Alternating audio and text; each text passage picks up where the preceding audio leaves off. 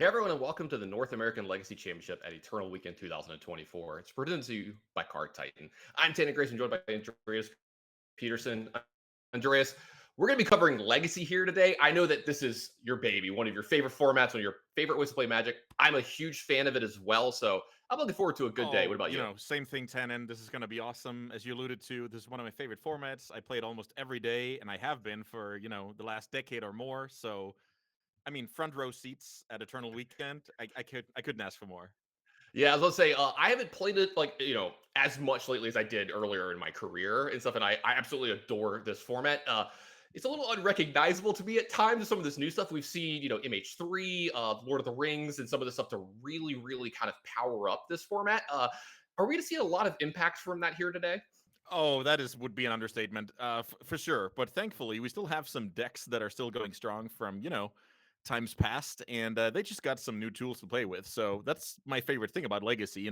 Old iconic cards combined with new powerful printings, and yeah, I enjoy that combination quite a lot. Yeah, old meets the new. We still got some of these staples that we sitting around. You're still going to be seeing Brainstorm here today for the a lot of the legacy truthers. Let's go ahead and take a look at what we've got going on here this week before we get too much into the weeds here with the legacy. But you can see the event info. There's the casters for you today. You see myself and Andreas is going to be there. And later today, we've got. I'm going to be sitting around to watch this myself, Andreas, Riley Knight, and Reed Duke.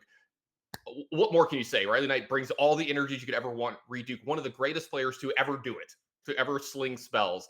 Can't wait to listen to them talk about Legacy. Me neither. I'll get to bed late today after finishing Yeah, my shift here. That's for sure. yeah, absolutely. And let's take a look at that schedule that's going on here today. You saw yesterday we got to take care of vintage champs. You saw a lot of the Swiss. So what we're going to do is today we're going to be going through the vintage. I'm sorry, the legacy championships Swiss. We're going to be getting 9 rounds today, so a lot of legacy here today. But we're going to be finishing that up tomorrow. 2 more rounds. See, Sunday it starts at 11 a.m. Eastern, a little bit earlier. Make sure you come here because those 2 rounds are going to mean a lot. It's going to let people playing a lot for winning ends. And then what comes after that? Yeah, so after that, we were going to have our back to back top eights. We already know the 8 vintage competitors. And between today and tomorrow morning, we're going to find the 8 legacy competitors for that playoffs. Yeah, speaking of those playoffs, let's take a look at what they're playing for now. It's not just the top eight. A lot of those other players are getting stuff, but you can see the money starts to get a little bit higher when they make it into that top eight, Andreas. Oh, definitely. So with $10,000 on top, that's just amazing. And obviously, it scales down from there: 5K, 2.5K, 1,000, even prizes, all cash prices, all the way down to top 28 rather. And I want to mention the promos. So for the full top 32, they're going to have crop rotation promos, but for the top eights, those are going to be foil copies. So we have a lot of stuff to play for, and yeah, I just can't wait to get going. Yeah, I love the top eight foil promos. It's kind of like bragging rights, and there aren't just a ton of those out in the world. So you'll be one of the only people to actually get one of those. It's kind of like the brainstorms from the secret layers, the dark rituals. It's along those lines. I think we had what Dragon Rage Chandler, I think Yes. was last Mental year. misstep, gush. Oh, We have some cool ones already in the field, and by my logic, the foil ones are going to be numbered to 24. 3 eternal weekends times 8. So yeah, very very cool item to get your hands on. yeah, speaking of that, I want to get my hands on one of the Dragon Rage Chandlers, but it's a little difficult, like you said. There's only so many of them. It looks Yeah, so good. Like the art of them is so amazing, and I don't know, something's different about winning one versus just getting one. that is Acquiring. true. It's kind of like a trophy. I might. Hey, we all know I don't have one of those, so as I say, we're gonna have to. Maybe I'll have to come out of retirement and actually compete in one of these instead of just doing casting and maybe get good enough again to win one of those. But enough about what's going on. Let's talk about what we're going to be seeing here today. What are you expecting to see in the legacy format here today? Because I know like what I'm expecting, but we've seen quite a bit of change here in just the last few months. Yes. So after the format is still trying to recover from the grief ban, the Reanimator deck really dominated the first half of this year. But now we actually see a very diverse field with a lot of different strategies thriving. I'm especially excited to see how all the different ancient tomb decks are lining up against each other. I'm interested to see how the Reanimator decks are handling the post grief era and all the hate and all the focus that it's getting from the rest of the format. And then I'm also very excited to see the blue black, basically the Delver deck of 2024, how that can thrive as like the classic mid range deck against a very diverse field. So yeah, I'm expecting to see some cool stuff. And as you said, a lot of brainstorms will be cast today, and that's just always a treat to get a look into. Yeah, absolutely. I think I just heard that I think our round one is actually ready here. So it looks like we can head on down to the feature match area and get started. So it looks like there's our head-to-head. And it's going to be Sahar Mahardi on the left against Matthew Sofo on the right. And it looks like we've got a mirror match for us earlier, Andreas. Mono Red Stompy. You want to Blood Moon me? Yeah, that's perfectly fine. Yeah, so this worth noting. Yeah, let's first dive into the first deck list. This is Sahar's deck list. So Sahar's weapon of choice for this weekend is this mono red Priston deck that is mainly trying to take advantage of punishing the opponent's mana base with Blood Moons and powered out by Ancient Tomb City Traders. And then, you know, with some powerful printings up in the 3-drop slot between Broadside Bombardiers, Laylee of the Blade Reforged, and even the Commander All-Star Pyrogoyf, this deck just has a lot more punch than it used to have back in the day. So now we actually close out the game fairly quickly after shutting down our opponent. Yeah, this one, it feels like it's kind of caught up to what Legacy was doing. Like, not only do you have these powerful, you know, it used to be back in the day, they're going to play a 3-drop, they're going to play a 4-drop, they're going to be very, very powerful. Now that you have, like, Fury and Simian Spirit Guide pitching cards to kind of, like, make stuff happen a lot faster. So, this deck on power level, I always hated playing against this deck myself. I never won against it, so I'm going to be glad to see at least one Mono Red Salty player lose here. That is a good point. Mono Red is guaranteed to lose the first feature match here. That's pretty awesome. That's just a perfect thing. It just always beat me so bad. Yeah, definitely. If you sleep on that deck, it will beat you. So I guess we can move to the next deck list and see if there's any noticeable differences.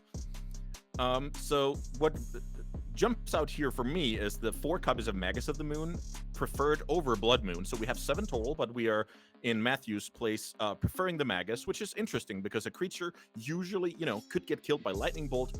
But funnily enough, the card Psychic Frog makes it that Lightning Bolt is not a very played card these days. So actually having the 2/2 body can be, you know, an advantage where previously it was a disadvantage because it could get Lightning Bolted. So, but yeah, very similar deck lists.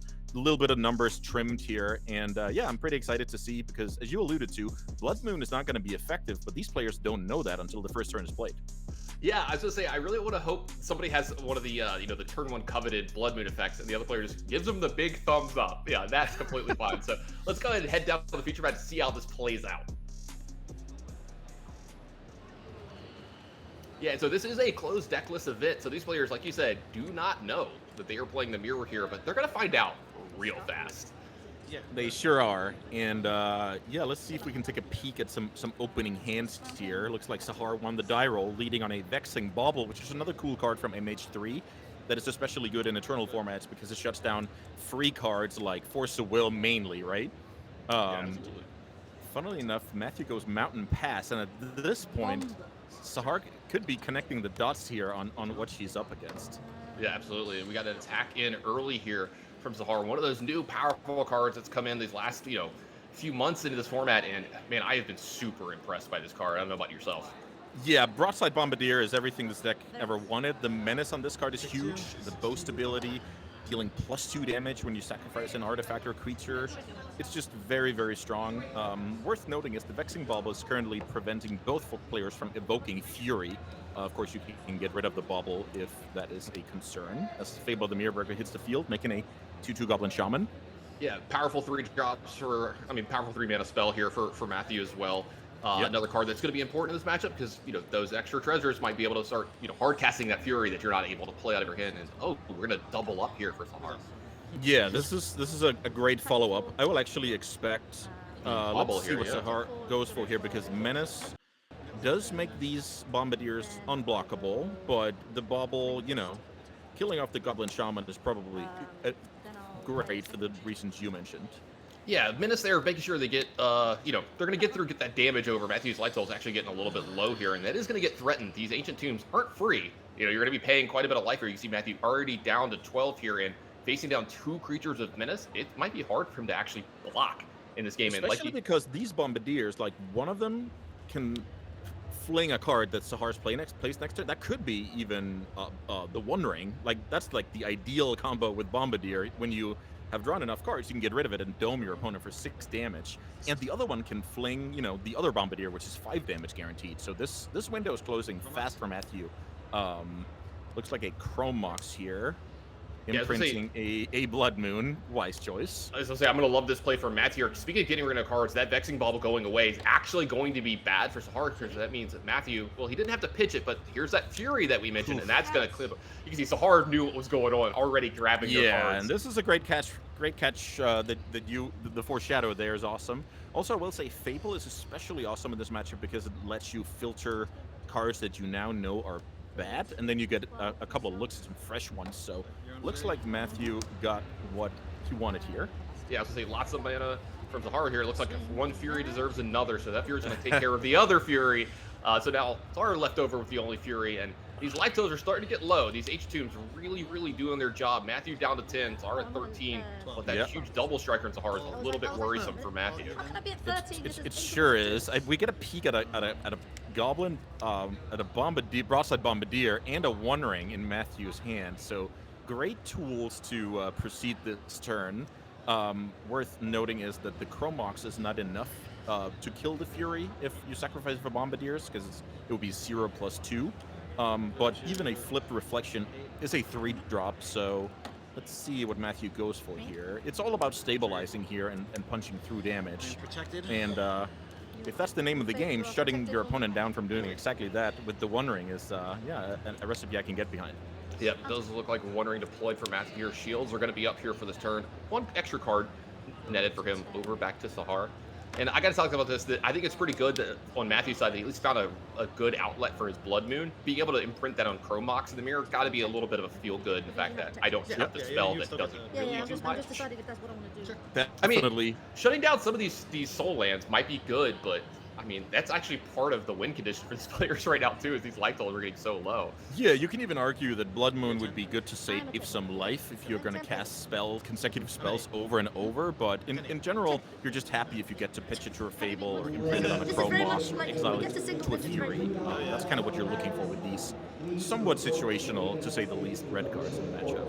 Yeah, I think it's hard deciding whether they want to attack here or not. She might attack with her Lelia. Yes, but say no damage is going to be going to Matthew, but getting some of that card advantage could be important. Yeah, it's going to grow the Lelia as well. Definitely. Great. Lelia grows. You could have hit, you know, a relevant card like a land, like a Fury.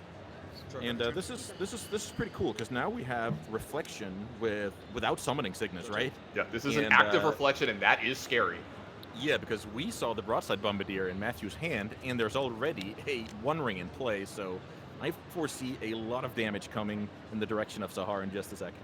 Yeah, I think a Vexing Bauble come up, and I think I saw Matthew go look over and check the life totals as well. That's never a good feeling when you're playing against your red opponent, when they're like, what's your life total? And I'm always just like, yeah, I'm dead. Like, whatever it is, I'm probably dead. So it looks like yeah, because look at this, Tannen. Now we see Broadside Bombardier hit the table. We will most likely see an activation of Reflection.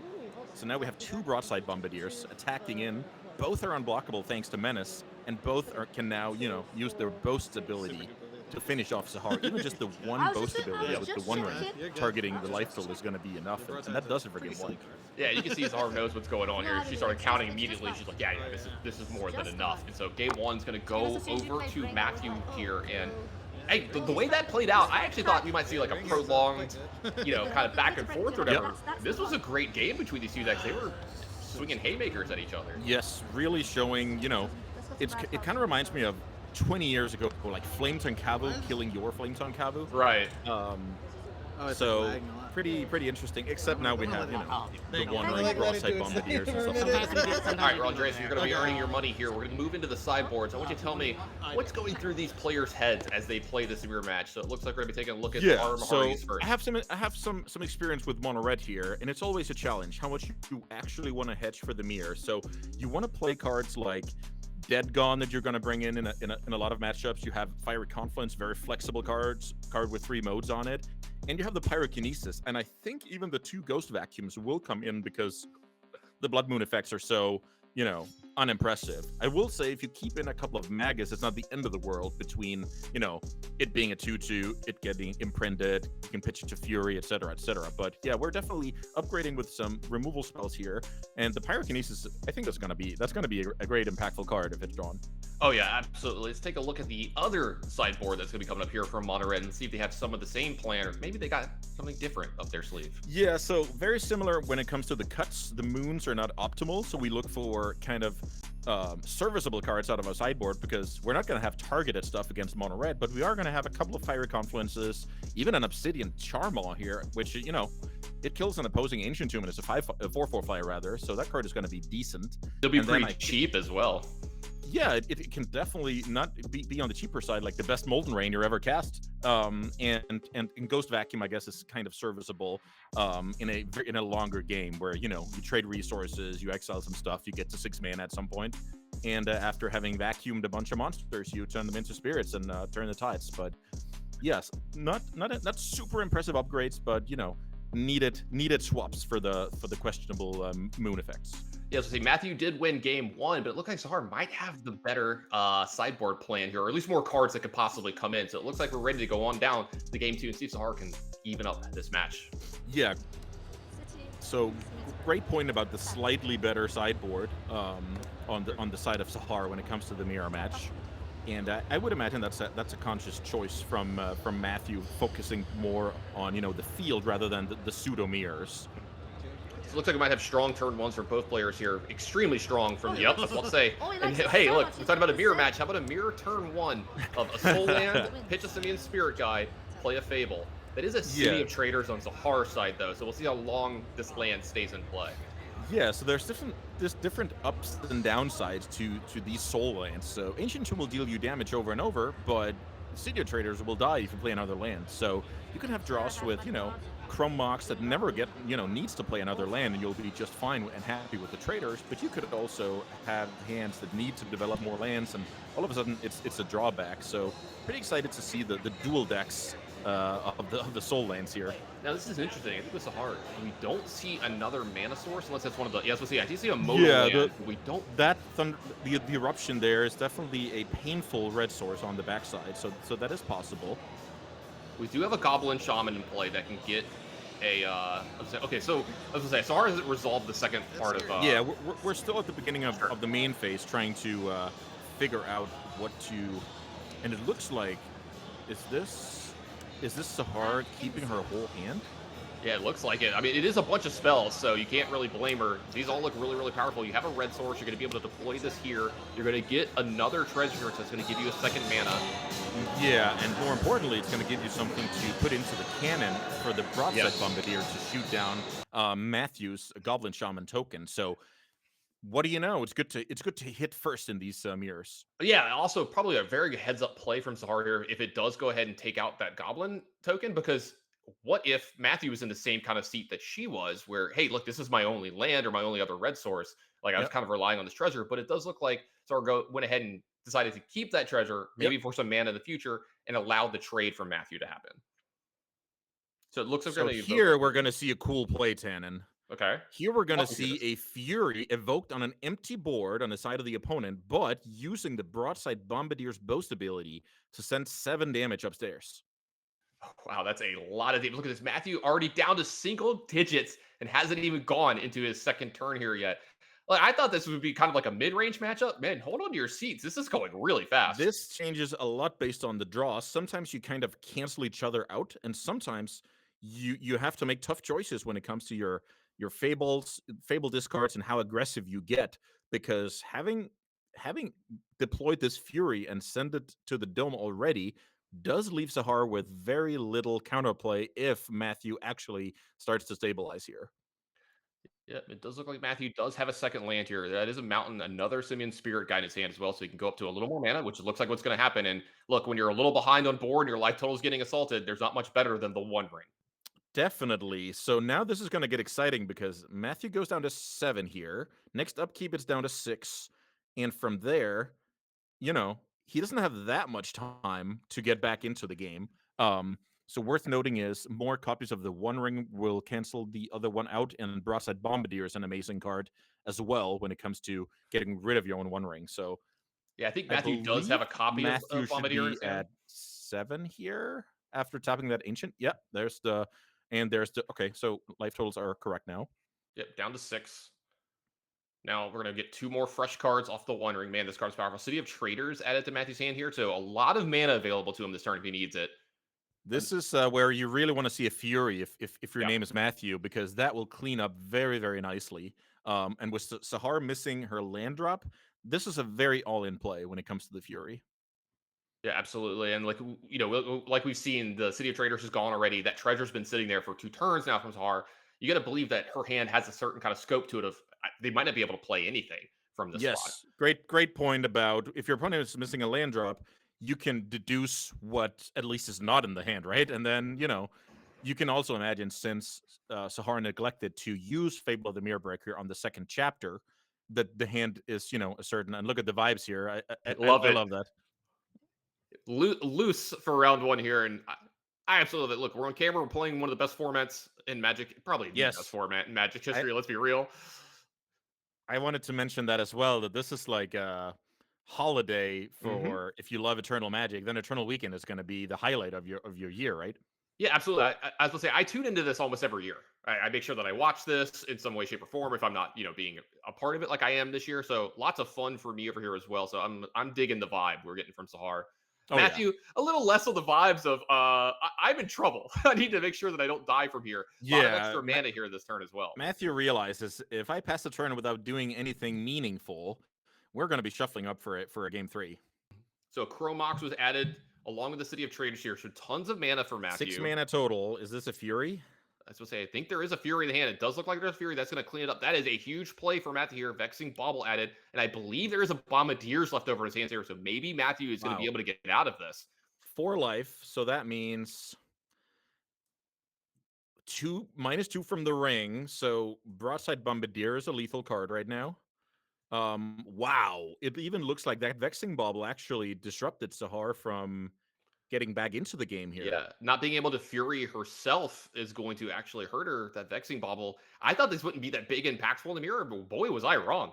Yeah, it will not be. Let's say we play out this matchup 10 times, then this will be the best you'll see Vexing Bauble. Sure. So, but it's a cool corner case, and you can fling it to Bombardier, cause 1 mana to sacrifice. Beggars can be choosers in these Blood Moon versus Blood Moon matchups. All right, Matthew down to 2 here. Maybe take that Ancient Tomb, put it off to the side because if we tap that, we're going to game 3. But let's see if we're going to even have a chance at game 3. Like you said, Matthew's hand is very powerful from here. This is going to be a ton of stuff. Activating the ring, going up 3 more cards here. Yep. Yeah, I'll say put the Ancient Tomb over to the side, Matthew. There you go. We don't want to. We don't want any oops moments. There's the And Bombardier. Is this actually lethal with Fury, Bombardier, the ring? We're going to be Fury doing is some math. 6. Fury is Bombardier technically is 12, 2. right? Is the reflection? We'll I say, is it believe that active? reflection was just flipped, Just but just flipped. Okay. so coming in for 8 damage here, and then flinging the ring for an additional 8 to get rid of it, right? Right. That'll get Shikara down to 1. Looks like we got to find 1 more damage if you're Matthew here. Yeah. Say, I got to believe this ring is getting flung. Definitely can't go to upkeep with the ring. There we go. The ring's going to go on over Yeah, to the other 6 side. damage to the dome. Sorry, Zara down to So 3. Yeah. See, what does Matthew have to follow up with this? We've seen some very weak hands out of Sahara here, so he's got to fade just 1 more draw step, it looks like. And like you said, you don't have to worry about Lightning Bolt anymore. you certainly don't. And there's the handshake. Sahar's early play of evoking the Fury, sending the 7 damage upstairs, almost get there, but not enough, unfortunately, for her. And Matthew with a nice start to the tournament, going to 1-0. Yeah, 1-0 here, and what a great start to the tournament for us, too. Great one to get us out of our fog here early in the day, get us ready for Legacy. That was an amazing match. Usually when I see mirrors of that kind of deck, I'm like, oh, we might get bogged down in the weeds. It might be kind of Right. grindy, and that was an exciting match between those two. Definitely really, really cool to see. And also just, welcome to the format. If you didn't keep track for a few years, this is the speed that some of these games are getting played at. So I think this is a sign of things to come for sure. Yeah, and it's actually cool for me to see what has happened to the Mono Red Stompy, Mono Red Prison deck because, in my day, I would lose to this deck a lot. I was a Delver player a lot. And so in the matchup, it always felt like I had to interact with every card they played, except for every now and then 1 or 2 of their creatures. They played like Goblin Rabble Master and be like, yeah, that one's fine. That one's okay. I Yeah. could beat that card eventually. Now, with the way the deck is, I mean, there's been so many upgrades of like the One Ring, the Goblin Bombardier, and these things like that. Like, every card they play is so powerful. So I feel like this deck has gotten some of the best upgrades over the last year or 2. No doubt about that, Tan. And cool way to start out the event. We're only getting started. Yeah, absolutely. And speaking of just getting started, I think we have a second match in the cannon ready to go here. And it does look like we're going to get a second match between John Ryan Hamilton, or as some people might know him from his online, XJ Cloud versus Feng Shu Chao. And here we go. We got a nice diverse matchup. We have Death and Taxes on the left from XJ Cloud. Look, that deck looks really tall to me, Andres. That is a Yorion? huge deck if I've ever seen one. I suspect there will be a companion of sorts. Yeah. And then we got Demir Tempo on the other side. So that frog that you had mentioned that's been making waves in Modern and in Legacy and even in Vintage, definitely going to show up here. We're going to take a look at John Ryan Hamilton's deck here at Death and Taxes. Let's take a look at this perceived Yorion deck. And yeah, this is definitely a Yorion deck. That's a lot of cards. Definitely.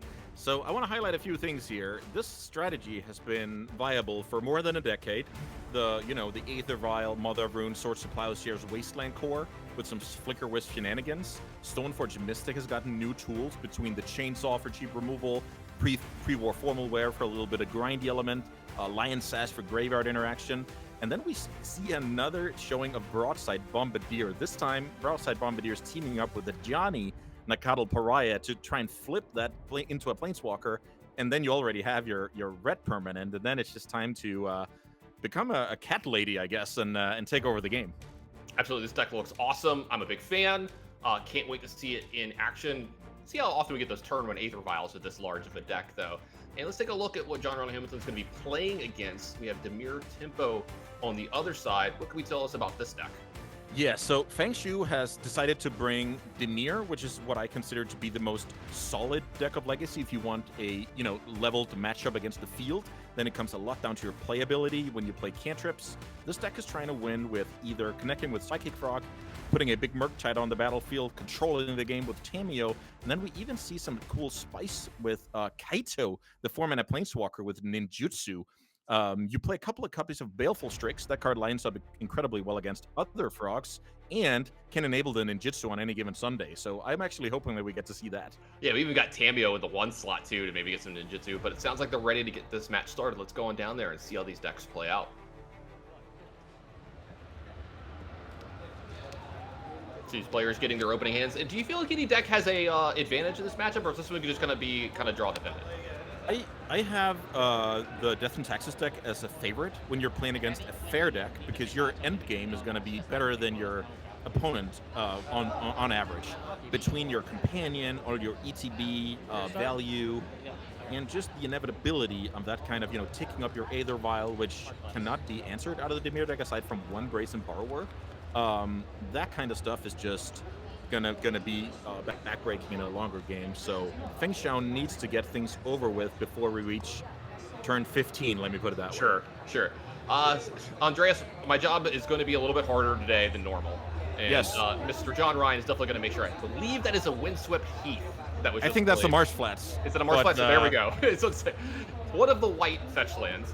But yeah, I got a peek at his hand. It looks like we've got a lot of the promo and cool versions of cards, so it's going to make it a little harder to make sure we get everything exactly right, but we're going to do the best job we can. We're going to probably get them right. I got to say this is one of my favorite things about Eternal Weekend is, like you said, this is vacation for a lot of these players. This is their Christmas. This is their, the event they want to play the most during the year. Yep. And you're going to see that in their decks. They're going to have really cool versions of cards, the labor of love that they've put into their deck. And like, oh, I went and got this specific printing of his card because that's my favorite version of it. And I love seeing expressionalism of a player through their deck. Oh, for sure. We actually see a cool play here already from turn 1. You're playing against an 80-card deck. From the point of view of Feng Shu, your opponent leads on white fetch land. Then all of a sudden, you adjust your game plan and you go for a basic land off the ponder because all of a sudden Wasteland is on your calendar here. So this is just like a good example of the small adjustments, and you pick up information along the game and you just adjust. So even though Feng Shu could not follow up with an actual swamp, the basic island is going to be good for the longevity of his mana base. Yeah, taking a look at the deck list here, we have 1 island and 1 swamp in Feng Shu's deck, so maybe going to go find that swamp at some point in time just to make sure that the mana is always there. And speaking of making sure, this is a Thoughtseize taking a look at John Ryan's opening hand. There are no wastelands in it, but I do see some powerful cards. Yeah, we have a couple of lands, Plains Caracas, we have Swords to Plowshares, 2 Recruiters, and the Solitude. So what Feng Shu is picking here will tell John Ryan, a lot about how Feng Shu sees this game play out. And if you take a Recruiter of the God here, it basically tells me that you're going to be scared about the longer game, right? This is a Yeah. pretty clear communication of that is going to be too strong for me to overcome in an incredibly long game. So even though you have 2 copies, that's going to be my best pick. And that's just great news for John Ryan here. Yeah, I think it has a lot to do as well with, like, you see the hand, there's 2 different removal spells in it, so you can't lock him out of having a removal spell for an early threat by taking one of the Solitude or the Swords. Yep. And so he knows the game. I think if you're in Feng Shu's spot, kind of like what you're saying, you know this game's going to go long, so you might as well take some of the value out of John Ryan's hand and take away at least one of the Recruiters. Yeah, this is just a realization of, like, this is not a Delver deck from, your heyday. You cannot tempo people out with Delver and Nimble Mongoose and strand your opponent's removal. You actually have to play through it with this deck. Oh man, you're making me really wish for the old days here. I miss the fact that we're going to be able to do that. John Ryan giving away perfect information again here. Go ahead and put a land into the graveyard. 1 card face down, so Feng Shui doesn't know that one. But playing face up, this is kind of nice for both people. A little easier. Yeah, great sportsmanship. Write down all the cards. Just a win all around here, so that's cool. Yep, Karaka's going to go ahead and get into play. Also note here a cool play I want to... John Ryan is passing the turn with a 3-drop in hand. So while, you could say, oh, he's looking to waste 3 mana. Yeah, that is true, but he's also looking to blank a 4 of or 3 of in your opponent's deck, which is Daze. And John Ryan, he can be here all day. This is sending a clear message that he's very, very comfortable playing a longer game of Magic. Yeah, as I was saying, he's not going to, he's perfectly fine with all that. And so go ahead and... It looks like a Tamiyo was deployed by Feng Shu, and that Karakas was activated on the Tamiyo. Brainstorm cast in response, and in response to that, the Source of Plowshares, one said Tamiyo. So, funnily enough, it was actually a Source of Plowshares taking care of the Tamiyo for good, using Karakas for white mana. But, similar effect, you don't want Tamiyo to flip. Tamiyo and Brainstorm are a combo made in heaven as well, that other formats do not offer. So, Feng Shu basically forcing the issue on that plow. And here we see Recruiter played, but around Daze. So very heads-up play here. John Ryan has definitely played this mono-white strategy for a long time, let me put it that way. Yeah, I was going to say, if you're one of the people that likes to scour deck lists, I know I am. I love looking at the deck lists on, from Magic Online, the challenges, stuff like that.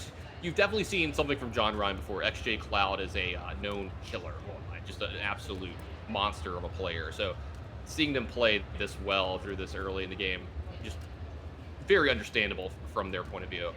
Looks like we're going to get one of those frogs from Feng Shu over here. Go ahead and crack a fetch down here as well. Yeah, a couple of fetches getting cracked. This could be double frog and Feng Shu's, attempt to overwhelm the removal suite of John Ryan.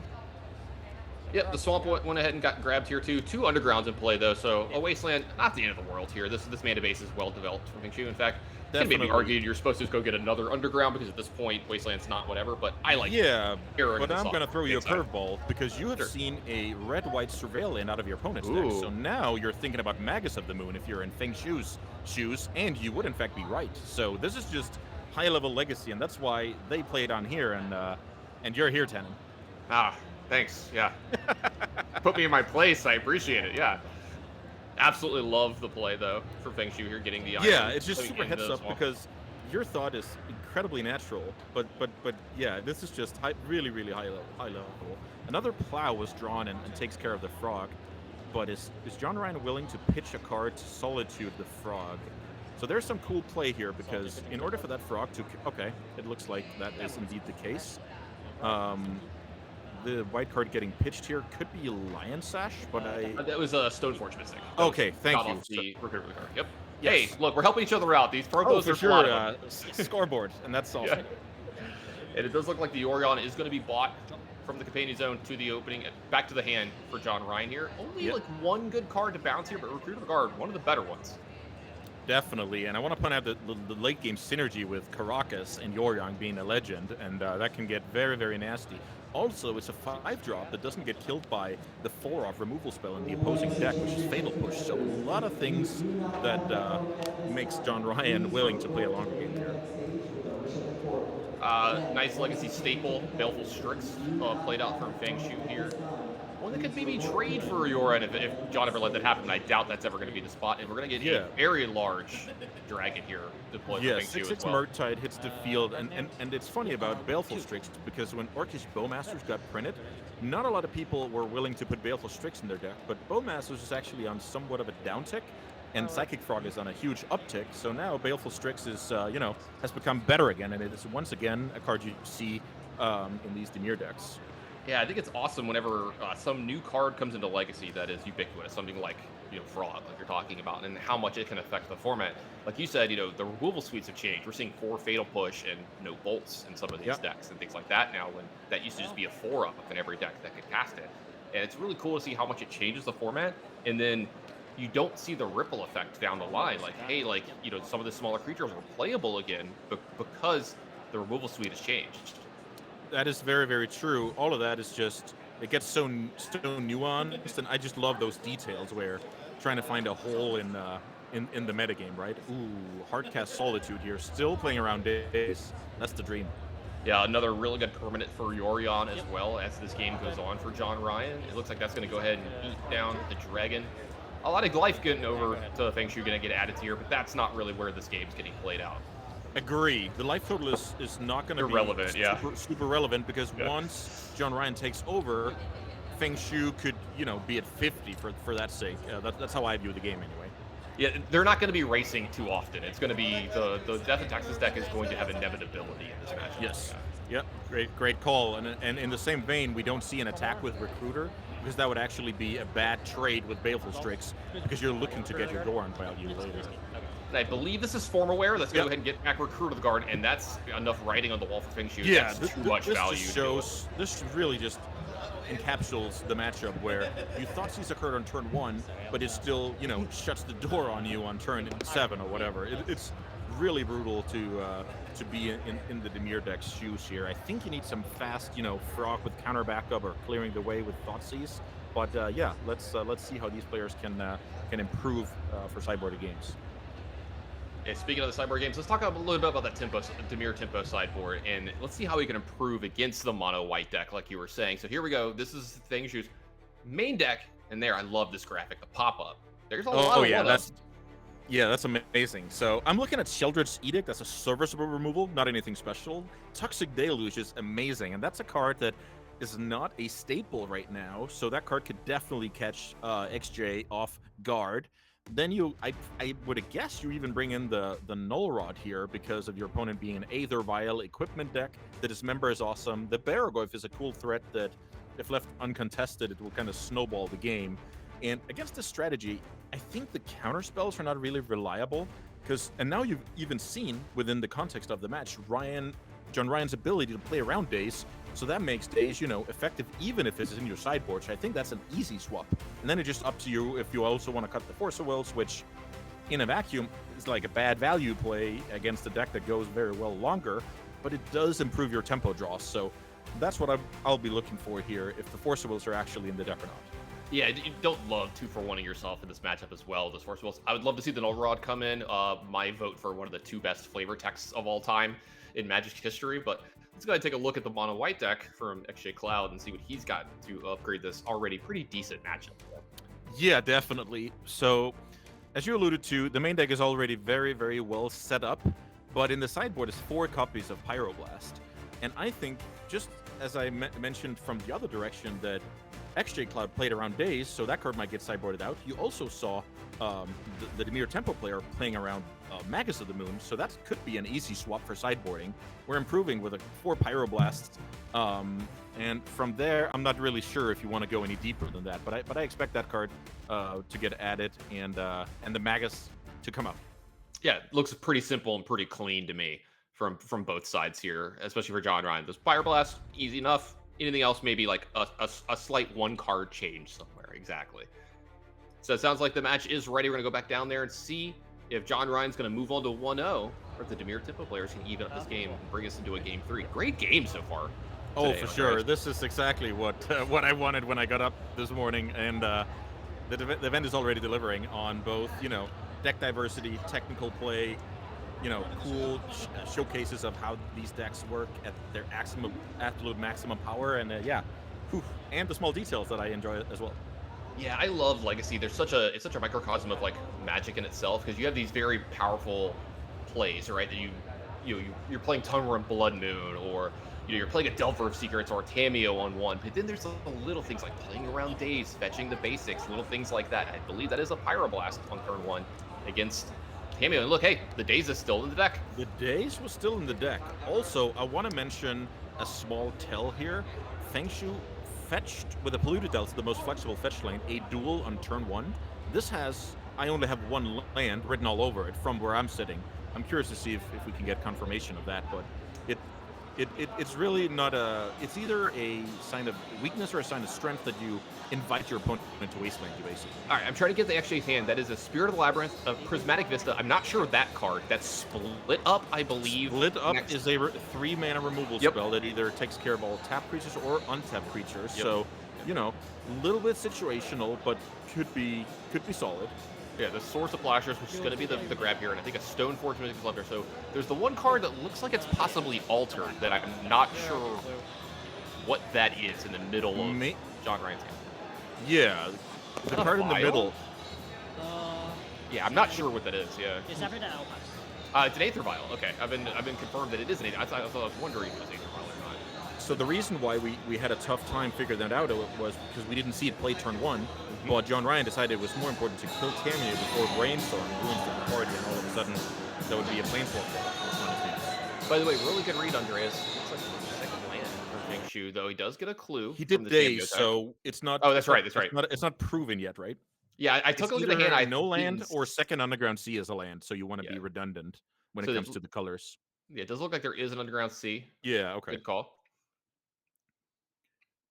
Could have been the draw. Vial hits the field around Days. Pretty cool. So with that card in play, you know, it's not fast, but if the Dimir deck is not killing you either, then all of a sudden that card is going to be an amazing end game, especially because we know how poorly equipped the Dimir deck is at dealing with onboard Elevile. Fengshu's going to go ahead and take his time to ponder, set up the draw steps for the next few turns, get a little more information. I believe there's a Thoughtseize behind this as well. Also worth noting, this is 2 cards drawn per turn, so 1 more ponder, and Tameo becomes a Planeswalker. Keep the cards drawn per turn, definitely important. Fengshu going to go ahead and get the value. The attack in here, second clue added. We've a Brainstorm, a Force of Will. I think that's a Thoughtseize. And the last card, I think it might be a Daze. I'm not sure. It's kind of hard to tell. It might be another Ponder, actually. I think Daze is a good call here. And let's see. Yeah, it looks like Fengshu wants to flip his Tameo here. The Planeswalker triggers, and then you put 2 cards back. And all of a sudden you have this Tameo, which is a card that slows down beatdown.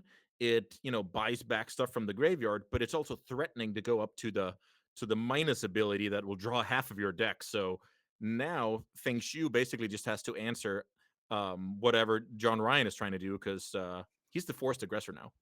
Yeah, absolutely. And I don't mind Fengshu getting very aggressive on this Tameo. It's a little harder for John Ryan to interact with. He can't Caracas this. And then there is that Spirit of the Labyrinth in John Ryan's hand. So you don't really want to be like willy-nilly firing off Brainstorms later in this game with that card kind of great looming. Point about the timing being somewhat forced, especially once the Vial goes up to 2, and things can get a little bit complicated. The Spirit of the Labyrinth is a cool one because it actually prevents the minus, I believe it's -7 on Tameo to actually win the game. So let's see. Let me double check on that for you while you're talking about that. Yeah, let's see what John Ryan could do here. Stoneforge Mystic or Spirit of the Labyrinth. Okay. So Spirit of the Labyrinth sees the battlefield. Looks like Fengshu is considering this. Okay. Meets a Force of Will. The Daze gets pitched. I like this play. It's kind of a forced play if you're trying to lean on your Planeswalker to win the game in a couple of turns. Yeah, absolutely. And, getting some value out of the Force of Will while there's an Aether Vial in play, something to be said about that from Fengshu's side. Like, hey, I know I'm not going to be able to force much in this matchup. Yep. So great point. Just like the Brainstorm. Time was running out on the effect on the game, so we kind of have to play it when we get a chance. Stoneforge Mystic takes care of Stoneforge, yep. Leaving a Split Up and a second Spirit of the Labyrinth here for John Ryan. So running low on resources. Fengshu definitely playing as he wants to. And this is the play that I was going to talk about. I love this. He goes and minuses the Tameo on the Thoughtseize. He's going to just rip John Ryan's hand apart. Yeah, I love this as well. You keep your planeswalker around. Your land can go and get a surveil land. Even if you get a little bit mana flooded, you have a couple of clues in the bank. And Spirit of the Labyrinth was a foil to all of that. So it's kind of one of these just great decisions of a somewhat forced play if you want your cards to matter in the turns to come. And while we wait to see what John Ryan's going to top deck here, because he's going to need to get something going sometime soon, I want to talk about the fact that there was Dazes and Force of Wills from Feng Yeah. Shu here. And being on the play in this matchup, I can definitely get behind keeping it in my deck a lot more than on the draw. Yeah, and it's also testament to how he favors his chances if this game actually goes long. So by having those cards, it's a way to put more emphasis on the first handful of turns, well knowing that Days and Force of Wills are not going to be good draws, let's say, even from now on, right? Yeah, So absolutely. Yeah. I love the focus of your And strength in the matchup or weakness in this situation, I guess. yeah, and I think it's a really good thing to point out and talk about too, because you're not favored in this matchup. Like you talked about it beforehand. I've never felt favored in this matchup from this side as well. And sometimes you just have to take risks to try to get ahead. And if you can get a good days or force of will early and get something like this psychic frog to stick, in force of will, the one source of plowshares your opponent has, you can run away with a game or get yourself into a spot where, I mean, I like where Feng Shu is now. Like that split up, yeah, that's gonna go ahead and deal with the frog, but there's Yep. 2 clues and a ton of mana left over. Definitely. The clue gets sacked here. You're playing against a Violon 3 and a Violon 1. The Violon 3 can represent the Recruiter, which can be almost anything out of the deck. So Feng Shu is by no means out of the woods here, but he should be happy about the way he's maneuvered this game. Is this Toxic Deluge? Yeah, these This Toxic Toxic Deluge Deluge Brazen could be Borrower. good. Yeah. Yeah, absolutely.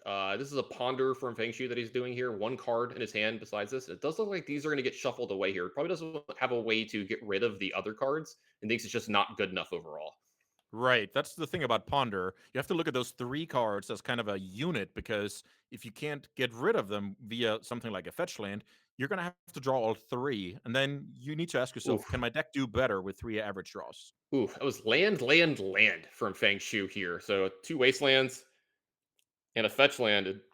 No good targets for these wastelands either. So this is kind of where John Ryan wants to be. Look, he's out of threats, he's out of stuff, but like Feng Shu is as well, and we've got through all the clues. So if he can find a way to either deal with this Tameo or find a decent threat in play, we're cooking.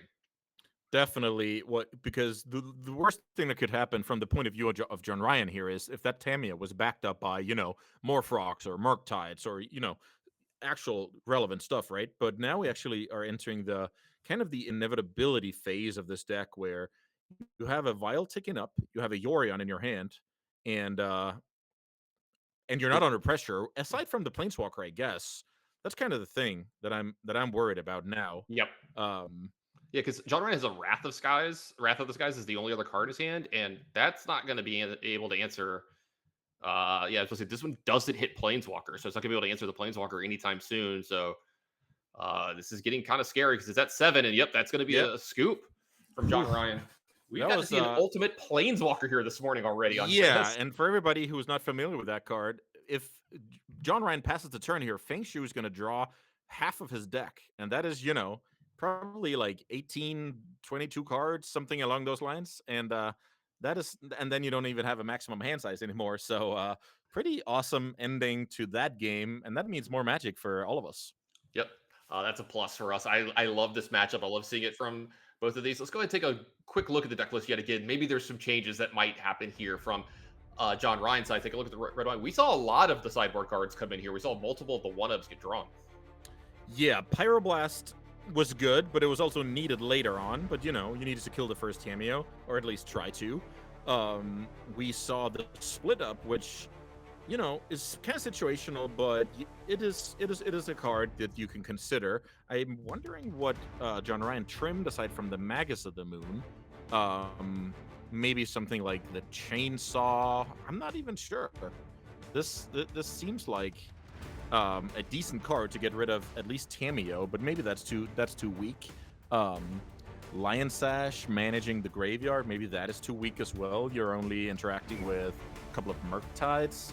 But you even spotted the Wrath of the Skies. So as it turns out, John Ryan brought in more stuff than I predicted.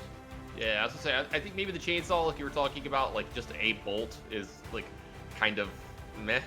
in this matchup. It's not going to, I mean, it does kill an early Tamiya, but it's probably not going to be able to kill a Frog. It's not going to be able to kill a Murktide. So, yeah, maybe we just saw all the cards that got ported in. It was the Pyroblast, the Wrath of the Skies, and the Split Up, and that was like possibly it. And it makes it look like there was a lot that was brought in for John Ryan. So let's go ahead and take a look at the other side, see if there's maybe any small last-second changes we have here. And I wonder about the Force of Will days count in this game versus game 2, but maybe Fengshu, and like I've been in this seat before from this side, being like the Dimir tempo player, where I'm like, look, man, I don't really have much else. Like this is kind of the game that I have to play. Yeah, it's not because days and force are perfect, but they serve a role if you want to shorten a game where you're highly disadvantaged if it goes long. So that is, that is a purpose, and that is a way to kind of script a win in an unfavorable matchup. And obviously, the couple of Nile spell bombs, I think I forgot to mention those before. A lot of decks are incorporating this, incidental graveyard hate to be ready for Reanimator, and those are definite cuts here. Absolutely. Sounds like the players are ready for game 3, so let's go on down here to see who's going to win this match between Mono White and Dimir Tempo. Yeah, pretty classic. Death and Taxes. That deck is near and dear to my heart. And, I was going to say, you and your countrymen and friends are kind of responsible for putting this on. I still remember when this started coming out, and I remember seeing the list and being like, really? This is a legacy deck? And then the first time I played against it, I was like, oh, I get it now. This deck's actually really good. It's cool. I remember giving Thomas Enevolson the first copy of the deck, and it had 3 Elspeth Knight Errands in it. I remember playing against him with that deck. Oh, nice. I didn't know it was your fault, because man, it was my fault. That is the perfect perfect word to use for it. It was my fault. But the rest is history. That guy was a beast in Legacy, and what a player. Yeah, Andreas, thanks. that was definitely sarcastic if you didn't catch that at home. Windswept Heat, third one from Jaren, is going to go get one of those Surveil lands. And we have Fengshu, look, hey, good on him for playing around these possible Magus, but these definite wastelands as much as he possibly can here. That's an island, turn 1 for him. Yeah, basic island pass. Not the strongest opening. No Tamio, no Thoughtseize, no Ponder. But this could be, turn 2 Frog with backup. That would be like the kind of hand that this reads as, but let's see. Let's see how good you are, Andres. Did you catch what card that is in the graveyard other than the Heaths? Oh. I can't tell what that one is, but I can tell maybe that's a Spirit of the Labyrinth that's in play, and that's going to be a brainstorm in response from Frank Shu. Let's see if he's got something to deal with this, or if he's just making sure he gets this card out before Spirit of the Labyrinth gets in play. Do you see a Daze in the opening hand if he wants to go ahead and take care of that? So I like this play by John Ryan. So he knows Daze is a known entity, but now the play draw has shifted so that actually putting your opponent in that kind of tempo hole would be totally fine. So it's good to not overthink the Daze and actually force your opponent to make a tough choice here. Yeah, it looks like he's going to go ahead and not Daze here. I see a Swamp and a Fetch land, and I wonder if there's a Fatal Push or something behind this, or if he's just going to be able to shrug this card off and maybe try to get more Fatal value. Push, so that card is going to disappear in case Fengshu wants it to. Yeah, it does look like he wants to get rid of at least some of those cards. So this is one of those quote-unquote perfect brainstorms. He's going to get rid of whatever card that he wants and deploy a Frog here. And you got to see, I can see why he didn't want to Daze here. Want to make sure that he had 2 mana this turn to get this Frog into play as early as possible. And you don't have to kill the Spirit of the Labyrinth before you hit. Right. Well, until before you hit with the Frog, right? Yeah. So that is cool. Something I'm curious about here is actually a play I do sometimes. So Fengshu could have put back the Swamp with Brainstorm and fetched it out with Verdant Catacombs to be Wasteland proof.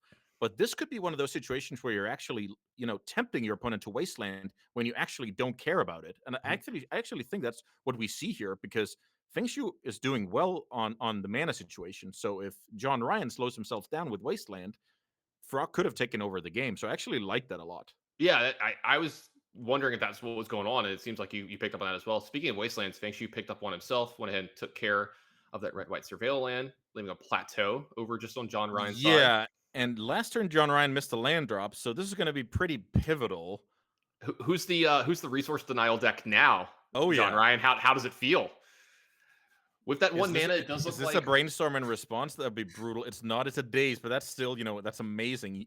You are on the draw this game, and you're making Daze look like an MVP here. Huge turn there for Fang as well. Not only just the brainstorm, but he gets to use the black mana there to Fatal Push, and now the brainstorm has been unlocked. That your labyrinth no longer in play, then you're going to get to kind of sculpt this hand out. And John Ryan, you can tell, kind of in dire straits, are only 1 mana here. No land drop last turn. This Tamio go ahead and Definitely, and it even gets more dicey because you could have chosen to get basic lane with your second fetch, but you decided to say, I want mana flexibility, but if my opponent can come with 2 wastelands, I'm probably in deep trouble. So this is something that is number one fear of John Ryan right now is the second copy of Wasteland totally leaving him without a chance. yeah, and if you're fixing, you want to get Wasteland in the spot. That means it's a land that John's not using for mana, not doing anything else. You're perfectly fine getting Wasteland in Yep. here.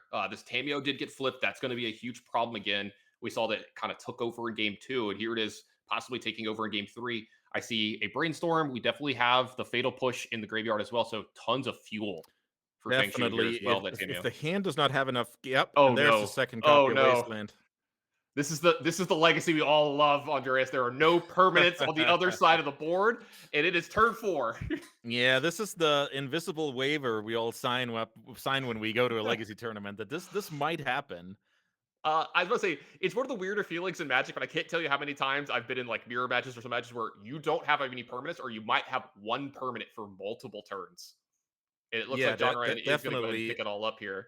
Yeah, that was just like the perfect run out for the Demir deck, and put my words to shame when it comes to the positioning of the matchup, because who cares when you have universal stuff like Daze, Force, and a couple of Wastelands. Yeah, and so like I still believe that you're correct. I do think that the red white deck is just a little bit more favored here in the matchup. And we saw, you talk about like taking out Days, taking out Force, and we saw them staying in at least a decent amount of the time in that matchup for the Demir player, and them having big impact. But like that's also because they lined up well against the draw that XJ Yeah, Kyle had but as well. you can write your own history. So if Yep, you don't think you're going to win if the game goes to double-digit turns, what can agreed. you do to play your chance that it doesn't? And that is exactly like what high-level Magic is about. It's about what's my strength, what's my opponent's strength, where's the gap in their defense, and yeah, that was just the. Yeah, absolutely. Sorry, I just got a note from the editor that I missed while you're saying there, but like, yeah, like, yeah, there was definitely a ton of back and forth there. Absolutely loved seeing that from both the players, and you saw an actual understanding of the matchup a ton there as well from both of them. So that was really, really cool. Big fan of all that from them as well. And we want to make sure that another thing that I'm a big fan of. I want to make sure that we get a thank you to the North American Eternal Weekend host and sponsor Card Titan. Be sure to check them out for all your card and accessory needs. And make sure you use that code Eternal Weekend 2024. You get 10% off of your order. Andreas, there's a couple cards I need to pick up, so getting 10% off from my my shopping cart at the end, I might have to hit Card Titan up here later today. So it looks like that's going to be it for round 1, but don't go anywhere. We're going to be taking a very small break and coming back with round 2 of this legacy stuff, and I hope they're all as good as round 1 was.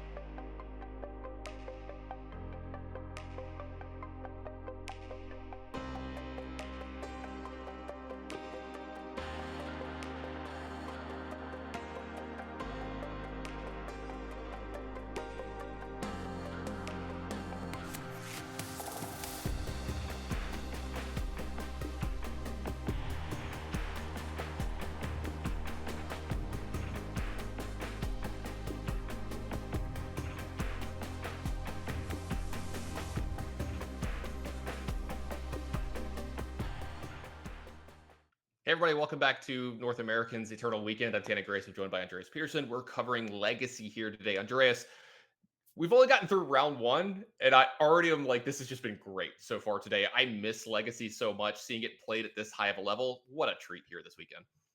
Oh, definitely. And I've secretly been looking forward extra to it because you didn't play that much in the recent years. So I just knew you would have an amazing time once we kind of got ourselves into it. And round one certainly did not disappoint. We saw an Yeah. action-packed mono red mirror, and then we saw the Demir Tempo deck kind of flipping the table on the Death and Taxes deck, wastelanding their way to victory. So yeah, Yeah. very, very cool start. Yeah, and so like in the past for Legacy, because like I played for probably like a solid 10-year stretch. Uh if you missed a few months, it wasn't always that big of a deal. Like maybe a new card would come out, and you'd have to like, hey, you need to learn to play around Fatal Push or something.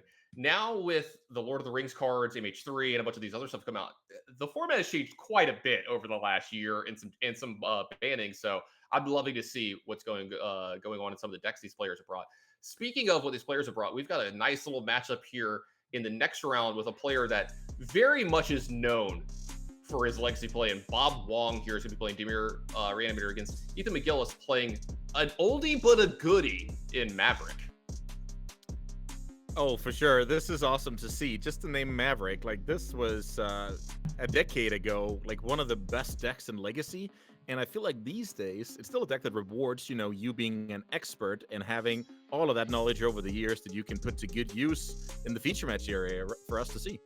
Yeah, let's take a look at the deck list from these players and what they're going to be battling with here in this round. First up, let's go with Bob Wong. And if I had to guess, I would say he plays something around this kind of deck, something blue-black. He's usually very much was a Delver player for a very long time. So not surprised to see him sleeping up Daze, Ponder, and Brainstorm. Yeah, definitely. So this deck is, just imagine Delver is 3 times bigger, and then you basically have this deck because you're still a Daze deck. Okay, I'm listening. A Will deck. Yeah.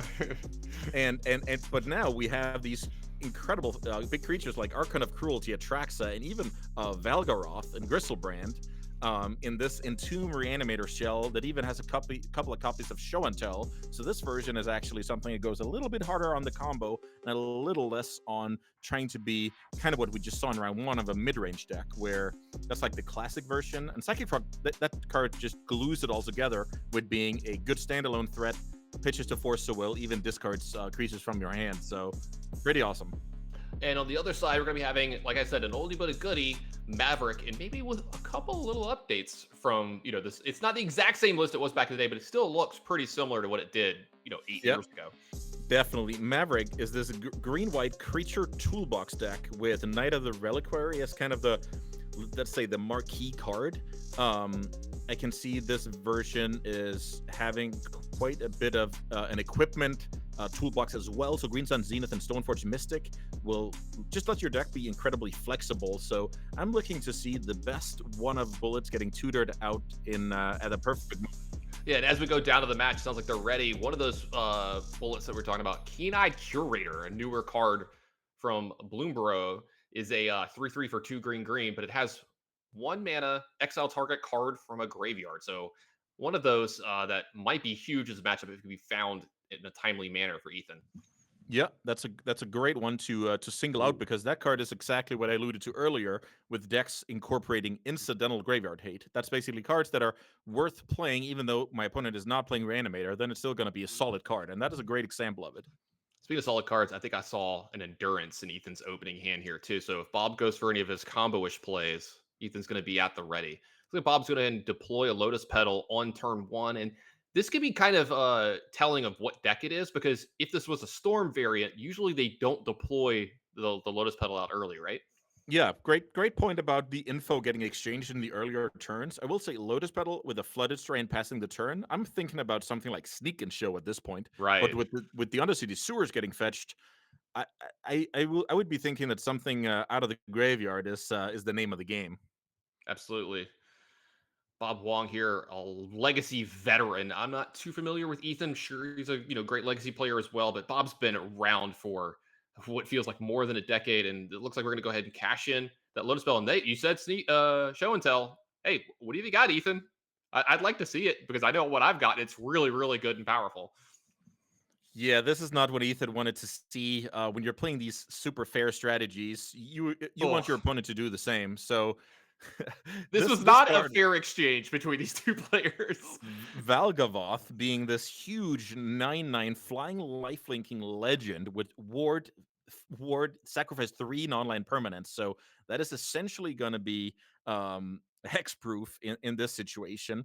And then it disrupts your opponent's graveyard, and you can kind of play the stuff that enters your opponent's graveyard. So pretty awesome turn 2 to land a card of that caliber. Yeah, it looks like a lush portico here from Ethan's going to go ahead and get him a little card selection off the top. But is there a way for him to get out of this? I know he has like Source of Plowshares, but like you said, that ward ability is so pricey. Yeah, maybe the way out of this is something where you're taking a couple of hits, a Oh, that couple doesn't of sound hits, good. a couple of hits, putting you down to 1 life if that is the case. So the Script Ranger can also block. So there's probably some situation where, yeah, this is Dryad Arbor. Yeah, it looks like we're planning to take some hits here and hopefully stabilize, but that is going to be very costly. Yeah, and I want to point out you mentioned this. The ward is sacrifice 3 non-land permanents. Oh, So I even forgot that after saying it out yeah, loud. Yeah, great yeah. point. Yeah, non-lands here for Ethan, so he's gonna have to deploy possibly 2 more things next turn and have a swords. This is gonna be a lot to ask for. 'Cause the player is trying to get the life totals correct here. We'll get that straightened up as quickly as possible, but that is a hit from Valgavoth. So Bob up to 27. There we go. You got to do it one at a time, guys. We got to work together. Ethan down to 10. There you see the big terror eater. Yeah, Valgavoth 9/9 definitely. flying lifelink. Huge threat. Also, as you pointed out, indirectly at least, Dryad Arbor is not something you can sacrifice to this ward ability because of it being a land as well. Gotcha. So let's see Also, if if there's a way out of this. Also, the other ability from Volgavoth, the fact that it's a pretty much unkillable 9/9 flyer is great, but now that Knight of the Reliquary is in play on Bob's side without having to actually spend mana on it, because he Right. gets paid life for the casting cost instead. That is actually a great point. I missed the timing on that turn because if that Windswept Heath fetches a Lush Portico in response to the show and tell, then this doesn't happen. But this is Right. just also incredibly unlikely to foresee. So we're not blaming Ethan at all. It's just a Oh, funny little interaction. absolutely not. Like, in fact, that's something I think a lot of us would make the small mistake of. Oh, for but then sure. You don't have it happen again because how many times do you have to play against Volgavoth? You know, this is probably a possibly new thing for him to play against. Now, since we're done with game one, these players do have sideboards. Let's take a look at what these guys have got ready for because Ethan's gonna have a lot to probably change up here and have to deal with these graveyard strategies out of Bob. Because you saw the show and tell, but you got to believe there's the reanimator stuff there too. Definitely. And also with Bob going for that plane on turn 2, but only playing 2 copies of Show and Tell, it's going to be a rough one. So let's look at this sideboard. There's some more graveyard anti-graveyard cards like Surgical Extraction and Endurance. I expect those to come in. Path to Exile, it kills a frog, but it's not really impressive to kill something like a Gristlebrand or a Traxa when they already got the value. So I imagine we're going to see those graveyard hate cards. And maybe yeah, I think that's just what I'm leaning towards. And then you can probably cut a lot of cards like Gaddock, Quasali Pride Mage, like some of your bullets that are unlikely to come up in this particular matchup. Yep, sounds pretty good to me. Let's take a look over at the Dimir. I was gonna say it's Dimir Reanimator. We got Show and Tell in here as well from Bob Huang. Just a super powerful all-in type deck that can play a little bit. Anything you see in the sideboard that needs maybe changing here? Because he barely saw any of his opponent's deck, but I think he saw enough. Yeah, so this is pretty cool. We have access to copies 3 and 4 of Show and Tell, but we just won the game with Show and Tell. So I would imagine that kind of card, you want to go up to 4 when you just won via the graveyard, and you know your opponent is gonna, account for that. But also the Fatal Pushers are just solid against green-white as a whole. So definitely some good options. Yeah, make sure you pick off the right prison piece for your opponent so you can get all your stuff going. Maybe one of those curators that we were talking about earlier. Sounds like the match is ready. We're going to go down to game 2. Very quick game 1, hopefully for Ethan's sake. A little bit of a slower game 2. Yeah, that's definitely what you want to see. So this is another white-based super fair deck that goes very long and is favored in longer games. But the problem is, compared to last round, is now it's facing off against the deck that could, present super troublesome permanents as early as turn 2. So the dynamic has certainly changed. Absolutely. Take a look at these opening hands. Especially a lot of brainstorms and ponders here for Bob Huang. And a force of will. Not a really good look over Ethan's hand here, but I see some lands and a surgical, so maybe enough. Yeah, and I think that's a good way to... So Bob just has a solid land-spell ratio that lets him play the game, see a lot of cards, sculpt some good stuff, and that's an automatic keep. And on the side of Ethan, we have, a hand with a couple of lands and a surgical, so that's an automatic keep as well, and we kind of, live with the results of our draw steps and what the opponent's going to do combined. So pretty standard stuff here. This looks like a clear shuffle with the Ponder, seeing 3 mana sources. Absolutely. Turn 1 Dryad Arbor for Ethan. Looks like a Ponder over for Bob, and this is going to be an okay Ponder for him to look. You don't get the cards you want here, but you do get to get rid of the stuff that you don't want from the top here, because like you said, his hand, all filler, no thriller so far. Yeah, looking for gas, and 3 mana sources aren't gas. I could agree with that assertion. I haven't been out of Legacy long enough to not get that one. So looks over back over to Ethan. Let's see if he's got something for turn 2 here, because he's got to get some clock into play here as well. If he doesn't actually put any pressure on Bob, Bob can just sit back and really sculpt his hand out very well and make it to where it's a lot easier on the game. So Sylvan Safekeeper here from Ethan, along with the fetch land. It looks like a pass over. With your opponent having this slow of an opening hand, or slow-ish opening hand, but it kept on 7, if you're Bob, are you thinking about the fact there's probably at least 1 sideboard card here to play around? Yeah, definitely. Great question, and that is a big part of playing Reanimator, because you know your opponent's going to react to the threat of what you can do. So you just have to know a little bit about the range of which hands your opponent can keep. And then you can try and sculpt your sideboard plan and your general plays around that. But yeah, for sure, you're not keeping this hand on the side of Ethan unless you have a surgical or endurance or Ferromacabre, something that interacts early with the graveyard. Yep, we got a main phase brainstorm here from Bob. There's going to be a fetch behind this most likely, so he's going to be able to kind of clear out some of this extra stuff that he's got that he doesn't necessarily want here. So a lot of early selection here from Bob. Ponder turn 1, brainstorm turn 2, and not really getting beat down too much here. So he's going to sit back, take his time, really sculpt out this hand. Interestingly enough, if you go turn 1 Island, Ponder, you shuffle it, and then you brainstorm here, you could look a little bit weak in the mana department, when it was actually the opposite that is the case. So a bit hard to read here from the side of Ethan on what to expect out of Bob. But with the show and tell in the back of his mind from game 1, I'm sure that's the #1 thing he's thinking about now. Yeah, that's actually a really good point about the way Bob has played the first 2 turns. I would actually be super worried that he has like 6 spells in his hand. Yeah, me too. And we know that it at least earlier was a little bit the other way around. Just Ponder's brainstorms and lands. So we'll see. We haven't gotten a good look.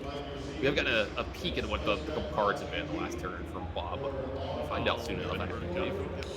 This is a good example of how much impact the Surveil lands have had on basically all formats, because we saw Ethan deploy the Sylvan Safekeeper off of an attacker, prioritizing the fixing over getting in for a little bit of chippy damage. So those lands are just so strong in all old formats as well. Modern, Legacy, because land spell ratio is just one of the biggest and most important things in Magic. Yeah, absolutely. I think that's a wasteland that was just deployed by Ethan here, and Bob doing a decent job of playing around with that island on turn 1. Does fetch up a Surveil land here, though, getting a little more fixing for himself and some card selection as well. I think you hit it right on the head there. Like, these have just been so good in every format. The fact that they actually have land types has just made them so good and playable in the Eternal formats. I like to flash in a Scrub Ranger. So here we see some interesting sequencing that really comes down to the detail. Ethan lets Bob resolve the Surveil trigger, then has a play, and then I imagine will wasteland the sewers before Bob gets a turn. So he's making Bob make his decision, and then he's going to act, which is just, a proof of high-level play. Yeah, a lot of tight play from Ethan here on the timing. Make sure that Bob has the least amount of information possible whenever he's making his choices. Absolutely love that from Ethan. So right now, I think the Safekeeper's on the stack. Range is good. It does look like it's resolved. So now the Wasteland, like you said, good call here, Andreas. Back over to Bob with just the island working out. And maybe Ethan kind of sensing the same thing we did, where it felt like there was a lot of spells, maybe not a lot of mana, but there we go. Another Wasteland-proof land from Bob Wong here. That's a swamp in play for him, and that's going to follow up with a Psychic Frog. Back over to Ethan. Is that I think it's a Sword of Light and Shadow in his hand. It sure is. It's been a while since I've seen that card. Yeah. This is a once upon a time from Ethan here, and actually paying mana for it. This wasn't the first spell of the game, so it's not free. But he does get to look at the top 5 cards of his deck. If he wants to get a creature from here, he can. I saw an Endurance, which is pretty good in this matchup. But he's going to go ahead and get the Stoneforge Mystic, maybe looking to really speed this game up and try to get it over with. Yeah, and I want to mention this is a great example of why Psychic Frog is so good in this deck, because your opponent does not know if shutting down the graveyard is going to be the name of the game, or, you know, bread and butter removal spell is going to be good in any given game. Because last game, a Source of Plowshares would have been, you know, not very strong, but here could be the difference between being ahead or being behind. So Psychic Frog is just such a low investment for so much utility. Yeah, looks like we're going to go ahead and, I think, pick up the land, untap the Script Ranger here, play the Lush Portico again. Ethan showing off some of the cool little combos that his deck can do, getting a little extra value. And I believe that was a mana source on top of his deck, so that one's going to go ahead and stay. Ooh, Bob. So I see 2 mana sources. Do we not have the thirds? I think I see Show and Tell. I see Atraxa, and maybe he does. This is a Reanimate on that set Atraxa. This is the first question Bob's going to ask this game of, do you have an answer for this, Ethan? Let's see if he's up to the task. One more point for Psychic Frog here, enabling reanimation shenanigans even. That card is amazing. So Surgical Extraction can get countered opposed to something like Fairy Macabre, which is what Bob is looking to do here.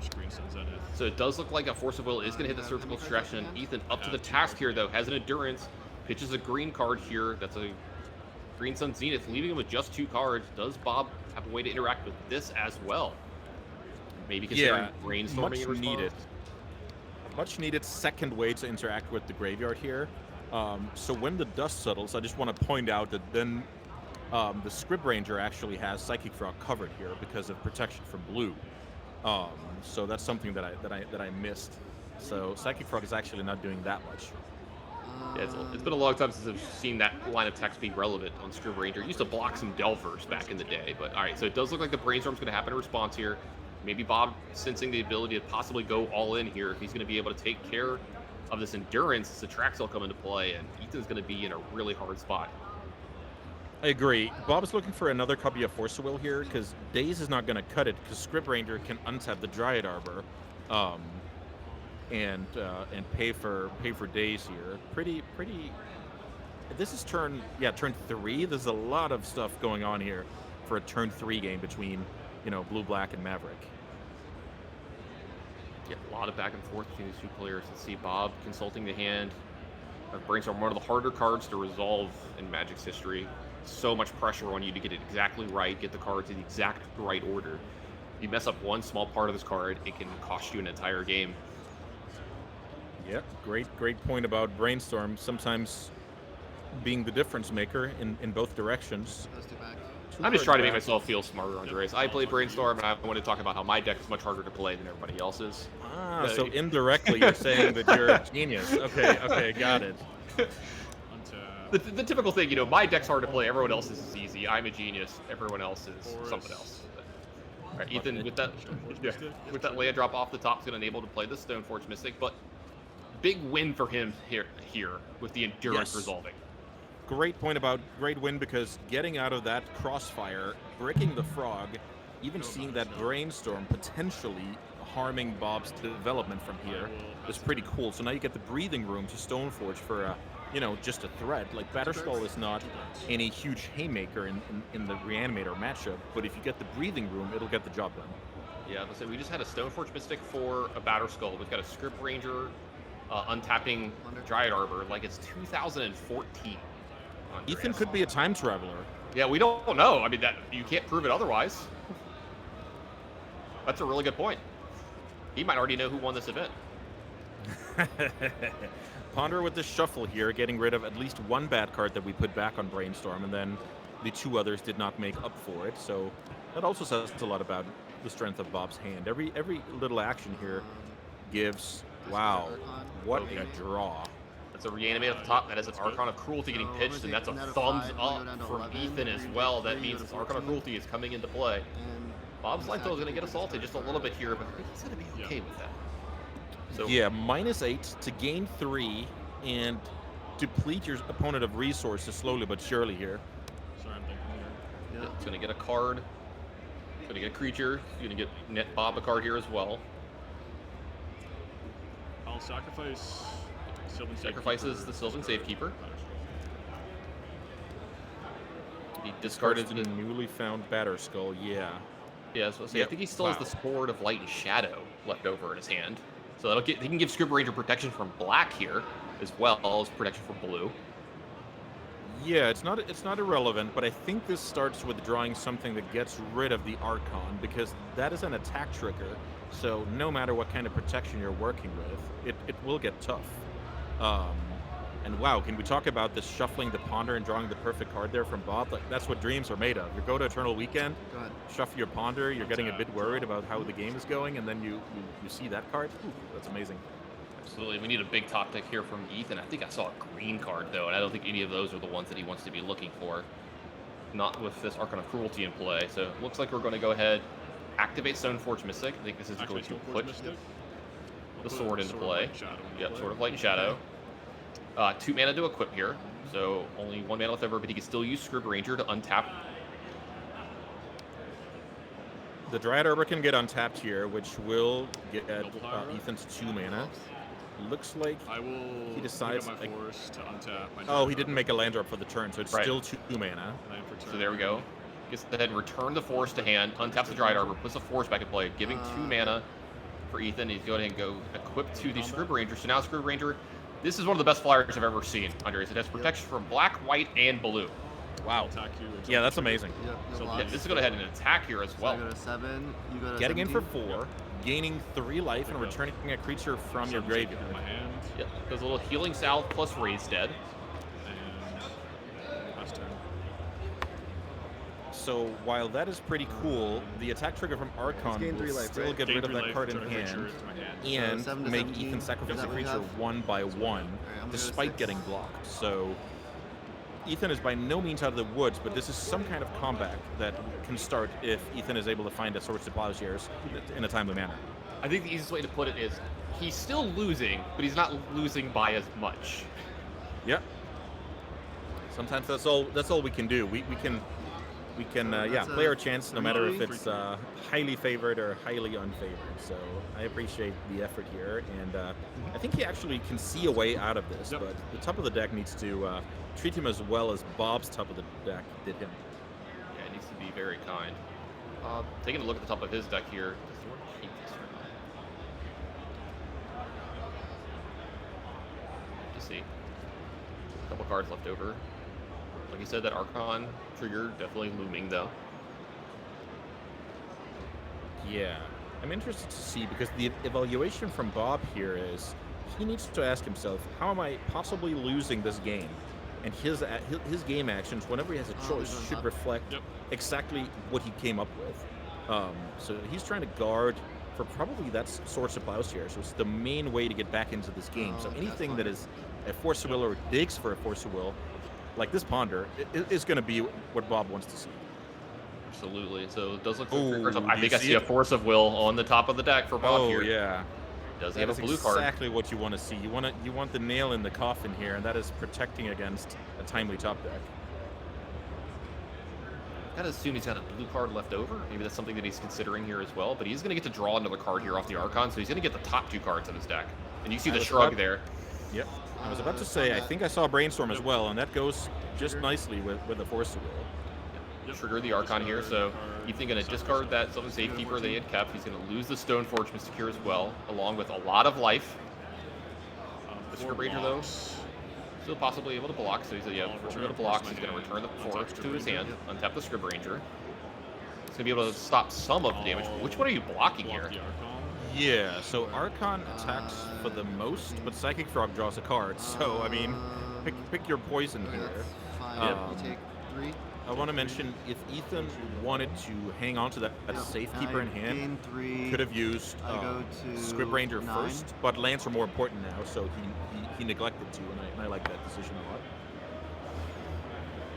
Yeah, very tight decisions here for Ethan in a tough spot, but still having to play super well from here to give himself a chance to get out of this. All these small decisions matter so much, Andreas. Yeah, great point about giving himself a chance. That is exactly the words you want to use here, because we are very much behind. But if we didn't believe it, we should just pack our cards together and leave the table. But Ethan is not gonna go down like that. I will say time is running out. Yeah, Bob with another ponder here. I think these fresh 3 new cards off the top, by the way, not just any of the cards left over from the ponder earlier in the turn. So Exactly. After Psychic Frog drew a card, Bob got through his whole ponder, turning it into an Ancestral Recall for the vintage enjoyers in the chat. yeah, I was enjoying quite a bit of vintage myself yesterday. God, that's Oh, so much fun. me too. That was amazing. The coverage was great too. Those guys did such a good job. Looks like the ponder drew a random card, an underground C for Bob here, and a passover. Though he does still have that Force of Will looming that we know is there with a blue card. That is true, and I even forgot about that. It was half a minute ago, so you can't expect me to remember Attempt to stuff like swords the hard stuff like that. Oh, here's it was the a cloud. swords. Oh yeah, the fairy tale ending for Bob here, but he did everything he could to guard against that, and Ethan did everything he could to play towards that exact top deck. So this is just high level Magic clashing, right? Absolutely. It does look like we're going to get a trigger from the sword. It's going to put Bob down to 4. We haven't talked about this. Bob can't block, and that is a lot of damage coming in. That is true. Bob's life total hasn't been too much on the radar here. Yeah, so he may have been a little hasty. Great point. I mean, Bob is dead on board with the Scrib Ranger if he can't kill Ethan this turn. The Archon does provide some life. That's true. He will go up to 7. That's a good point. But maybe he needs help. That's funny. I also think I glanced over, at least momentarily, for the of the life gain on the sword, which is also important when you're racing, and that also explains why we saw Ethan block Archon instead of Frog when we're actually in a race. Yeah, good on Ethan for trying to find a way out of this. The last card in his hand, I think it was an Endurance that he brought back with the trigger from combat. that sword as well. Yep. So Attack. let's see, it goes ahead and attack with both from Toss the Bob, trigger. trigger the Archon. So Like Flash and Endurance. the Endurance is going to get played. That was awesome. Yep, Here. might as well in response. Yep. Looks like I don't think Bob has any responses, so he's asking, "Do you want me to shuffle mine in?" Yeah, I'll target you. Yeah, he's got. All right, go ahead, target Bob. Yeah, those cards will get response put to on the trigger. bottom in a random order, so functionally some graveyard I'll hate. pick up a forest. So it looks like now we're going to activate the Scrib Ranger. Return one of the lands to hand. It looks like it's going to be the forest. We'll tap the Scrib Ranger here. Trigger resolves. Now he's got 2 blockers here this turn as well. I go to 7. Yep, you the go to endurance having 11. reach here is definitely relevant. So let's see what. So the thing is, Four can he blocks. block with the Endurance though? Because isn't Endurance? Yeah, so it's not 7 though, right? Because you have to attack with 2 creatures, and that therefore Exalted doesn't trigger. Yeah, So this is So- only 6. Oh, okay, he's go ahead. 1 damage off here. yeah, that's Oh, amazing. He can double block here though. Double block the Archon is so good. How many cards are left over in Bob's hand? I'll petty Oh, theft is this the Brazen sword. Power? Oh, no. It's petty Oh, theft on no. the equipment. Wow, what a play here from Bob. After Ethan commits to the double block, we see the petty theft on the equipment, and Scrib Ranger and Endurance dying in combat to the Archon. Yeah, I would take a moment here. So Bob played this. I think both these players played this round well. Bob, I mean, very great. Bob won this one, but I want to take a minute and talk about how well Ethan played from behind, because that could be one of the hardest things to do in Magic. Is like you're losing, right? It's like the writing's on the wall, but he Yep. played so tight into his out so well in that game. I definitely wanted to shout out Ethan there for playing amazing while he was behind that game. Yeah, I like that a lot. So even though he didn't win the match, he gave himself a chance to and identified correctly how do I get it back into this match and utilizing all my small stuff. So amazing. Absolutely. And if you're liking this legacy play as much as we are, we've got some more for you here. We got a second match to set up here. Let's see what we've got. I didn't even get a chance to look at what this one's going to be. Let's see here. We've got Alex Hatfield on the left playing Doomsday. I'm glad you're in the booth to help me out here. And Michael Simonetti on the right playing the Dimir Reanimator deck, kind of like what we just saw a little bit here. I'm assuming it's pretty close, but are you ready to call some Doomsday? Because this deck can get complicated. Yeah, I'm definitely ready to give my best. I've played against that deck a ton, and sometimes you have to look through their exile to deduce what's the pile actually looking like. So yeah, I'm excited for this one. Yeah, because I'm going to let you know here. I say it's been a while since I've messed around with Doomsday and played with it. If something starts going up, I'm definitely letting you take the reins here. Let's take a look at these deck lists though from these players. Looks like we're going to be starting with Alex Hatfield over here with the Doomsday pile. Anything kind of standing out to you? Anything new that's been going on in the Doomsday world? Yeah, I will say so, because this is a deck that was traditionally just a combo deck, but now we actually see Psychic Frog and Tameo as, these engines that makes this deck so hard to play against. So is my Force Negation good, or is my Fatal Push going to be good? Like, who knows? I play, both sides of that strategy. Even incorporating a few copies of Fatal Push to be even more, mid-range. And then we see some cool stuff like Street Wraith and Edge of Autumn to like turbo through your pile. And hopefully you end up with a Cavern of Souls powered Thassa's Oracle to, play around counter magic and finish the game off. But pretty sweet hybrid list here out of Alex Hatfield. Man, Psychic Frog is a hell of a magic card. It's taken a lot of these decks and made them to where they're like, I can play this tempo mid-range game, but now I have this combo finish as well added to it. So we can take a look at the next deck list. It's also doing the same-ish thing. It's not Doomsday this time. It's Atraxa. It's trying to put one of these big creatures in the graveyard and have that reanimation type thing. Now, this one's a little bit different than the one that we saw. We do see the Archon of Cruelty. We see Atraxa, but this one's a little different from Bob's, though. Yeah, I would say this is pretty stock. This is kind of like how your average Reanimator deck looks like these days. Maybe the Tameo is a bit of a flex slot. But yeah, we don't have the show and tell plan. We don't have the petals to try and be explosive. We basically try and focus more on the graveyard, and then we have the good old Psychic Frog as a card that's just always gonna be strong. So I'm always excited to see these Dimir decks clash. Well, I'm excited to see them clash as well. So let's go ahead and down to feature match area and watch this match play out.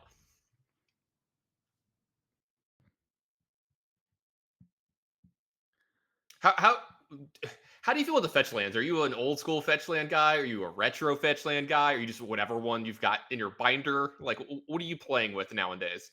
I actually don't have strong preferences, but when I see cool things like signed cards, it's cool new artworks, I can appreciate those. But I actually don't have that much of a personal preference. I'm more of a Yeah. first time caller, long time listener. Sure. I have preferences. It just depends, but I'm a retro guy or original printing guy. But I will say this, the fetch lands.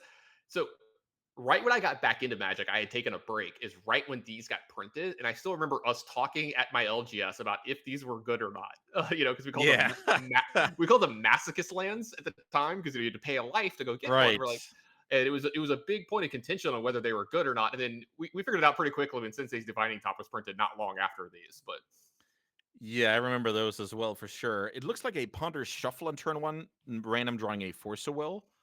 From the Reanimator deck. Turn one Tameo getting met by Daze here.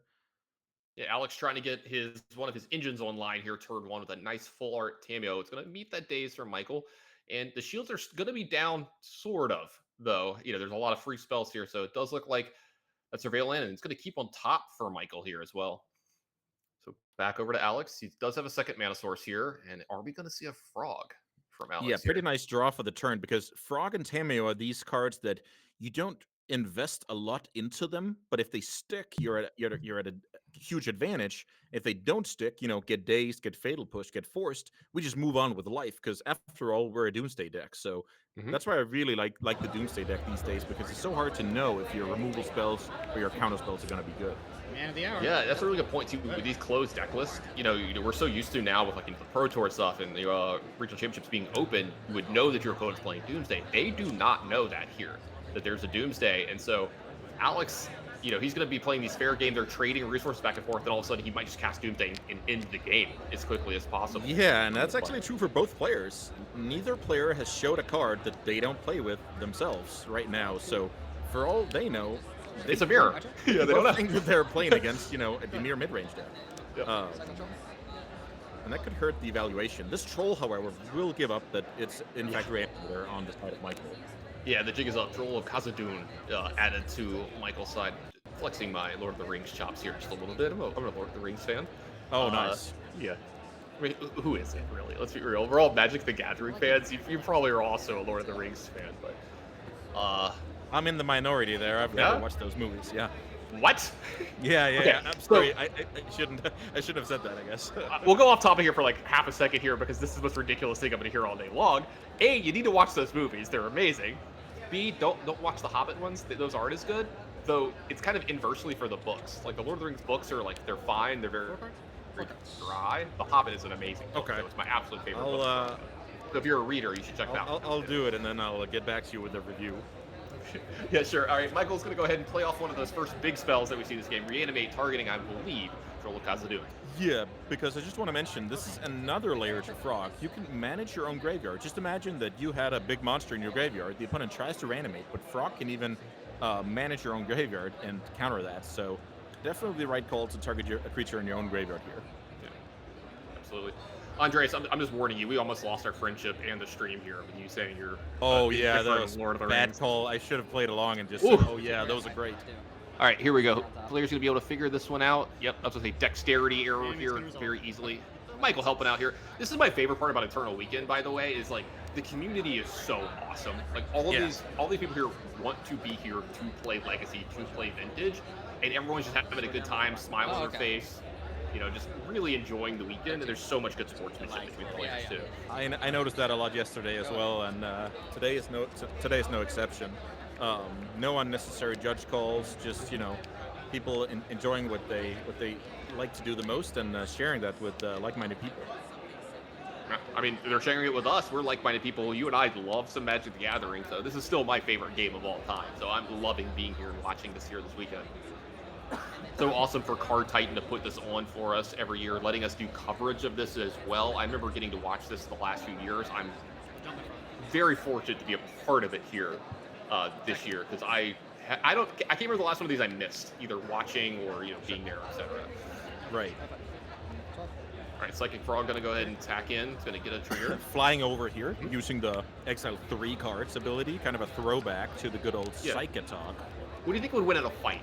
A frog or a cave troll? Yeah, that's the thing. The frog knows that, so that's why it's going to take a big leap and jump over the cave and laugh at the troll.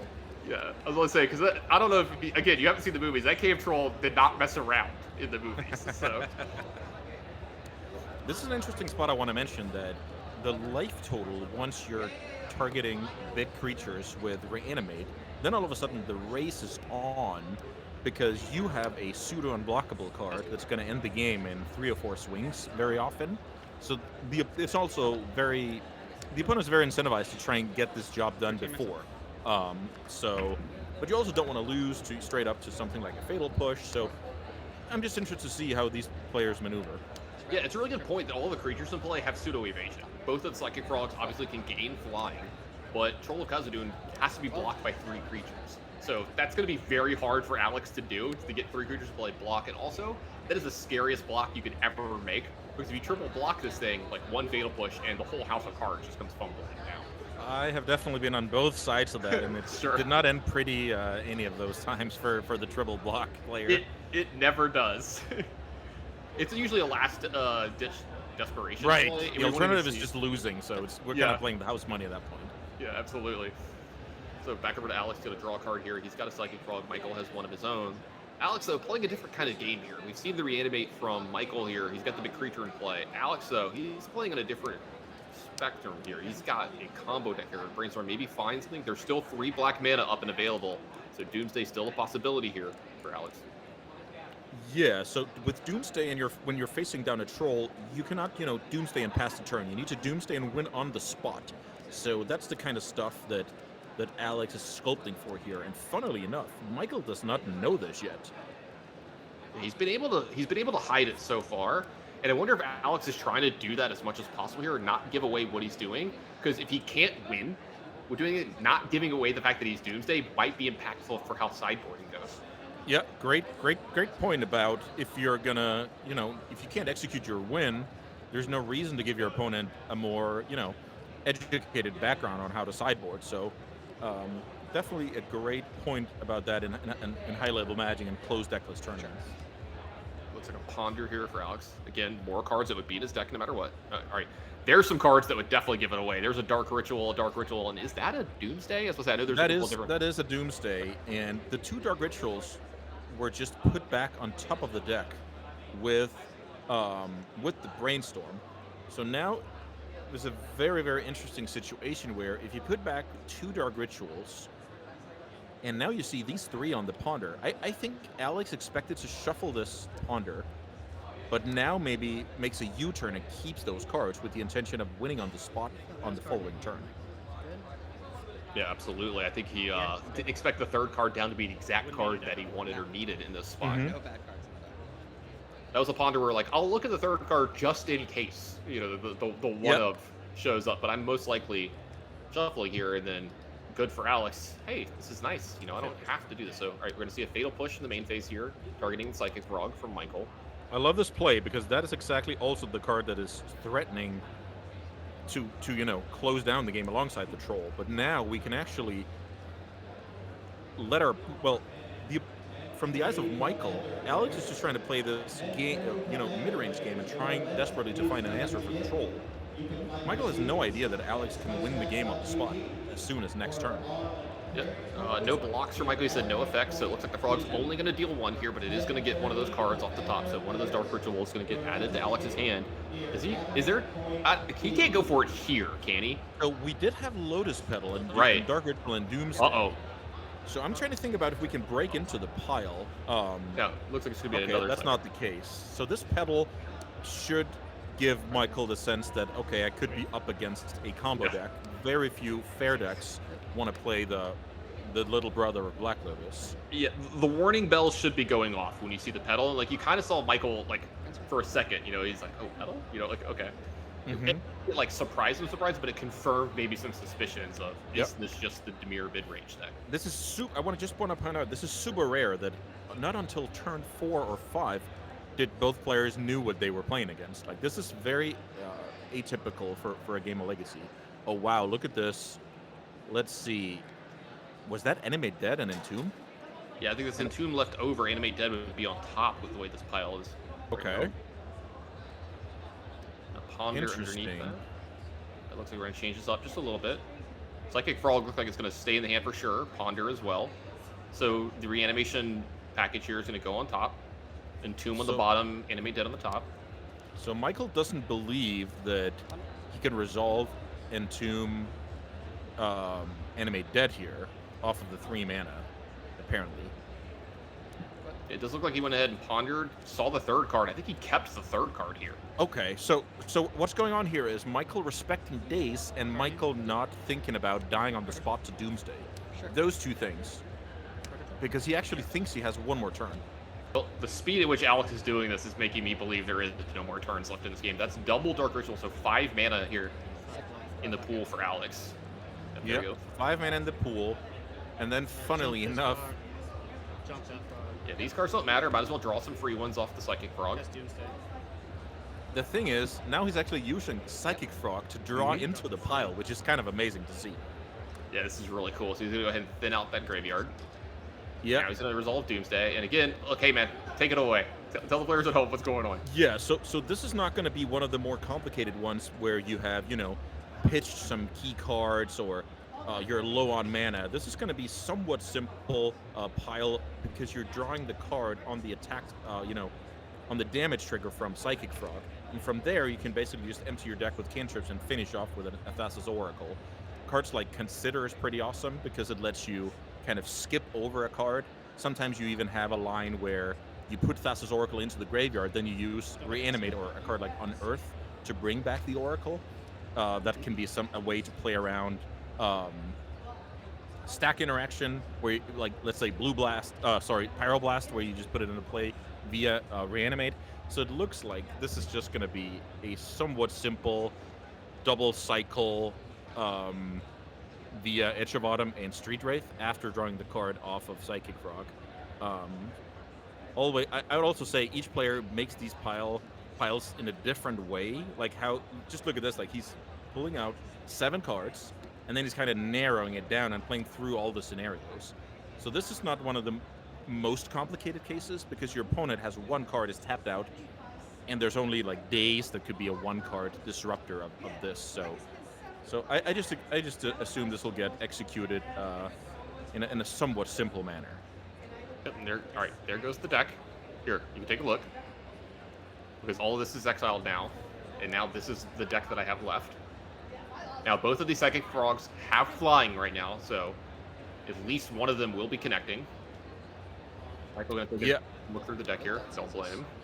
Yeah, the flying was not of huge consequence here. It's just a good habit when you're exiling your whole graveyard anyway.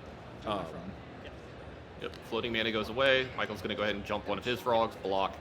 Yep, shrug, shrug, draw a card. See the Neither first player one. wanted to discard any cards to the frog. And here comes Edge of Autumn as a cycle, floating a mana from the Underground Sea, drawing into Street Wraith, going down to 1 life here. Yep, cycle as well. Draw another card. Go a card deeper. And with 2 cards in library, I'm sorry, Cavern plus Thassa's Oracle will end this game, and the trigger make sure that Alex is up 1-0. Not a pleasant surprise for Michael to see that mid-game combo. Yeah, absolutely. You know, he had kind of done his thing. He got his troll into play with Reanimate a little early. Unfortunate for him, in this Dimir matchup, I was about to say mirror. It's a Dimir mirror, but he's going to... His big play takes a few turns to execute and win the game, while Alex wins the game on the spot. All right, let's go ahead and take a look at the deck list between these two players to see how they're going to be changing up in sideboarding here. Let's take a look at Michael's side first, the Dimir Reanimator. Let's see what he's got up his sleeve to kind of disrupt this Doomsday deck. Yeah, and it's funny you say that. Disrupt the Doomsday deck, that's one strategy. Or you can focus more on your own game plan. And I think this is going to be a pretty cool mind game of who's actually the control deck. So you want to make sure that you have access to dealing with stuff like Frog, stuff like Tameo, and then you also want to make sure that you have enough counters and, you know, universal disruption like Thoughtseize to upgrade and actually just fight the Doomsday plan. So pretty interesting matchup here. You can only make like small changes. I don't think a card like Brazen Borrower is very important. Maybe you can trim something like Daze and Wasteland, and then you can make small upgrades with something like, you know, the Thoughtseize. You can even argue the Stifle is viable if you or the Consign the Memory if you believe you can disrupt the Oracle all the way at the end. But usually, you know, some disruption spells like Thoughtseize will stop those plans. But yeah, I expect very little changes here from Michael and more focus on the plan A and not playing as scared. All right, let's see what plan A and B is going to be for his opponent here. We'll take a look at the sideboard for Alex Hatfield. Yeah, so there's a lot of cards in the sideboard that you usually change in order to, you know, switch things up. But I think when you're playing against Reanimator, you just need to look at the bread and butter cards like Macabre and Grafdigger's Cage. And if you can stop your opponent from going broken out of the graveyard, you should be in good shape. Then you can go, you know, toe-to-toe and have like this mid-range war of Psychic Frog, Fatal Push, and stuff like that. So I also expect few changes, but the graveyard hate will come in because Alex knows that his opponent is going to rely on that graveyard. Awesome. Let's take a look at what these players are going to be doing in Game 2 as we head back down to the feature match and see if we're going to head to a Game 3 or if Alex is going to be moving on to 2-0 here in the feature match area. That was like the biggest Legacy tournament up until that point, or right up there. It was like, it was pretty hard. I love that we get a little bit of the player talk as well. Yeah. I can hear them talking. I can't make it out just a bit, but I love hearing their ideas and stuff between the games. Yeah, that adds a lot where the paper Magic experience is a lot about, you know, how you conduct yourself at the table, body language and stuff like that. And I enjoy that aspect of the game as well. And us getting a look in here is just, yeah, the future's here. Yeah, I'm so glad Paper Magic is back, by the way. I missed it so much when we didn't get to play for those few years.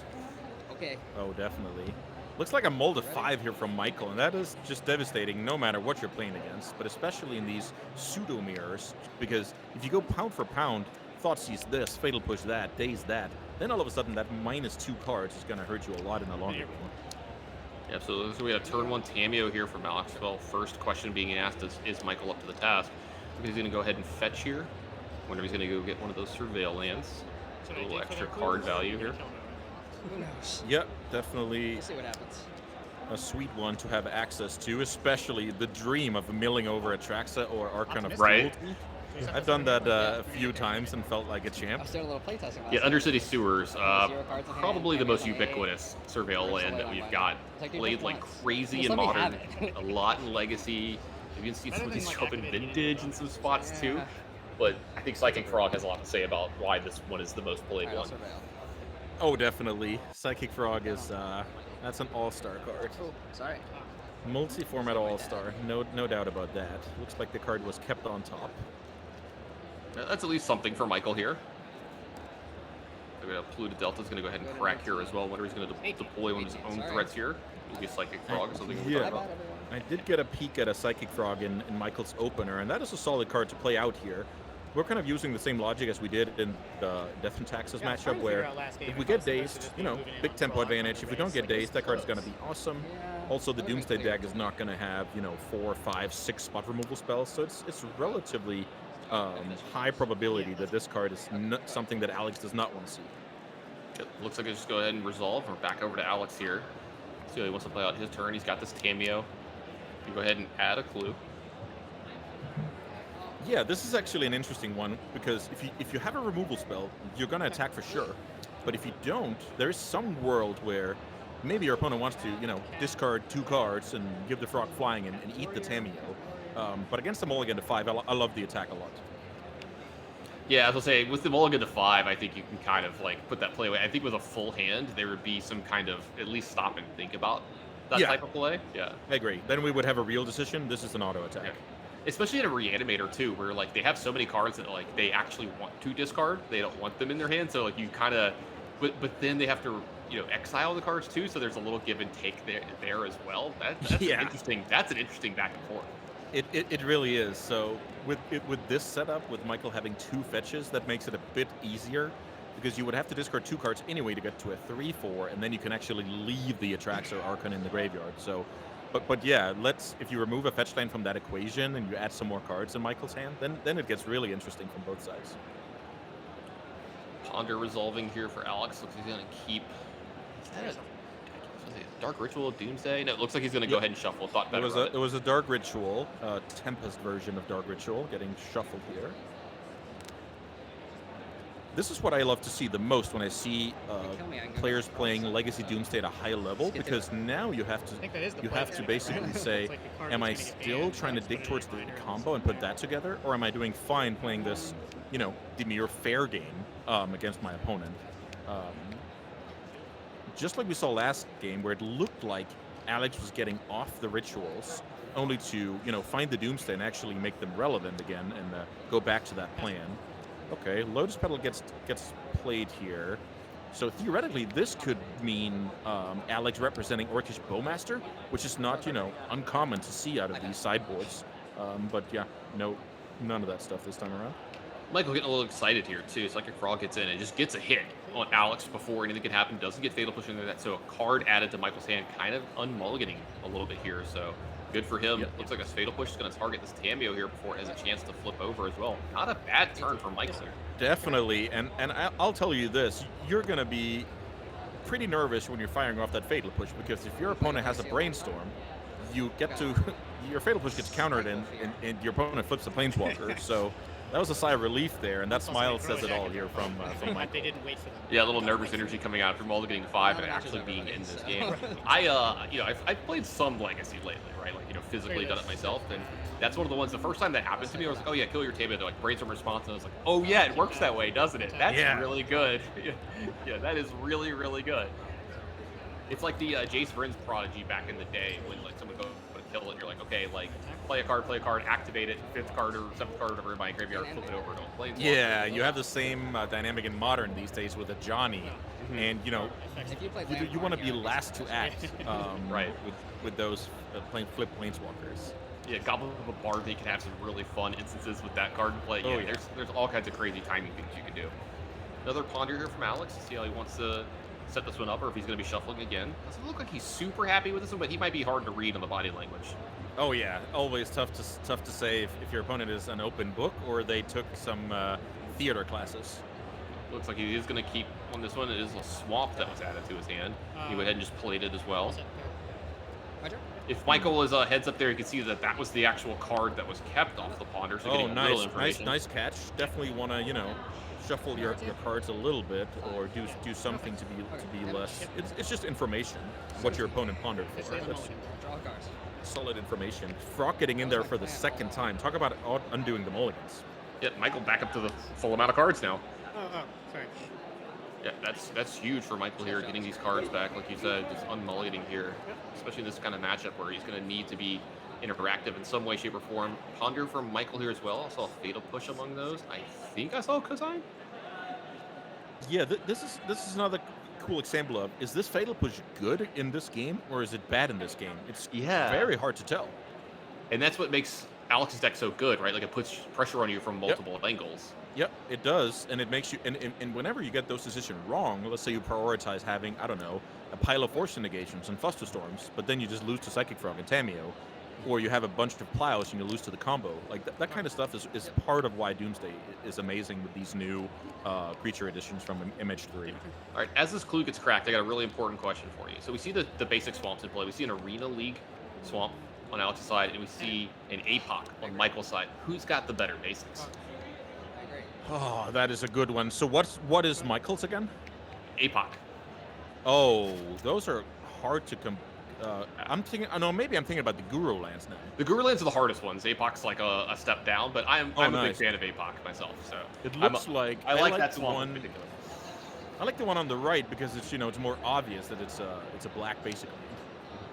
So it looks like we've got a Fatal Push targeting one of Alex's creatures here, and looks like we're gonna have a fight here. Fluster Storm off of that Lotus Petal, so losing a little bit of resources here as well. Both Fluster Yeah, Storms going to that target. is a 2-for-1, but it's a good investment here. Having a frog No, it's Storm is like 5, right? stick onto the battlefield. Okay. It looks like that's going to go ahead and resolve. Fatal Push has been countered. Back over to Michael's side. So now we might see some frog on frog action. Oh, he set up a miracle. Oh last boy. turn. The Metamorphosis Fanatic, and look at this. And as a response to the miracle trigger, Psychic Frog grows So when he by putting a resolves, troll he into the targets a graveyard. card in the graveyard. Yep. And then when the trigger resolves, there will be a 6/5 troll to bring back as a Miracle's lifelink. fine. Yep. This is awesome. This is one of these Target troll with these the new troll. cards that we don't get to see a whole lot that has come into play and does a ton of stuff. Two Fatal Pushes? But look at this one. The best answer, if you're solely looking at beating Reanimator, is Pheromocob. Goes in any deck, is uncounterable by anything but Stifle. And that gets rid of the troll, but it still leaves a 4/4 lifelinker in play. And that's why the Fanatic is Yes, such a he good, does. He has kind of a lifelink. middle ground between We can get the fast artifact. reanimation No, and I think that's true. kind of resilient to heal. Alright, combat. Absolutely nice play from Alex here. Pheromocob still doing his job, 15 years later. Love to see that. This is what's one of the best parts about like Legacy and Vintage. You still see these cards from 20 years ago still He was doing so their thing. excited. Yeah, that's incredible to see. And I wanted to talk a little bit about this Psychic Frog versus Psychic Frog. So this has a lot to do with how many cards do the players have in hand and how scared are He doesn't they have reach, of right? getting blown out by removal. So I'll block the Tameo. with Michael attacking here, I actually like this block a lot, blocking with the Tameo here. Oh, I actually forgot about the first +1/+1. Okay, discarding one card is a reasonable so- price. Yeah, and a Daze getting discarded at this point, I think you're kind of okay with Daze getting any value for Michael. There's 3 lands in play. A Lotus Petal exerts last turn. There's Dark Rituals floating around in Alex's hand, so Daze might not be getting the value you want at this point in the game. So getting some value for it, definitely nice. Yeah, trading for a Tameo, that's not bad. But then again, on the side of Alex, blocking a frog that would have drawn an extra card, not that bad either. So I guess just a decent exchange for both players, all things considered. I think I got a full look. It's Polluted Delta, Brazen Borrower, Grafdigger's Cage, Doomsday on Alex's side. So let's see a little bit about Doomsday. You lose half your life, and then you can use the frog to block your opponent's frog. So now, if you go for Doomsday, you have to believe that Michael is out of interaction. But I will say that Michael discarding that Daze is a bit suspicious, and I can definitely understand Alex scratching his beard and giving this a good thing. How about This is why I don't play decks like this, besides the fact that I don't think I'm smart enough to play decks like this, is I don't like this situation where you're just tortured in play. Like, do I go for it? What do I do here? And Petty Theft is going to go ahead and bounce the Psychic Frog of Michael's back to his hand, possibly clearing the way for this Psychic Frog to get through the line. It's like a double 3 cards in the exile here. So new cards going to be coming over for Alex's side. 17. Alex is kind of delaying the tough decision here because it's not the end of the world to take 4 damage from Fnatic next turn, but it is kind of cool to, you know, get a little bit deeper into your deck with this attack, connect trigger, and the next draw step combined, and then maybe you find your tools to explode on the spot. Looks like Grafdigger's Cage is going to enter play. Slow down Michael just a little bit here. Yeah, that card is basically saying you're not allowed to play your plan A. We're going to play on my terms, which is either like the blue-black mid-range kind of game plan or my combo. That's going to be the name of the game. Graveyard's out of the picture. 13 to 21. Cards in it. Metamorphic Fnatic. Metamorphosis Fnatic, sorry. Go ahead and Yeah, it's a tough one. Yeah, that is a mouthful. I'm going to go ahead and get attacking Nice here. Draw.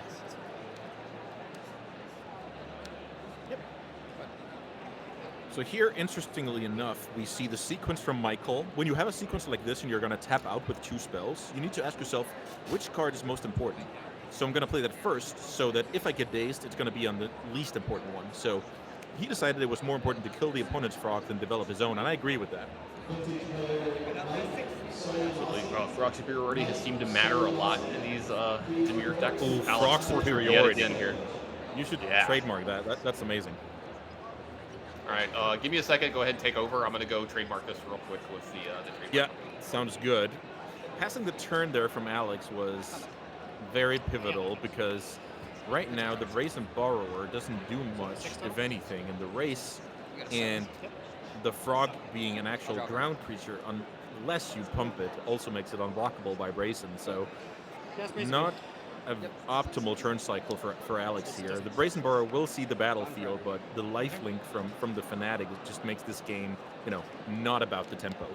Also, Atraxa did get pitched to Psychic Frog there, and while that's cool for plan A, and you're thinking about, oh, but you can't reanimate it, the thing is, it makes the clock a turn faster as well. And it does look like that clock was fast enough. Alex packs it in. Put the game We're for going about to 10 a game years. 3.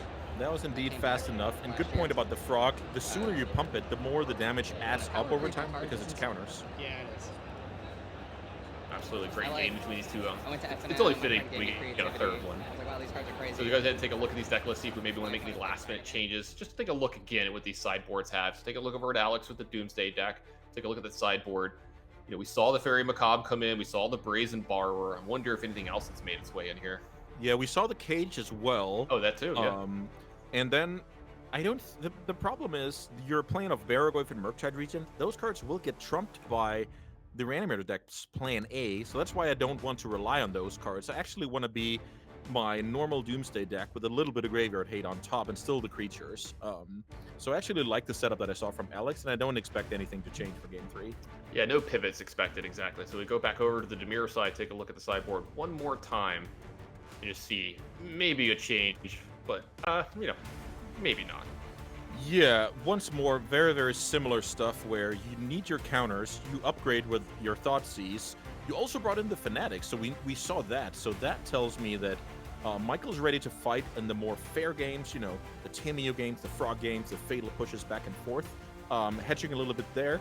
Also, a card like Fanatic leaves the 4/4, Animate Dead does nothing in the face of a Grafdigger's Cage, so I also expect he'll be on the same plan now, having the confirmation that the Fanatic is actually good against the Doomsday players' plans. Great points on both sides. We have to head down to Game 3. It sounds like the players are ready, and we're ready to see who's going to win this match between these two decks. Do you think we're going to see a lot of Dimir here today? I think we are, in all the different flavors of it as well. Yeah, Psychic Frog is just so strong that it has made a handful of strategies even better than they were before. So definitely. But what I want to add is that the information game of what we saw Game 1 here, I think that's somewhat going to be a normal and a trend throughout the day that some players, they're going to do their best job to conceal this information to gain the most edges possible. And then I'll try and point out whenever you see Yeah, your stuff job. that No, I have signals, job. oh, it's that kind of Demir or whatever. I'm actually Well, this excited isn't your day to job. Okay, sorry. You hate what you're doing to right see now. that No. and Okay. Un- I unpack feel bad that every as time we you have to, go like, through the day. yeah, tell me the something. tells and see if the Like, players pick up on that as well. That's a cool angle of having many No, I flavors. think you of guys it. are doing that. So I think we have mulligans from both players here as well, so it looks like we're going down to 6 each. that's what they want to hear. Yeah, Don't make me looks consider like that. spirits I'm are high nervous. here. Both players happy to be here. Yeah, I think the coverage is Also, really with this important. matchup, I do like It's really good that you guys without are- getting into the I know it's not minutia easier of it. to I believe they put all both this together. mulligan about the exact same. is Like Anurag neither the one has a one in huge this, or is it advantage on the more other one Farfang? with less cards. Yeah, Yeah, but is he I like- would say so. Yeah. Because whether you're trying to put together Ritual Doomsday or trying to put together Entomb Reanimate, like you need some cards to for that 1-2 punch. Does that say pay attention on the days? Is that what it said? I actually didn't read it. I just saw some glasses there. Yeah, let's say absolutely love the personality that gets put. Yeah, I think it does say pay attention. Yeah, is that outside assistance? That might be outside assistance. I'm not serious here, by the way, when I'm saying this. But reminding you to pay attention. I absolutely love that from Alex. I love getting to see players flare. Like, we mentioned it earlier, like the way they construct their decks, like what basics they choose, which fetch lands they choose. Is their deck foil or not? I love seeing the personal stuff come out. Their personal preferences come out in their deck. Absolutely, it's so cool because you'll see it the most at events like this. Like where it's a labor of love for a lot of these players. You have different ones? On average, the dedication is off the charts here. That's for certain. Yeah, You might be these able to find the fourth these one. guys came to game, and it's for the love of the game too. So turn 1 Ponder here from Michael. Set up turn 1s for both players. So interestingly enough, I'm trying to think. I think Alex has now made this play twice, where he's playing out Got the some of pedal on a turn where he didn't need to, because he wants to see if he can impact Michael's play by representing Orcish Bowmaster. But Michael's having none of it. He, of course, attacked with the Frog the first go-around, and now just cast Ponder into it, right? So obviously Yeah. it doesn't work, but it's just a good habit to have where I'm not giving up anything, but I could gain something by my opponent giving my draw too much respect, right? So I just like to see that, even though it doesn't connect. Yeah, absolutely, he's just shrugged it off both times. Now we see a Brainstorm here with that Flooded Strand looming, so if these cards aren't wanted, Alex is going to be able to get rid of them, but this hand looks pretty strong too, so possibility of keeping some of these. That Pay Attention Days looks like it's going to stay over, along with a Brainstorm, a Fairy Macabre, and a Fatal Push as well. Yeah, so this is kind of a pretty standard spot where, a Psychic Frog is going to see the table on any given Sunday, so I have the push. My opponent's going to try and reanimate out of the graveyard. That's what their deck is about, so I have the Macabre.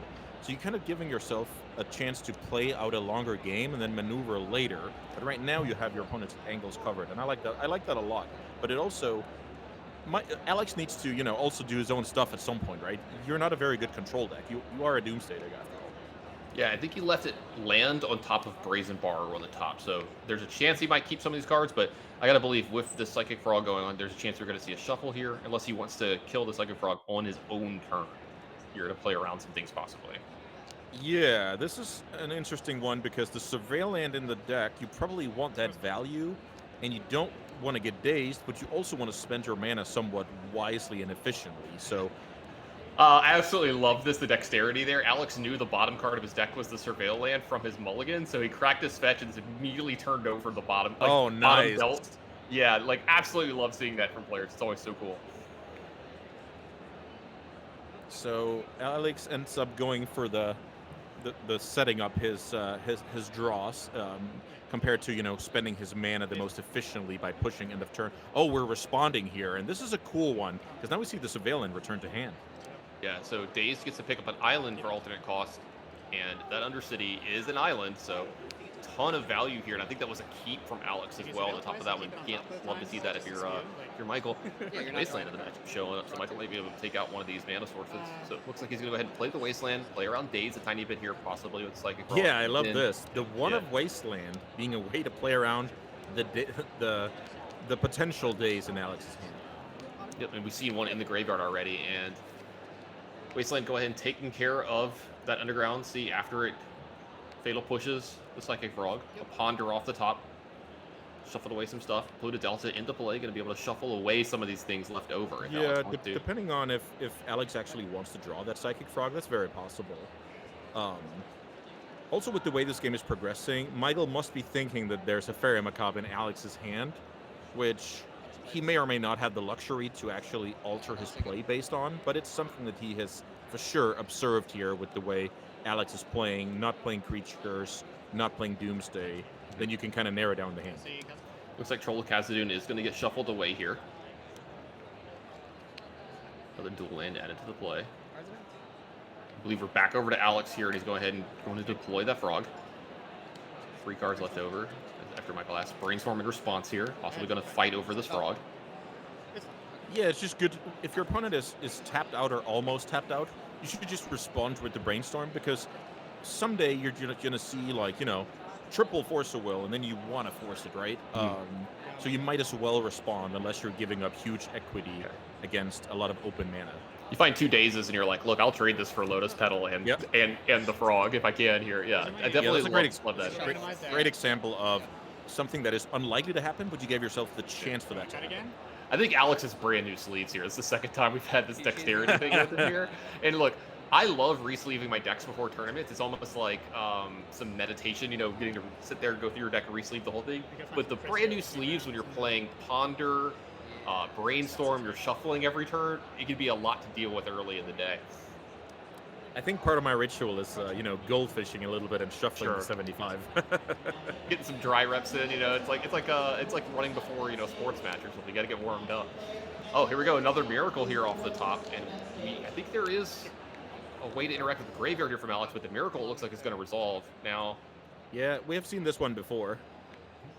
The Fairy Macabre taking care of the 2 creatures, 2 of the creatures in the graveyard, including the one that was targeted by the Fanatic. Get me on the. But the Fanatic being a 4 for a lifelinker still makes it, you know, just compare this to having an enemy dead on top of your deck, and then it does nothing. But this is 2 mana to leave a 4 for a lifelinker. So this is alluding to what I talked about during sideboarding, and also just what we got to witness game 2 even. Yeah. Also, it's a big upgrade too, as well. With like this plays around Spell Pierce, Fluster Storm, Force of Negation, things like that. Like this is something that gets around the spell clause, like instant sorcery clause. Of this is a creature, like doing the thing that you want to do anyway in your deck. So really cool sidestep from the Dimir Reanimator decks and diversifying the way that they threaten you. Yeah, indeed, and with so many Ancient Tomb decks in the format, 4 for lifelinker is nothing to sneeze at, and especially with Fatal Push being the most played removal, all of those things combined is just pretty awesome for a card like Metamorphosis Fanatic. Yeah, absolutely. This card is wonderful. Jump. All right, looks like the frog's gonna jump. Fly on over to Michael's side. Does Michael want to do anything here? It doesn't look like he's going to say, go ahead and, yep, go ahead and take it. Get your card. Okay. Good for Alex So- here. Michael could have jumped his own frog here, but I just assume he's behind on cards since he neglected to. Looks like Tamio's going to go ahead and resolve. We're back over to Michael's side. Got a little bit of a frown from Michael there. Didn't love seeing that, I think. Maybe a little frowny the fact that he might not be able to get his frog back the other way is what he was thinking. Look, I'll take your frog, you take mine. We'll just keep drawing extra cards here. But Yeah, definitely a great point about Tamio being an annoying speed bump. And this time, well, we've seen this play out of Alex before, the block here, but this time it's going to be a lot better because it did not already have a counter, and you're still taking 2/3 of your opponent's hand here, so solid trade, and you're preventing a draw, so I actually like this. Ooh. So Daze Wow. and Archon go to the graveyard before the damage is going to resolve here, though. We're seeing a Brainstorm out of Alex that is going to resolve, so the cards are drawn, so this Tamio is going to... Yeah. This is the play you were talking about in Game 1. This is so cool. Yeah, and you're definitely right when you said this has Jace Vryn's Prodigy vibes written all over it. That is exactly the same kind of, block. And with that card, it was, tap to activate. But here's just the Brainstorm before combat damage after your opponent committed 2 cards. Amazing. Yep, Ponder off the top here. I think I got a glimpse of the Oracle and Doomsday in Alex's hand already. And this, I think Mana was the name of the game that Alex was looking for here, possibly, because I think I saw 3 spells immediately get shuffled away. Right, so Alex is now looking for ways to kill Michael's frog or combo off. The draw top is another copy of Doomsday, I believe. I think the hand is now Ritual plus Doomsday. Oh boy. Alex just sits back in his seat, starts thinking a little and bit here. This is so cool. This is so cool, Tannen, because this is you had some kind of plan, and then you draw a card, and then, I guess my plan can change to this. Yep, so it does look like the frog is going to jump here. Dark Ritual is going to get cast. Michael, definitely with a frown on his face. There's a Doomsday. So now we can set the Doomsday pile, and the frog is going to possibly be able to draw one of the cards of the Doomsday pile. We might see the game end here this turn for Alex. Yeah, so now we have a little less mana to work with. So this is a bit cooler to digest compared to the previous game where Alex had a ton of lands available. But with the land drop to go, yeah, I'm just pretty excited to see because he's running one copy of Street Wraith. He's running one copy of Edge of Autumn. Those are like 2 cycles. Frog is also drawing a card. So Frog will draw into a Cycler, which will draw into another Cycler. He's also already got 2 Devotion. Let's remember that. Right? Okay, so Oracle at any time is lethal because of the blue Devotion. Unless it's, Oracle directly from hand, I guess. Yeah, which the Oracle is in his hand now, I believe, right? Wasn't it? I think I got a glimpse of that. Yeah, I believe the deck runs 2 copies, but having that in hand is actually a huge help. Does that go for the throat as one of the cards as well? Yeah, right now we're looking at a Doomsday pile where Alex is trying to hedge against this not working, I guess. Yeah, it looks like Frog Oracle is the actual hand. Yeah, like maybe he's like, what happens if something goes wrong here? I think is what's getting exactly. So what could go wrong when the opponent has 1 card in hand? That is something like a Fatal Push, disrupting the Devotion versus deck size situation. But yeah, I'm just pretty interested. I need to take a look at this deck list. How many Lotus Petals are in this deck? That could be relevant. There are 3 total. There's 1 in play. I think there's 1 that was already gone. Yeah, maybe there's both also are a gone? case that you would Yeah, I think that's as good as trim that card in sideboarding. So, All right, well, here's the pile.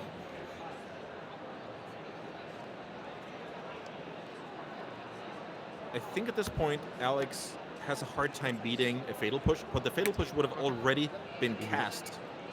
There's no way that Michael allows Alex to draw a card here from Frog, so I think this is the go sign. All right, so Actually, being a clever way to thin the deck out. Yep. And here comes Oracle from hand with 4 Devotion. Force of Will was the last card from Michael, but no blue card, no 5 mana here because he had to invest multiple cards in his Frog here. That means Alex is going to win this really cool match here between these two because we got to see the decks do their thing. We got to see reanimation spells. We got to see Doomsday piles, Andreas. That was an awesome match. Yeah, and I just want to say the crucial part here that ended up winning the game was the block with Tameo. Your opponent discarded 2 cards and ended up a blue card short of the Force of Will, and then you lost on the spot on the following turn. So huge credit to the Doomsday player who was setting up a 1-2 punch, a trap that was very hard to see, and that ended up being the decider. Yeah, I love that you brought that up because that's such a hard spot, right? Like your hand, like, hey, this daze might not do much. Like, I'm not sure from the spot, and you're in that spot, and you're like, well, if I kill this Tameo here, that's so valuable for me. My Frog will probably get in multiple turns of their next turn. Because in his mind, the game's going to go a few more turns. So that was like I think the actual deciding part of the game. And what a great block from our Doomsday player. What a great match. Look, we're only 2 rounds in. We've got a lot more. I can't wait to see what we've got loaded up for the rest of the day. So we're going to take a very small break. We'll be right back with round 3. So don't go anywhere. We'll see some more Eternal Weekend.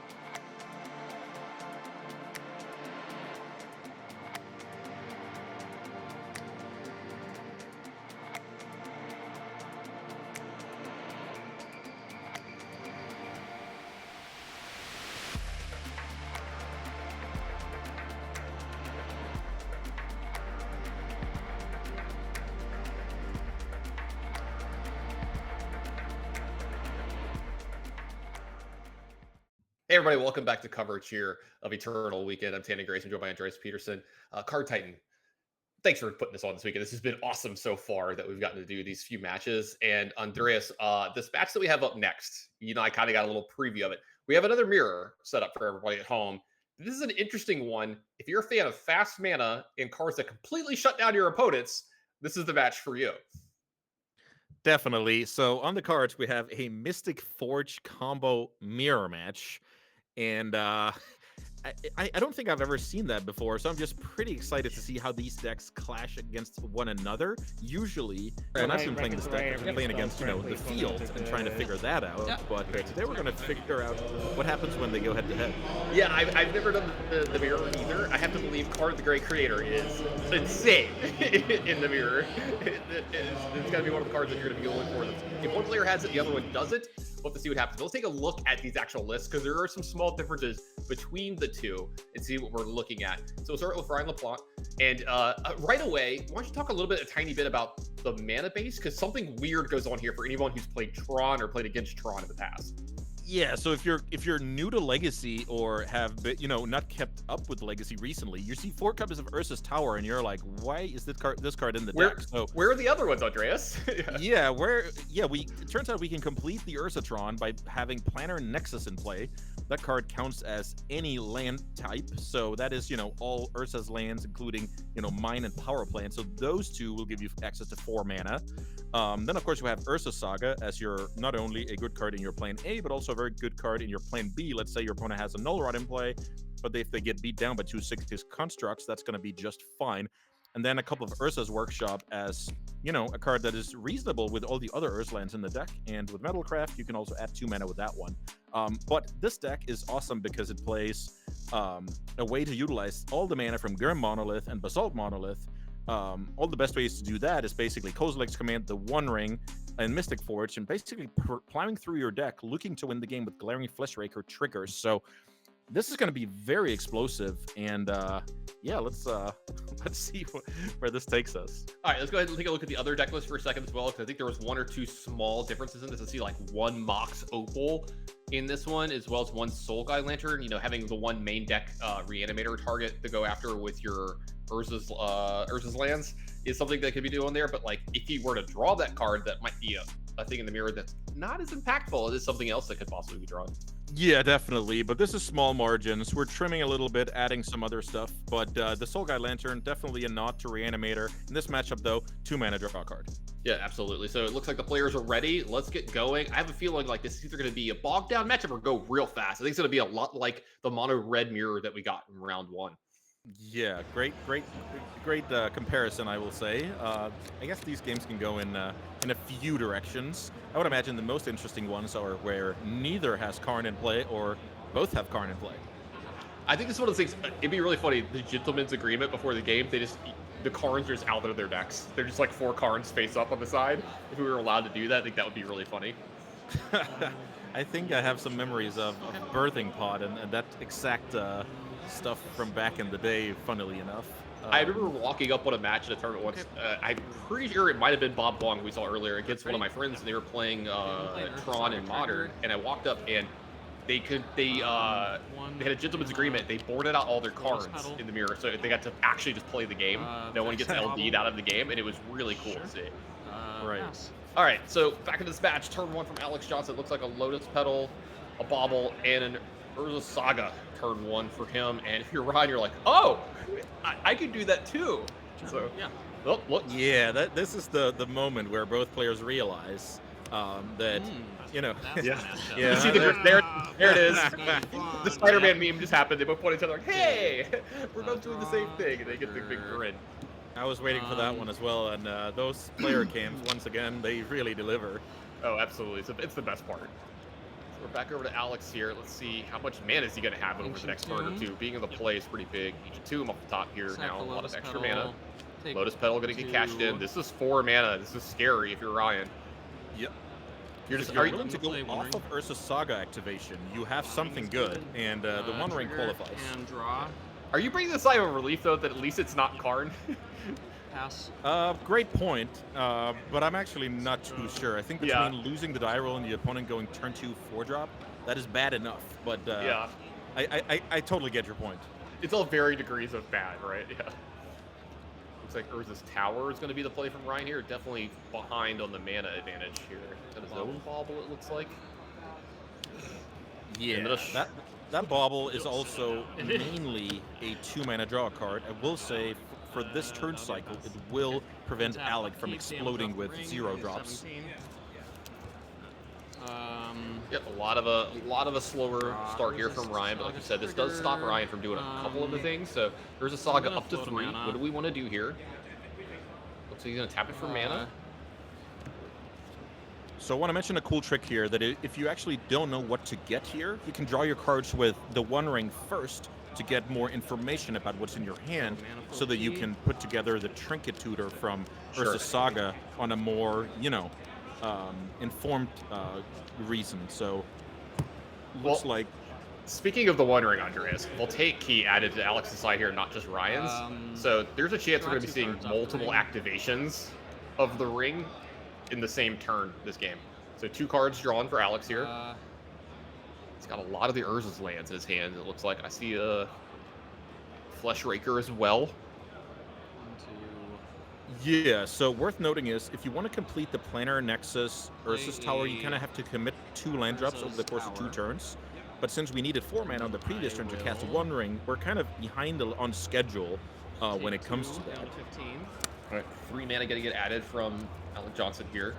He's going to take a little bit of damage from that as well. Looks like the Flesh Raker is going to get added here.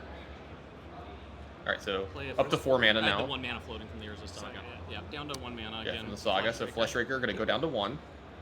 I'll cast a Lotus Petal. Do you believe we saw Petal? So Petal, worth mentioning, gets countered, but it will still trigger the Flesh Raker. The Flesh Raker pings your opponent for 1 and gives you a spawn. That spawn can sacrifice for a colorless mana. And now the interaction you talked about between Manifold Key and the One Ring could come into play, but there's no rush because of the bauble being in play, so I don't think we can explode this turn. So maybe we just hang out a little bit with that flexibility. And I think... Yeah, you can see the power of these decks, though. Like, all the things that are possible for Alex to do here is earliest turn 2 and 3, Use these guys? where he can also possibly just go through his entire deck. And yeah, we have a judge coming over, getting us not only the right tokens, but numerous of them, because we're going to need them here in this matchup. Yeah, definitely could be a sign of things to come here. The bubble did get sacrificed on Ryan's, on Alex's end step on the side of Ryan, as I predicted here. Now I'm curious to see how explosive Ryan can be here. Let's go start out with this Urza Saga getting cashed in. It's the same way Alex did here. Mana's going to be added. Then we're going to go into the deck, find a 1-drop. Looks like Voltaic Keys getting looked at right away. So we got both the keys. Ryan is officially a key master. He now has 2 different keys. I've seen people play Pithing Needle in their decks, so there's some just good habits when it comes to finding 2 different keys when you have that chance. But I'm pretty excited to see how this turn plays out. If we're looking at, Ancient Tomb Karn, then we might have a serious game on our hands here. Yeah, I was going to say, lots of cool plays here. Grim Monolith off of something with a lot of these keys can do a ton of mana here as well. Just all kinds of explosiveness from Ryan possibly here. So it looks like, all right, there's the Urzatron. So this taps for 4 now. This is completing the Tron in Legacy. Yeah, so we're up to cool. 3 mana from Tower makes 4 for the turn now.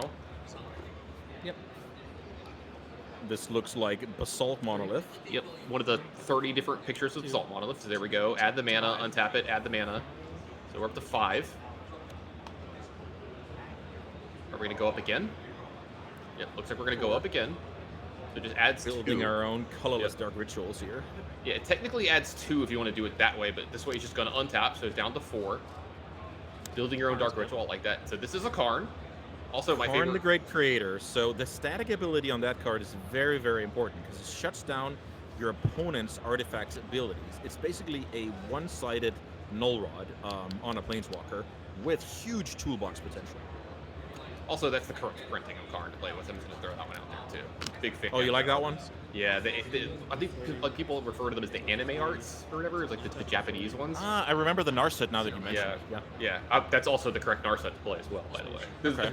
These are the ones that I have personally for That's myself. good. Now I both get, movie recommendations and which versions to Yeah. use, so I learn a lot today. Good, good. No, there's. Well, you're teaching me a lot of magic. I got to at least reciprocate in some way, shape, or form. I can't let it all be one-sided. 2, 3, 4. No, it's One. definitely a two-way one street, floating, and yeah. yeah, I'm having the time of my life. I got to give a little bit. I can't on top just of the take. floating, I guess. so 3 floating. Yep. And then So one's floating, yeah. Okay. so 1 is floating. Yep. So they're just recounting the mana here to make sure. Turns out there's a So 1 mana I did floating. count one, so- Yeah, and this is something that's difficult. That's why you see the players using dice and going through everything piece by piece. There is so much going on here. so it's- Karn the Greek Creator, what a planeswalker. We could use the +1 here. We could use the -2. 4, I 5. wonder what the idea of Ryan is here. It looks like he's going to go ahead and use the -2. This looks like 5 mana, Yep. getting used already. Taking a look at the lists here. Paradox Engine, is that one of your favorite cards? Uh, it gets- I mean, I'm not a big commander player, but I have seen what this card can do, and this is going to do some nasty stuff. Yes, Yep. because this pedal, even though it gets straight to the bin, is a non-land card. 1 right? So you just untap Yep. everything you have, Trigger. including all the Trigger on the keys, stack. the monolith, Uh, and this is just amazing. And now the One Ring plus Paradox Engine is a combo to be scared of. Yeah, we might go infinite this turn, right? I think there's a chance, right? And it does look like that does look a scoop from Alex because the One Ring is going to get untapped over and over and over again, and you don't take the damage from it because it's on the upkeep Before the trigger. Karn came out, And Alex has seen the writing on the wall for a little bit of a slower start versus Alex. Ryan really did some really impressive stuff that game. And now you're seeing why these decks are so popular and popping up so much. That was unbelievable. Not a huge Chris. deal either way. No doubt. Like this is just Alec looked firmly in the lead, but Brian had something to say about that. Yeah, speaking of something to say, let's take a look at these sideboards and see if these players have something to say. But they are card decks, so these sideboards are a little tight. Great point about the flexibility being at the absolute lowest. So here, the Soul Guide Lantern is quite bad, and so is the Vexing Bauble. But I will say, being on the play against a most likely quad Lotus Petal deck makes Vexing Bauble playable on the play and kind of horrendous on the draw. But when it comes to upgrades, you don't really have that much. So when I played this deck, I would usually, when I brought out the baubles, I usually boarded in my Mystic Forge because I just realized that if I land a Karn, I'll be fine. So that's not the scenario I want to focus on. So I guess you could do that. But maybe it's just you have to live with it, kind of like the mono red matchup where you have to keep in some amount of moons. Yeah, because like honestly, it's like what are you taking out? What are you adding in? It's not going to be. It's going to be maybe 2 or 3 cards at the max, like you were saying. And if we take a look at the other deck, I think it's going to be along the same lines of, yeah, there's not a whole lot of movement here. I still remember when Karn first got printed.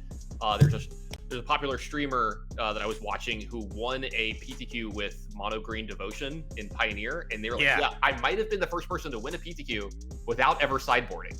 Because the sideboard 15 Karn cards. Yeah. So let's look at this sideboard. This is a bit more interesting because we have the Stone Brain. So if you board it in, it's cheaper. But if you keep it in your sideboard, you have 4 copies of that card with the Karns. So I just assume very, very close to no changes. Maybe the dismembers you can think about to kill a Flesh Striker if the opponent is having a turn 2 like Alec just did. Yeah, there's a couple big things in there. And hey, man, look, getting back into Legacy a lot over the last month preparing for this deck has really caught my eye. I think it's really cool, the stuff that it does. This one's really, really sweet. And MH3 and MH3's Commander stuff really powered up this deck. No question. This deck is here to stay, and it demands respect. It sounds like you definitely demands respect. It sounds like the players are ready as well. Yeah, I was checking out the Magic Online results recently and like the challenges to kind of see what was going on and see what decks should be played more.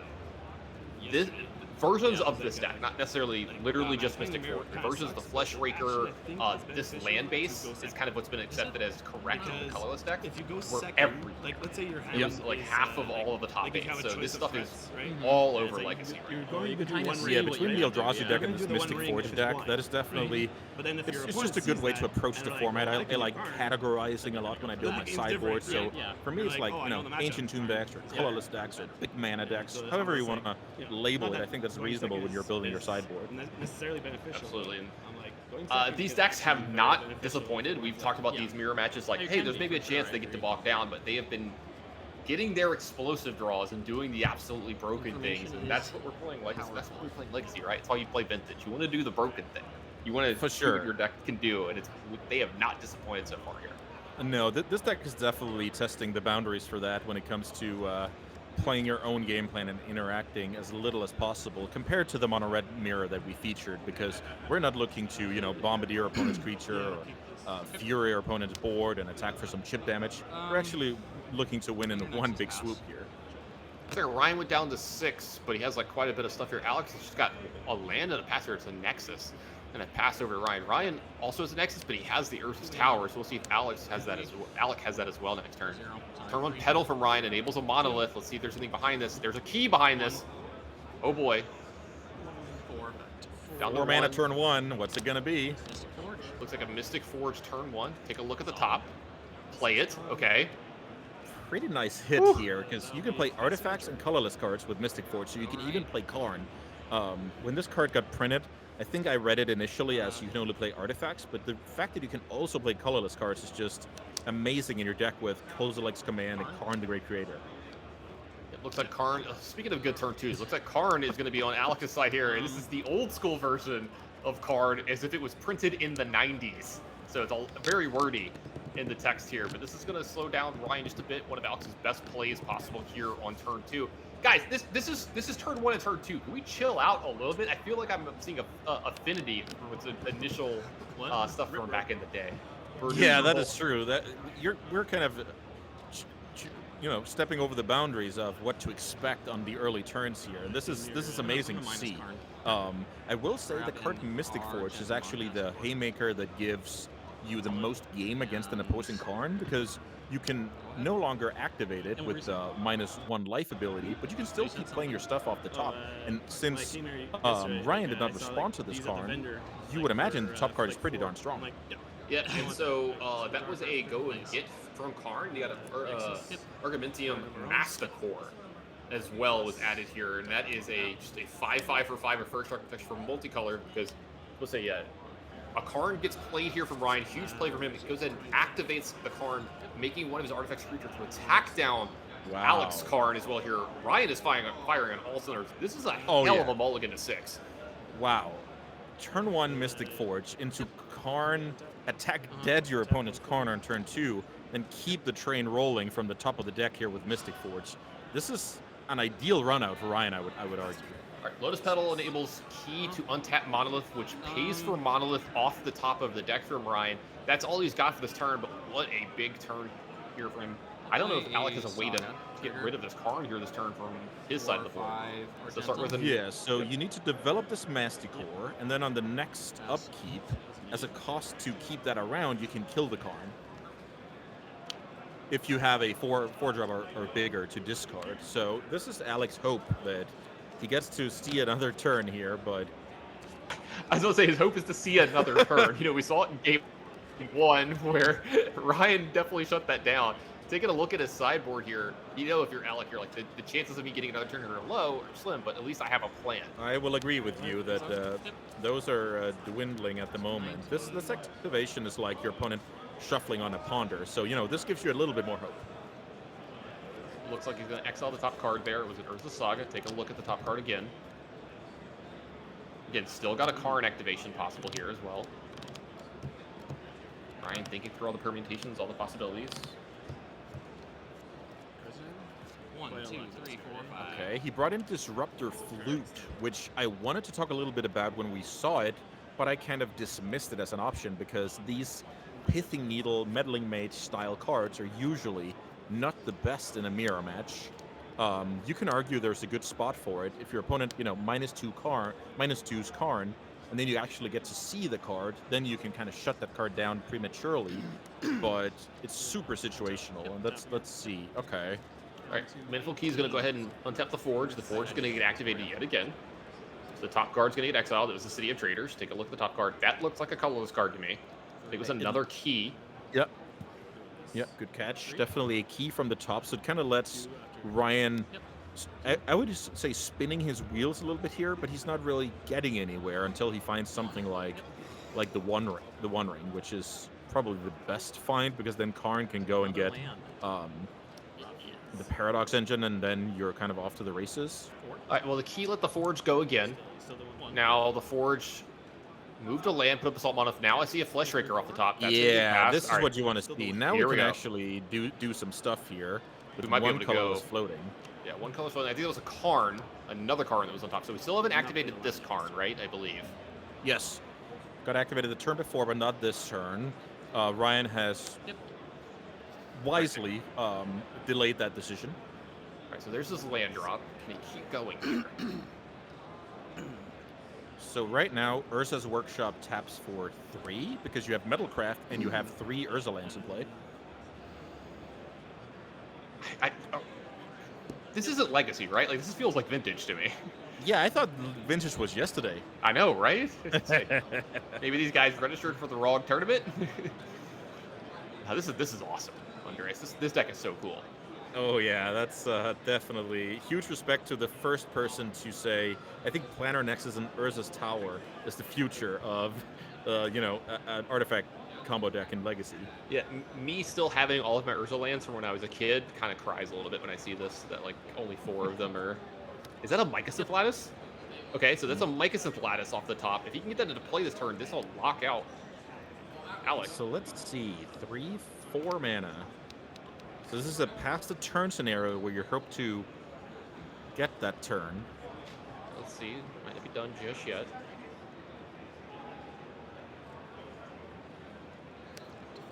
Alright, so adds a bunch of mana. Gonna play the other Karn off the top. This is why I mentioned that. Yep, great call with the 1 mana floating and the 3 mana from the workshop.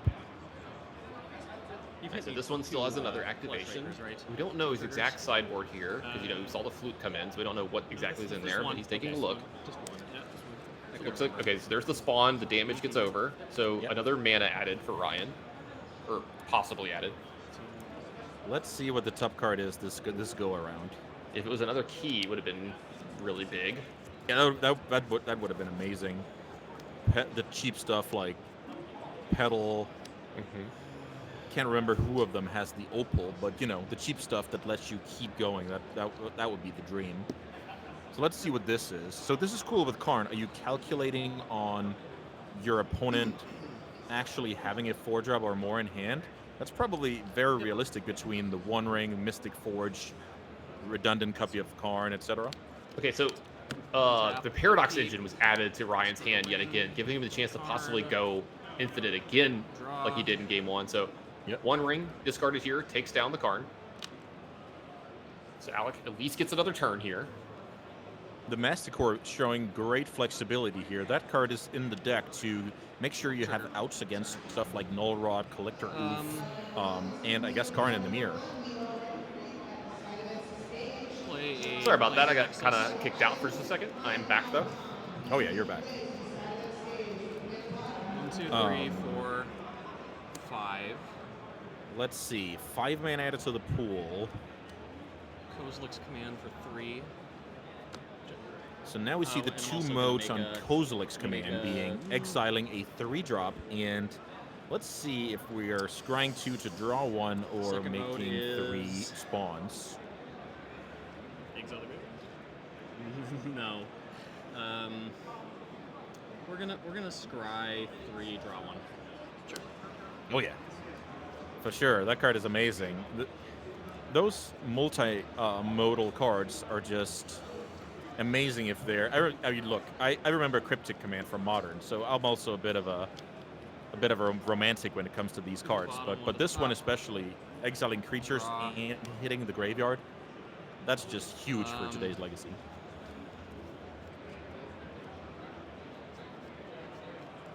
So as I said, the decision was between getting a couple of spawns in or, you know, get a little bit of card selection. So after having discarded the One Ring, Alex decided he needs gas to actually win this game.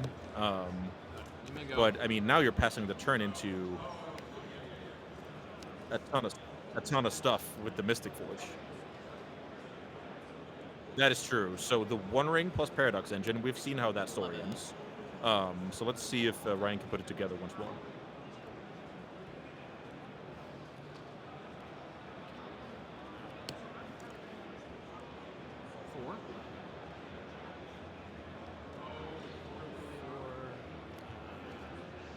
Five. Paradox. Three. Yeah, so plus 9 and then +2. Yeah, definitely yeah, 13. So this and also untapping the Forge, and you have 12 life, so that makes sure that even if you have like 4 lands in a row on top of your deck, you can clear those because I guess we would still need a spell to keep doing that. But anyway, it's reducing the variance of the Forge and a couple of bad cards in a row here. Okay, that's good. I looked like Looking for the looking like 20. an idiot. Yeah, kept looking like an idiot. Okay. Yeah, so let's see. Kozilek, this is a pretty normal way for this deck to finish off the game with Paradox Engine in play. Okay, it wasn't Kozilek's command. So Disruptor Flute hits the stack, Paradox Engine triggers, and then we just want to respond, adding some more mana, I guess. And then Flute comes into play. I don't know. Mind Break Trap. Sure. Another 12. 24, 33, 34, 35, 36. So 36. That is quite the number. Okay, and that is the top card. So now, You're gonna kill me. investing all the mana into the Scry X and draw a card. That'll slam the door, and Glaring Fleshraker will take care of it from there. Good games. Good game, man. That Karn killing my Karn. Pretty good. I was just hoping you didn't have that line. I figured it might happen, but whatever. The Mystic Forge showed me card on top, so I'm like, This is not mine. Yeah, big agree. That was a great example of how powerful that deck is. And I mean, his opponent also had great draws. So this was just, anything you can do, I can do better. Right, records are right, everything's spelled correctly, pronouns are good. Yep. Great. Thank you.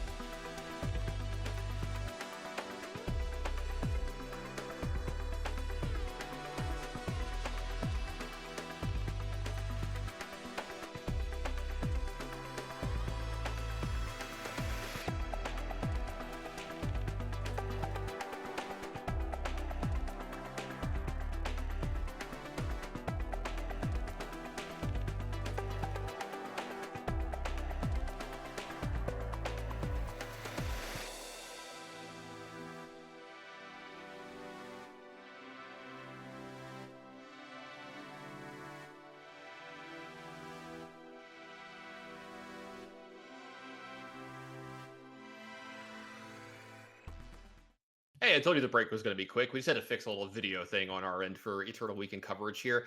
Andreas, that match was awesome, but I'm ready for some more Legacy here. And it looks like we have a second match ready for us here from round 3. And let's take a look at the players and then the deck list. This is the match that we just did just now, though, so we'll get that fixed up in just 1 second. Yep, there we go. So we've got Alexander on the left playing Omnitel, and Alyssa on the right playing Mono Red Stompy. Another choice here this weekend that we've seen quite a bit of, and it's doing pretty well. Let's double check.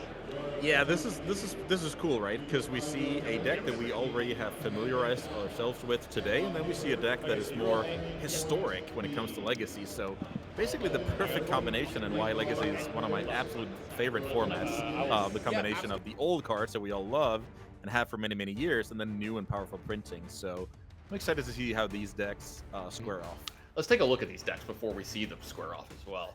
So first up, we got the Omnitel deck from Alexander, and this looks pretty straightforward. What we've seen from in the past, you know, we've got the Omniscience, and we do have a Traxa though added to it from the last year of Magic the Gathering. Yeah, a slight upgrade in the big creature department, as any Reanimator player will attest to as well. And then we see the spicy Commandeer. That card is just what I would consider a pet card that can do amazing things and lead to amazing stories. So I would ideally want to be first row when it comes to seeing that play out. Absolutely, and if we're looking on the other side, we can take a look at the mono red deck that's going to be playing against it. This one, very, very similar to what we've seen so far today, with an interesting, one of here at the main. We see an Unlicensed Hearse. Yeah, great catch. The Unlicensed Hearse is, one of your flex slots. You want to hedge against the graveyard. That's not going to come up in this matchup, though. So we're looking at the core of getting the job done with Broadside Bombardier, refilling with One Ring, and hopefully locking down your opponent if you're Alyssa. Yeah, absolutely. Early Blood Moons would be very, very good for her here, or just something along this line. Maybe even Vexing Bobble, possibly as well. Another one that could be pretty good. We'll have to see if Alyssa's going to have a good job of locking this down, or if Omnitel's going to do its thing. Let's head on down to the feature match area and find out.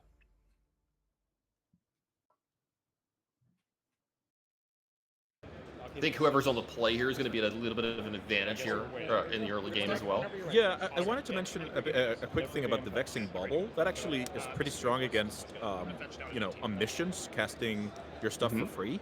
But then again, Emrakul is uncounterable, so there's even counterplay to that scenario, right? But it's just cool how those cards, Vexing Bubble, a card designed to keep, Modern in check, how that impacts old formats. Yeah, absolutely. It looks like a turn 1 Misty Rainforest is going to go ahead and find an island for Alex here, and that's big for him. Maybe he already knew the matchup possibly in here. Fetching out a basic land early. Yeah, traditionally these Omnitel decks are very, very interested in sticking on basics, mainly because of Wasteland. So playing around Blood Moon better is definitely a nice bonus. From the point of view of Alyssa, I'm wondering, what does Island Preordain represent? And I would be thinking old school Doomsday lists, or some Sneak and Show, which has seen some resurgence in the last couple of weeks. Yeah, it usually means a blue base combo deck of some kind. Yeah, exactly. I was gonna say, just to pat myself on the back of the wrist, I knew that was Preordain. That one I was on top of. Yeah, that's a good job. I've played against that card a fair share as well, and the art for sure pops out. So that's not something I'm gonna forget anytime soon. The first time you see it's a little jarring as a Magic card, but all right. So now we'll Ponder up top. Go ahead, sorry. Yeah, I was just gonna say here, Ponder here is just solid sequencing. Right now you're disguising whether you have a land already or you're looking for land. It's just good sequencing from Alexander here. Pretty slow start from Alyssa here, just a tap land, but I see in the hand, I see a Magus of the Moon, I see a Simian Spirit Guide, I think I see a Blood Moon as well, so very likely some 3-drop is going to get played next turn for Alyssa. Yeah, definitely, but the basic island was not what she was hoping to see. Even the basic forest on top, that's interesting. Yeah, that's really scary if you're Alyssa. It's like, well, that's 2 basics that half of my deck can't interact with correctly here, so let's see what she's got in mind here. Looks like she's going to be making a land drop. And okay, Spirit Guides hits the exile here. Let's see if there's any 3-drop better than Magus or Blood Moon here. That would be ideal. Doesn't seem like it. Does look like it's just going to be a Magus of the Moon. Yes. Got to pay costs for the card there. If you're Alexander, like even if you have a way to interact with this, like I wonder if there's a spot where you're just like, yeah, this is fine. Like I don't even care anymore. I can definitely imagine that being the case. Alexander putting on a little bit of theatrics here, trying to represent being a 4-color control deck with an unusual opener, but he knows he's the show and tell deck, and the 1 blue mana, the permanent blue mana, even through Magus and Bloodman is already in play, so he has to be loving life here. Yeah, let's pick up main phase brainstorm here from Alexander. Like this. Yep. 2 cards to put back. Play a mountain for turn. Yep. So, He's gonna play a mountain and pass back over to Alyssa. draw. That's one of the older, more expensive mountains we've ever seen, but hey, still taps for red mana. Ancient Tomb added to Alyssa's hand here too. Another way to kind of ramp up here if it wasn't for the Magus of the Moon here, but it is a 3rd mana source for her. Yep. Magus of the Moon here, notably, the stats, it being a 2/2 is just strictly better here, where Blood Moon would not reduce the opponent's life total, but Magus of the Moon actually will, and that can kind of add up. So that's definitely part of why this card is so good. Does not get Force Negated, does not get Spell Pierced. There's a lot of stuff here. Force of Vigor. Yep, that 2 damage coming across as well, putting Alexander down to 17. And it looks like if one Magus is good, a second one's going to come down for Alyssa as well. Increasing that clock by a full turn here. It It's does a look tough like one to keep your hand on the back of those Magus and then realize you're playing against a basic land combo. Yep, it does look like a show and tell is going to happen from Alexander here, and one side is going to be a little bit more powerful than the other one, I believe, and it does look like it's going to be Omniscience in the Goyf for Alyssa here, so the target's going to probably be Let's Alexander. see how big Hieroglyph is. Looks like sorcery, land, and the brainstorm is an instant, so only 3 damage.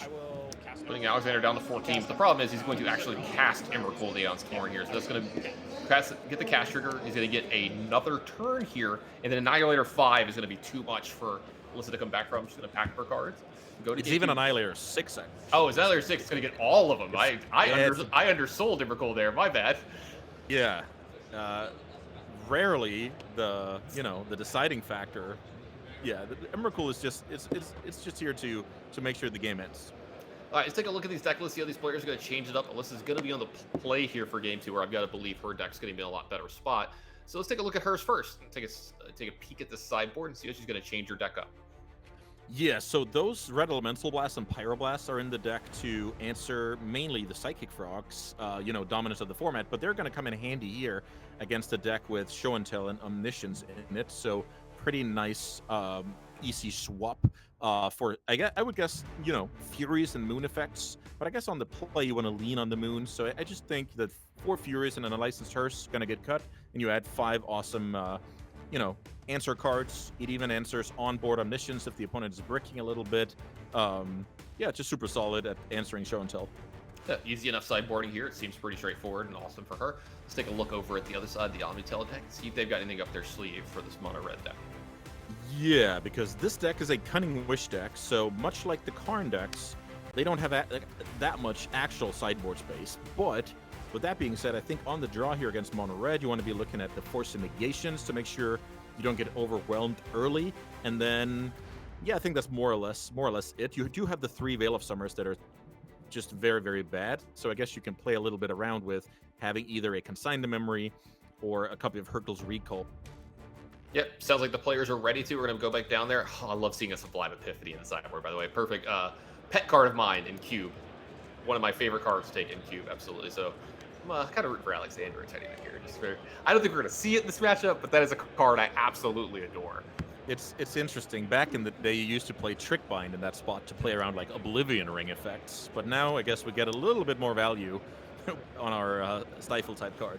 Yeah, because it also doubles as a counter spell, a draw card. It can copy a creature, which I guess you can copy Atraxa and get another trigger of Atraxa. So, but do you really need that? So looks like maybe we've got a mulligan to 5 by Alyssa here, and I think a mulligan to 6 from Alexander as well. So I think both these players taking less cards. Sure looks like it. What you're looking for in your hand is the mono red player is either an early Moon or a Pyroblast. And I think if you don't see that on your 7-card hand or 6-card hand, I think this is a reasonable way to play the game, to allow yourself to not simply lose to the Show and Tell. Alyssa's got a lot of LD in her opening hand here. Well, I think I saw Charmal plus, 2 of the modal land plus Stone Rain. The Charmaw being an interesting one where maybe Alyssa's leaning less on the moons post sideboard after what just happened with all the basic lands on the side of Alex. That's a really good call. Didn't think about it that way. I think that's nice. Hedge Mage for Alex here is going to go ahead and put a Misty Rainforest, sorry. This Mystic Forge is still at the front of my head. This Misty Rainforest in the graveyard. You'll have nightmares about those turn 2 and turn 3 kills. I don't know if it's nightmares so much as those were good dreams. I was enjoying that. Yeah, fair enough. Like 4 mana here possibly for Alyssa. There's the Jarmon. It's going to go ahead and get imprinted on the Chromox, and that is a 1 ring. So this looks like it's going to get met with a Force of Negation. Otherwise, Alex might have had trouble on his hands here if he didn't have an answer for that. So here we see confirmation that Alex actually brought in both Negation and Consign, and what a time to have those cards available. Yeah, that's huge here too. Not only the fact that it stopped the 1 ring, I think Alyssa's down to 1 card here after the Mulligans and the Chrome Mox imprint. That was kind of an all-in play from Alyssa, but you can kind of understand why when you're that few of cards and in a matchup that looks like it can be rough at times. You got to do what you got to do with the cards that you have. And now Alyssa has a tough decision. 4 mana available, a Pyrogoyf. You need to actually accelerate. I love this play. I was about to say it's very tempting to pass the turn holding up that Pyroblast, but you need to close out your opponent here. If you sit back here, I believe you give your opponent too much time, so it's better to bank that Alexander simply does not have the show and tell to punish. Yeah, if they have the show and tell, I think you're going to lose in a couple turns anyway. So getting some clock into play is a very good play for Alyssa here because you need to try to end this game as quickly as possible. So I agree with you here. City of Traders for Alex, 4 mana, and a pass for Alyssa. So Alyssa gets rewarded for that play. I think a Fury off the top here. A little bit of value from Force of Negation, actually exiling the 1 ring, and when you play against a Lurgoyf deck, that will be relevant because that means the Pyrogoyf is 1 smaller for the foreseeable future, and that adds up to a nice little life gain spell. Shake of the head on that draw here from Alex, and a pass back over Mountain off the top from Alyssa here.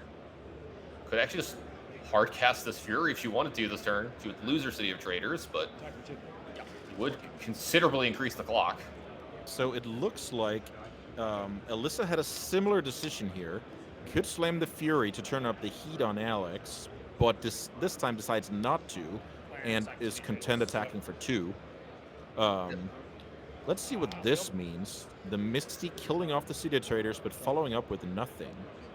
Yeah, I think I saw a Commandeer is the only card that I've gotten to really. He got his hand. Oh, Alyssa might get to do one of my favorite plays here. So if she wants to leave up the Red Elemental Blast, we might get to see the 8 make it into play and start beating down for 2 here. Grey Ogre at its best. Yeah, so let's see. We can... Well, I actually thought about just playing the Fury and then holding up Pyroblast with Spirit Guide as a surprise, Pyroblast. It looks like we're going to go the different route here because the Mountain can still be played as well. So now also, she can't Pyroblast back, though, on this Force of Will. Wow, okay. So a little bit of sequence that Alyssa got punished for, but I want to highlight the great play of playing the Fury first main phase, because that is going to, if it gets countered, grow the Pyrogoyf before attacks. So, funnily enough, this play really, really masks the blast. Oh, yes, absolutely. There's no way I'd believe there's a blast in her hand if I was Alex. I agree with you.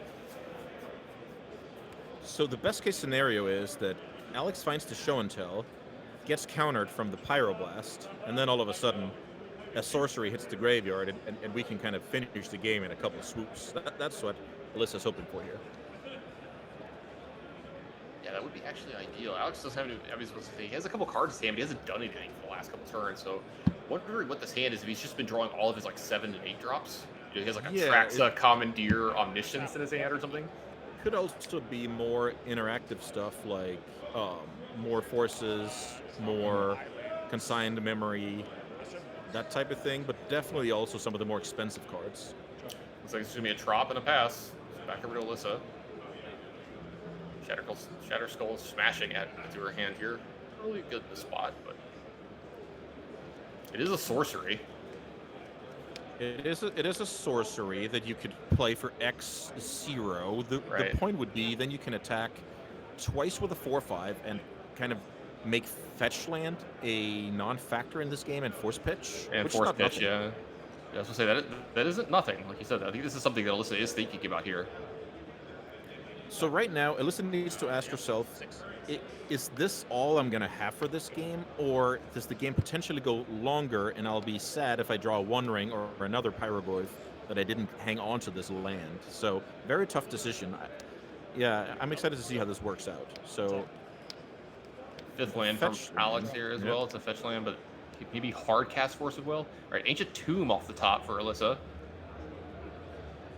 No way, I think, to end the game this turn. So looks like Alex going to get at least one more draw step. All right, Ancient Tomb's going to hit play. So now Alex is going to wonder, if my opponent has access to 5 mana, but is not playing out any stuff, what can possibly be in the hand? And I think Pyroblast has to be in the top of that list. So see a show and tell. I think I saw a Commandeer. I didn't catch the last card, but yeah, holding a Pyroblast seems great for Alyssa here. So Alexander going to go down to 2. Looking for something for show and tell here, but we know that Pyroblast is waiting in the wings for Alyssa to possibly win this game and send us to a game 3. So obviously we have the huge advantage of sitting in the booth, but if Alyssa a couple of turns ago would have went for the X0 on the smashing, this fetch lane would not have been possible. But it's also very, very tough play to, look into the crystal ball and make, right? Yeah, we get all the information, right? We're seeing it from a top-down view, so... Lorien revealed off the top. I think that gets it done for Alex. Yeah, it looks like I mean, force negation. Yeah, that is a draw 3, but the problem is we're only running 2 Lotus Petals, so we can't even, do anything. I guess, let's see, if we have the perfect on top, which is Lotus Petals, Cydia Traders, Show and Tell, then this play works. This is what we're playing for here, which is kind of interesting. Yeah. Well, I think he's just going to Pyroblast this. We're going to go to the next game, but... Yeah, I'll Red Blast. Yeah, give okay. We'll go ahead and go to the And next that's game. going to be it. Wow, the scrappy mono red draw. I'll, I'll allow myself to call it that. Got there. That's super interesting.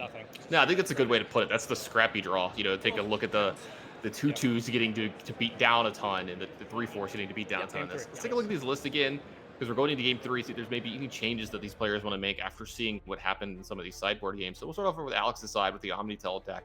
Take a look at the sideboard. Is there anything that maybe you changed your mind on here? I think it's pretty straightforward, and now your consigned memories become even better because you're on the play, so you actually get to counter, Chrome Mox, Vexing Bauble, the One Ring on your first turn, where on the draw it was a bit more iffy. So no, not at all. I like the setup. I also love to see that the Commandeer was still in the deck. So Alexander is dreaming of taking over the One Ring from his opponent. So let's take a look at the mono red side. Maybe there's a difference in sideboard change here, but I don't think so. I think this is pretty straightforward. You're playing against a blue deck, you bring in these red blasts, and you call it a day. Yeah, it did look like there was still some Furies in the deck, and we added Charmaws to the deck, so I can see Charmaw being better than Fury for sure. And those blasts, we need to have them, right? And on the draw, we definitely don't want to lean on the moon, so I expect a similar setup for Alyssa as well. Let's go back down to the feature match area, get game 3 in, and see who's going to take this one home. It's been an interesting first 2 games for the players. Maybe we'll have a little more interaction from the two in this game. Pretty typical Legacy experience where Right. we try and execute our own game plan, but we also need to adjust to what the other deck is doing, and then the game just slows down on average, right? Because now we have to account for each other, basically. Yeah, looks like we're resolving a mulligan here for Alex. Alexander, he's going down to 6. Alyssa kept on 7. Haven't got to see the hand yet, but see a Force Negation, a Force of Will, a Cunning Wish, a Preordain, and some lands. Pretty solid opener. It looks like Alexander decided to keep a Hedge Maze over keeping a fetch land, which would have been access to the Surveil land. So I guess it saves you 1 life to play like this. I'm pretty interested to see how this plays out. Let's see if we can get a sneak peek on Alyssa's opener here. Keeping 7 is good news. Yeah, I see a Red Blast. I see her Lurgoyf and some lands. I think I see a Fable as well and a Chrome Mox. So possibly pretty strong turns 1 and 2 because I think I see a Soul Land as well. No way to cheat on the mana. I don't think I see a Simian Spirit Guide or Chrome. Oh, I do see a Chrome Mox, I think. Yeah, we do bottom see of Chrome Mox, but once again, we're left with the choice of keeping our Pyroblast or developing the board.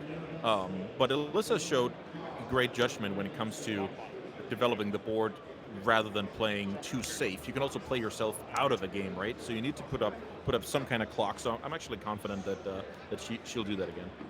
Yeah, I wonder if she's going to go for the turn 1 Fable of the Mirror Breaker here, because I think drawing a second copy of Chrome Mox makes that pretty palatable as well. You'll be able to discard this extra Chrome Mox for some cards, possibly, in the future. Yeah, Fable kind of does it all here. That card is exactly what Red needed, and especially these Ancient Tomb City of Traders decks. It's like the glue that keeps it together, and this draw is no different. Yep, it does look like Fury's going to get put on a Chrome Mox. Ancient Tomb's going to tap for 2 mana, put listed down to 18, and it's going to be a turn 1 Fable of the Mirror Breaker from Alex here. Does Alex want to interact here? We saw, I think it was Force of Will and Force of Negation. You can say, Yeah. nope, that's fine. The interesting thing is, if Alyssa really wanted to, she could have imprinted the Pyrogoyf, but at that point, we're really transcribing our hand to Alexander and held up the Pyroblast. So you can do that if you're scared that the opponent has, City of Trader Show and Tell. Absolutely. Back over to Alexander's side. Looks like that Hedge Mage may come into play taps. Be a little bit slow here, but it is going to get some carded advantage. A little card quality for Alexander. He's a little iffy on this one. Looks like it's halfway. Yeah, a little bit of selection. We see the Omniscience there. Yeah, it seems like he's agonized quite a bit over this top card. It is going to stay on the top. Pass back over to Alyssa. This is part of the reason that I prefer the fetch land, because it lets you delay the surveil decision after the opponent has taken a turn, and is potentially an untapped land if you need it on the same turn as well. Just a little bit of detail on how to maximize information and mana efficiency. Pretty big draw for the turn here for Alyssa. I think that was a One Ring that got added to her hand here as she's resolving phase 2. So it should be just the Chrome Mox going to go away for an extra card here. Simian Spirit Guide added here. Lots of mana available to her if she'd like. You can do all kinds of stuff with the One Ring, leaving up Red Blast here. This looks like it's going to be a great turn for Alyssa. Yeah, going to combat first here, giving away as little information as possible. There exists a world where Alexander has something like Dismember or Hydroblast, so not, giving up information on how dangerous this turn is going to be. It's just good sequencing. It gets a treasure for her troubles as well. City of Trader is going to get added here. That's 4 colorless mana, and that's everybody's favorite artifact. The One Ring is going to be coming into play here. I cast the One Ring. So quick detail about the One Ring versus Annihilator. The protection does not work against Annihilator because the Annihilation does not target. That is going to get met with the Force of Negation. Omniscience is going to get pitched away here. Alexander is going to take care of the One Ring for Alyssa, but she could Pyroblast or Red Elemental Blast back here if she thinks that Alexander is on the kind of a interaction plan here early, doesn't have a way to win next turn. This One Ring could run away with the game. That is exactly what this decision is about. This decision is about what is my opponent's route to victory, and that is Show and Tell. The opponent does not win the game without resolving the card Show and Tell. So am I willing to be happy with this, let's say, home-built Hymn to Torak, and just move on here with my Pyroblast and label it the Show and Tell? And I really like this decision. Yeah, I think it did telegraph the fact that there is a Pyroblast in hand, there is a Red Blast in hand, but I mean, very possible. The cool thing about the red deck is that it's putting on pressure, so the opponent does not really have the option to use that information to anything useful. Because, yeah, that's kind of the dream, right? That the opponent simply has to go for it when they find it. Looks like it's going to be a land and pass from Alexander. Deck really letting him down here in games 2 and 3. Just not really getting a lot of action these first few turns. And now we got the Kiki Jiki Reflection in play. It is sick for this turn. I love the art on that card, by the way. Looking in the mirror and the mirror breaks. That's brutal. I mean, he is the mirror breaker, so like it's so perfect. It's one of those when art meets like story, and it just blends perfectly. Yeah. It's that's amazing. I'll go combat. Yeah, attack. So solid start here, attacking, getting the treasure. Now 6 mana to work with. Yeah, that's right. That's right. Reflection's currently summoning sick. I think I see an Obsidian Charm on hand, and if I'm Alyssa, I'm pretty excited about getting that to play if I can, and still leave up this Pyroblast because of the fact that Alexander hasn't done anything lately, and getting to deny another mana from him might be good, but we'll see if that's the play line she wants to go with here this turn. You have a lot of treasures left over, so there's the Lurgoyf. Oh, yeah, my bad. Yeah, we need some red mana for this. So. And it looks like Alyssa maybe fast track the treasure as a way to pay for this Pyrogoyf. Okay, sack this one. So there we go. So one treasure left over, the Kermox tap. There we go. So a red Looks source like still okay. up. 3 cards hand. 3 cards in So let's see. If it resolves, it's 3 cards in hand. artifacts. Currently, no Pyroblast up. Yeah, this is what, a 4 artifact land sorcery instant, so it's a 4 power Lurgoyf. It sure looks like it. All of those card types are visible.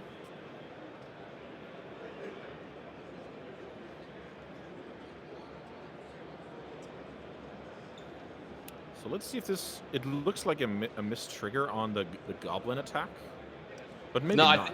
No, the second treasure was already there. She took it off while playing this playing the Lurgoyf. Oh, got it. Okay. I think it happened really fast, if I remember correctly. Okay. Let's see. So wonder what Alex is considering. It looks like we are on Alyssa's end step, and Alex is considering. I mean, it's probably a Cunning Wish, right? Yeah, I think I saw a Cunning Wish's hand earlier.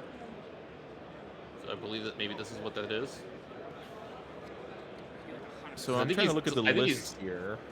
Yeah, I think he's looking at his sideboard right now because his hand is face down on the table. So The yeah, thing take a about this sideboard is it does not have this, let's call it a default Cunning Wish target when you're setting up. Back in the day, we used to have a card like Intuition in the sideboard. I even remember Fact or Fiction was played in the sideboard at some point. But we don't have that, consistency card out there for when times are rough. We mainly have the cards that help us win the game on the spot with Show and Tell Omniscience. I remember the days of Cunning Wishing for Intuition. Magic was simpler back then. Not saying it was better. No, I always say it's just different. Nah, it's still great. No doubt about that.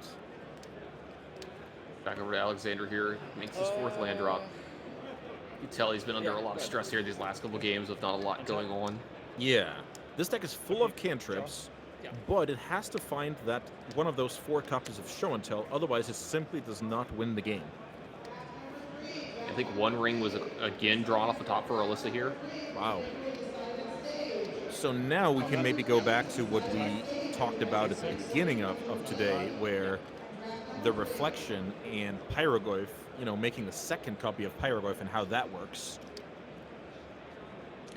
Yeah, I was going to say, I don't think it would have been to put Alexander to 1. So it looks like, okay, well, also looks like now this is happening. Yeah, the thing is, it would both have been a haster and it would trigger twice. But I actually like how Alyssa played because she has to respect some kind of removal spell or interactive stuff. So get the attack in first and then swing in for lethal. I like that. Just a good way to play. Yeah, I will say, nice, great play from Alyssa here to move on to 3-0 here after the 3rd round here in a Legacy Champs, and great stuff. This round was awesome. We got to see, Omnitel versus Monored. Then we got to see the Mystic Forge Mirror. And that deck has been the most impressive deck I've seen so far today. I am very much looking forward to seeing more of that one. What have you liked so far, Andreas? Yeah, definitely the diversity. Look, we have brainstorms, we have cantrips, sculpting plans over turns, and then we have these explosive Ancient Tomb decks that can do some silly things like drawing your whole deck turn 2 or playing out a Karn. And yeah, this is crazy stuff. Legacy is the best.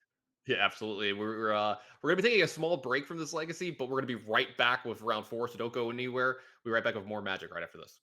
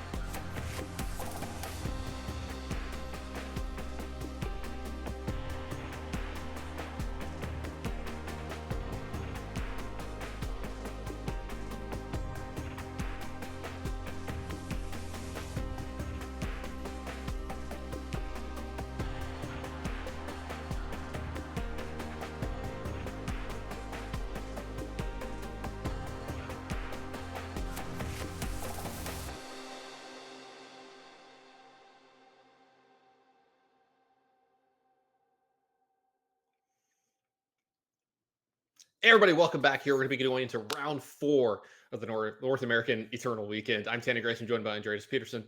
Andreas, this has been an amazing day so far.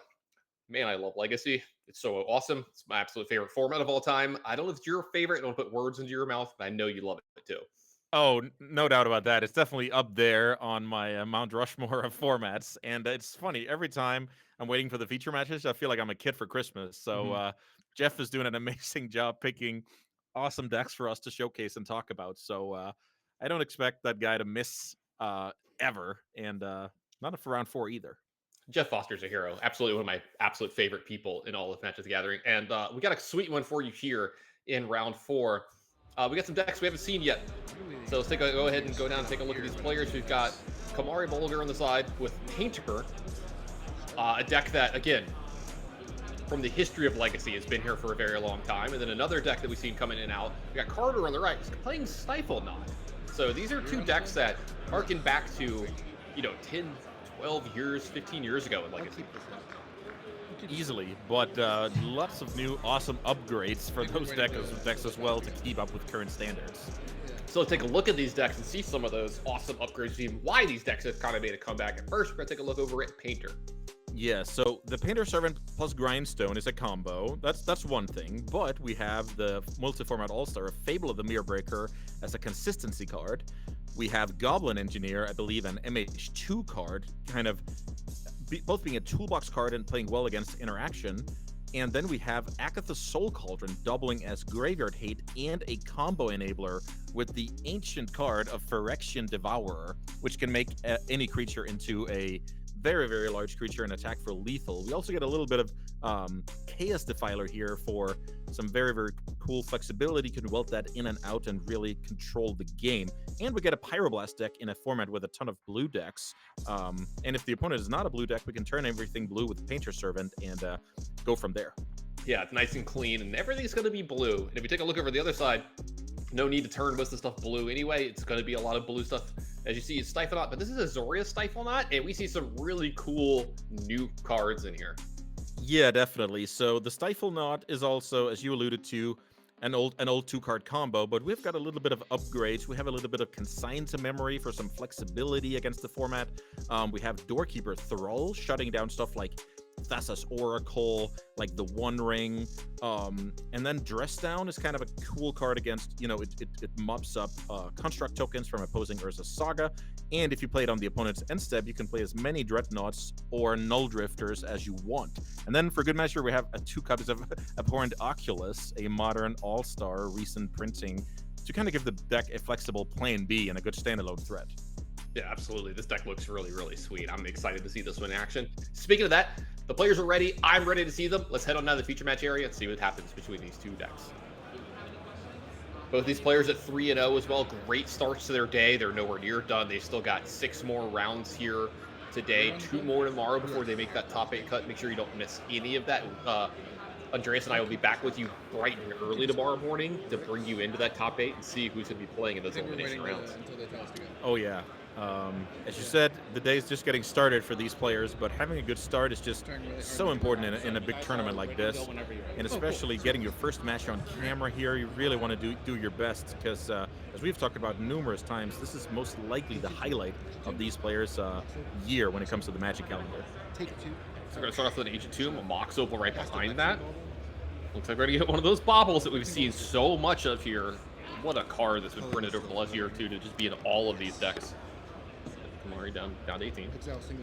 Yeah, Vexing Bauble straight out of Modern Horizons 3. Turns out it's very good in a format with a ton of Force of Wills and, zero drops. Goblin Spirit Guide is going to enable. Yeah, the Simian Spirit Guide here, turns out the turn was not over, so with the one floating mana from Ancient Tomb and that Spirit Guide, Goblin Engineer... Thank you, Andreas. I got a little tongue-tied between those two cards. Goblin Engineer hits the stack yeah. and puts a Grindstone into the graveyard, it looks like. Mox Opal not active just yet, but I think we could get there in the Painter deck. Should be a lot of ways. Looks like it's just going to be a Flooded Strand and a pass. Over back to Kamari. Second Ancient Tomb here. Tons of mana. Another artifact that enables another color source as well. Oopsies. Yeah, great point about the permanent red source is currently not there, but Painter Servant makes sure that Kamari now has a metal craft and is threatening some very, very dangerous stuff out of the graveyard. So this reminds me of a funny moment as we talk about like what's going on with Painter getting into play. Carter doesn't look like he has a force of will. When I first started playing Legacy, I remember I was really worried about going to my first big Legacy event. You know, I was going to play Delver, and I was like worried that I was going to, because I had the outside view of Legacy of like, oh, the game just ends on turn 2 every game, right? You know, it's like so fast, but the game actually plays out a lot more than you think. And I remember talking to my buddy and being like, hey, I'm like worried because I don't know the format a ton, you know, and like I'm not an expert, I don't know what all the decks are doing, and I'm worried that I'm going to like force of will the wrong card and my opponent's just going to kill me. And he told me, he's like, hey, a good rule of thumb when you're worried about this, whether you should do it or not, if the deck is named after the card they're playing, you should force of will that one. So the fact that this Painter resolved is probably good for Kamari. Yes. Especially because with that card in play, if it names blue, Pyroblast is just going to be so much better, even dealing with non-blue stuff moving forward, that it's oftentimes a good idea to deal with the Painter, especially in this context where it's also turning on Metalcraft from Mox Opal. But maybe it just gets plowed here. I guess let's have a look at the mana situation, because Goblin Engineer is 1 red to activate. So that means right now, Kamari is 1 mana off from, you know, welding in the Grindstone and winning the game.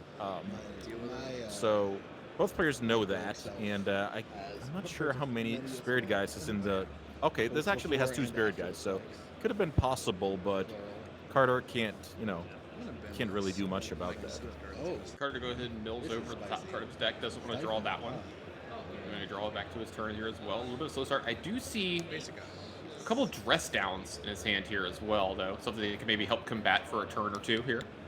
Exactly. Good point about this being a temporary answer. Let's say you weld in your Grindstone, you activate your Grindstone, then if you respond, then all of a sudden you kind of buy some time.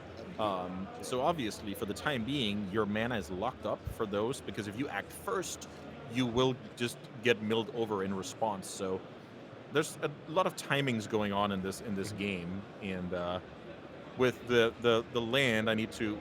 The Mycosynth Gardens getting milled over. Now Kamari also knows what card is playing, so that definitely helps a lot. Yeah, I like this pass too. We start doing this at different times too. We don't have to go for this just right now as well, and you're kind of make it to where Carter can't use his mana as well either. Another Force of Will, I think, added to Carter's hand here, the second one. Looks like he's going to go ahead and ponder here.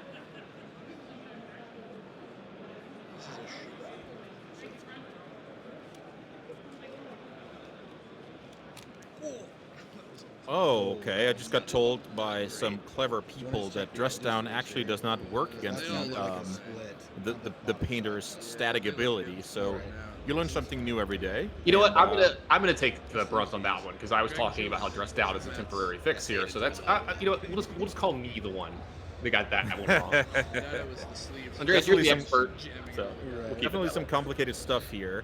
So right now, with having a Meticulous Archive representing a Swords to Plowshares, that's kind of the card that keeps this game in some kind of a stalemate, because you don't want to act first and then, you know, trying to mill out your opponent, but your Painter gets plowed.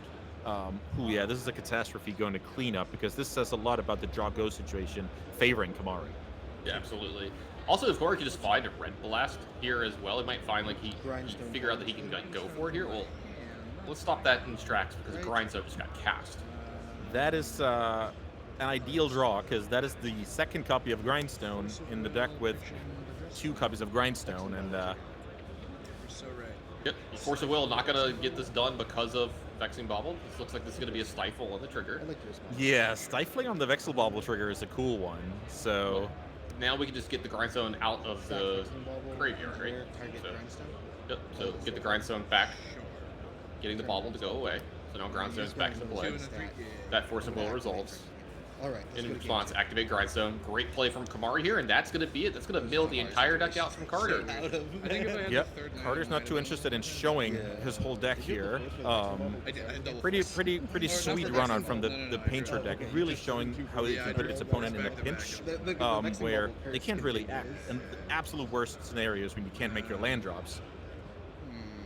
Yeah, absolutely. Want to point out how smart our production crew is. You talking about Jeff Foster picking really, really good feature matches. I want to talk about how Anurag Das, who has helped putting this on, and we should all give him, everybody in chat, give me a heart, give me a 1, give me a W, give me something for Anurag, because he's awesome putting on these shows. It's really a labor of love him going out there, taking time away from his family to bring this to us. One of my favorite people in Magic as well. But he's the one that actually pointed out to us how that actually works. Famed legacy expert Anurag Das from time and time again. He's probably washed kind of like I am nowadays. I don't really want to speak for him too much. I think he's I can't just compliment him, okay? I got to give him a little bit, I can't just sing his praises the whole time, but I absolutely love you, Anurag. You definitely balanced it out in the end. we call it a compliment sandwich, okay? Right? If I'm gonna compliment you, I'm gonna give you 2 of them, but in between, we're gonna knock you down a peg a little bit so your head doesn't get too big. All right, let's get back to the match. Let's take a look at these deck lists and see the sideboard options. Let's take a look at Carter first. Yeah, so let's see what Carter can upgrade with here. It looks like a card like Stony Silence. Yeah, that's just exactly a kind of card you want. That card shuts down most shenanigans out of the Painter deck. I will say with a Painter in play, you can still, quote-unquote, vindicate the Stony Silence, but it's definitely a solid card. So is Wrath of the Skies and Prismatic Ending, and even Consigned to Memory. So we have a lot of stuff here that you want against an artifact-based deck. Now the question is, what do you cut? So I guess you move a little bit away from your own plan. I don't think the counterspells are particularly good against a Pyroblast deck, Ancient Tomb deck with Simian Spirit guys. So I could see all the phases and forces coming out for the cards I just talked about. Yeah, I'll say a lot of cheap interaction for artifacts. An artifact-like permanence seems great to me. Let's go ahead and go over to that artifact-based deck, take a look at what they're going to be doing. What has Painter got up its sleeves in its sideboard? Yeah, so we have a little bit more Blast, and then we have a Braid, which is a 1-for-1 removal against a Dreadnought, and then funnily enough, we see Null Rod even in this deck, simply out of respect for Mystic Forge, but I guess that's unrelated here, that then you can weld out the Null Rod when you don't need it anymore. The Soul Gap Lantern being quite bad in the matchup, being swapped for Red Blast, then finding room to fit the Braid is what I have my money on here. Sounds pretty good to me. Looks pretty straightforward. We'll have to see if this Painter deck can get a nice, easy 2-0, or if Azorius, Oculus, Dreadnought, Stifle, whatever it is, all these cool new things. Let's see if they can even it up and force game 3. Let's head on down to the match and see that second game. Yeah, and I think I hope this game will show the part of the game where the blue-white deck gets kind of into the game and they can find a good combination of a clock backed up by cheap answers. I think that's definitely the way to beat Painter. If Painter gets a lot of time, the deck has a lot of inevitability between all the Welders and Urza's Saga, so we need to put on a little bit of pressure. Let's see if that's possible. All right, turn 1 Ponder for Carter here was kept, and a card was added to the hand. Let's go back over to Kamari's and a turn 1 Urza's Saga. Really powerful card in these decks. Helps go find some of those pieces while also being a win condition as well. Great starts from both players. Tundra here, turn 2 from Carter. It looks like he's going to go ahead and just play a Stony Silence on turn 2 here. That's a pretty good one. It sure is, but the cool thing is, even just an Ancient Tomb on the sign of Kamari, and then the Urza's Saga would make, Stony Silence bearable. It looks like that's not going to be the case, though. Here's another thing that can get around it possible too. Now we've got Painter Servant in play. The color is going to be named. So Stony Silence is that color, and this allows something like Pyroblast possibly to pick this off in the future if it needs to help combo off. Blue was the name, as usual. Good sequence here from Carter, pondering first to see what kind of options he's working with before making a decision on the Wasteland.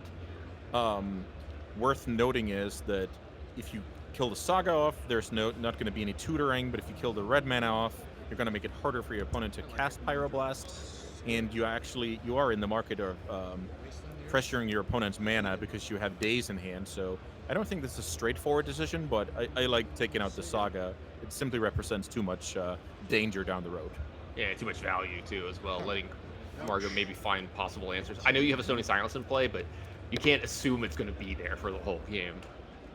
Well, there's going to be some playback from Kamari. It does look like that tomb is there. Is that a Phyrexian? That is a Phyrexian Devourer. Oh, sorry, Phyrexian Dragon Engine. There's so many Phyrexian cards that are so close. 3 mana 2/2 double struck, right? Yeah. That's good enough. That's all it does right now. But when you start getting it in from the graveyard, then it's like discard your hand, draw 3 new cards. But for now, it's just going to be a card that It's like a 4-powered attacker. Yeah, it was met with that daze that we talked about, but there was a Simeon Spirit Guide in Oh, Kamari's the hand to dream. pay for this. Yeah. Getting to trade that for not only a card, but the tempo of the land getting away, always really nice. Island played again by Carter here into another Ponder. Island Ponder has been his go-to every turn so far. Oh, this game. definitely. And here it actually holds a bit more value because that untapped Tundra represents Swords to Plowshares. So there's a little bit of value to be gained there. I don't believe he has access to his Plow, though, but he is telling his opponent that he should worry about Swords to Plowshares. Yeah, Carter definitely is leveraging something that we talk about a lot in Magic, where your opponent, especially when they're really good and they understand matchups and stuff, they're going to play around cards that you are representing. And he's done a very good job of representing Plow in all of the turns of these games while not having it. So he's getting a ton of value off that while not actually having the card. I can definitely see that, but once you start taking chunks of damage here, even letting your opponent untap with Painter is quite dangerous because now Pyroblast is an answer to Plow. It's a bit suspicious, right? So right now, Kamari is trying to connect the dots, trying to solve the riddle. Also, I think Kamara's just fine with the way it's going on. He's like, I'm attacking for 5 turn here. I'm hitting for a lot. So if you're not going to do anything, I'm not going to do anything. Yeah, and once more we have a cool example of the sideboard games being a bit more scrappy. Decks are trying to cancel each other out a bit more, focusing a bit less on their own plan A. And there's just a layer of the game that I love to see because sure, there's a Stony Silence in play, but I mean I have some random creatures getting in there for damage, so I'm doing fine. Yeah, I love that you use the word scrappy because I've always kind of thought of Painter that way. Because it has the games that are straightforward, kind of like in game 1 where it combos you out. But I've seen this deck win so many different ways with not even comboing, just having to beat you down with Dragon Engines and the Painters themselves and other things. And scrappy is the exact right word for how this deck can play. Also, sometimes you just simply don't care about the hate because you just win with Ursa Saga constructs or Fable of the Mirror Breakers, copying Furies and whatnot. All right, Oculus was cast by Carter there. It was met with some form of Red Elemental Blast, and we're going to attack again with Kamari here. Carter getting down to, I think, a single-digit life total here. Another Painter behind here off the City of Traders. Going to probably also name Blue here. Yeah, Blue times 2. There we go. Yeah, pretty good call. Carter's just been on the back foot at all stages of this game. And I will comment here that his land spell ratio has been suboptimal for both games. In the first game, even going to clean up while looking for lands, and for this game, simply drawing too many lands for to be competitive. Yeah, let's say he's definitely flooding out quite a bit this game while also being kind of tight on mana in game 1. Not the ideal draws for Carter here. That's a very good point from you. But you will keep the hand on the back of the strength of Stony Silence, right? Because against some Painter draws, that card will just demolish your opponent, and then you just need to run a little better when it comes to the next 4 or 5 draw steps to be right there in the game. I mean, there were multiple Ponders this game, right? Wasn't there 3? I think so. If I have Stony Silence and access to Ponders, sign me up. I'm good. Definitely, definitely. You'll get there more times than not. Give me a sideboard card and some Ponders. I'll fight anybody. Let's go. So 6 more damage coming in hot here. And I think you have to know that there's no Source of Plowshares here at this time. Like you said, at the last turn or two, the way it's played out.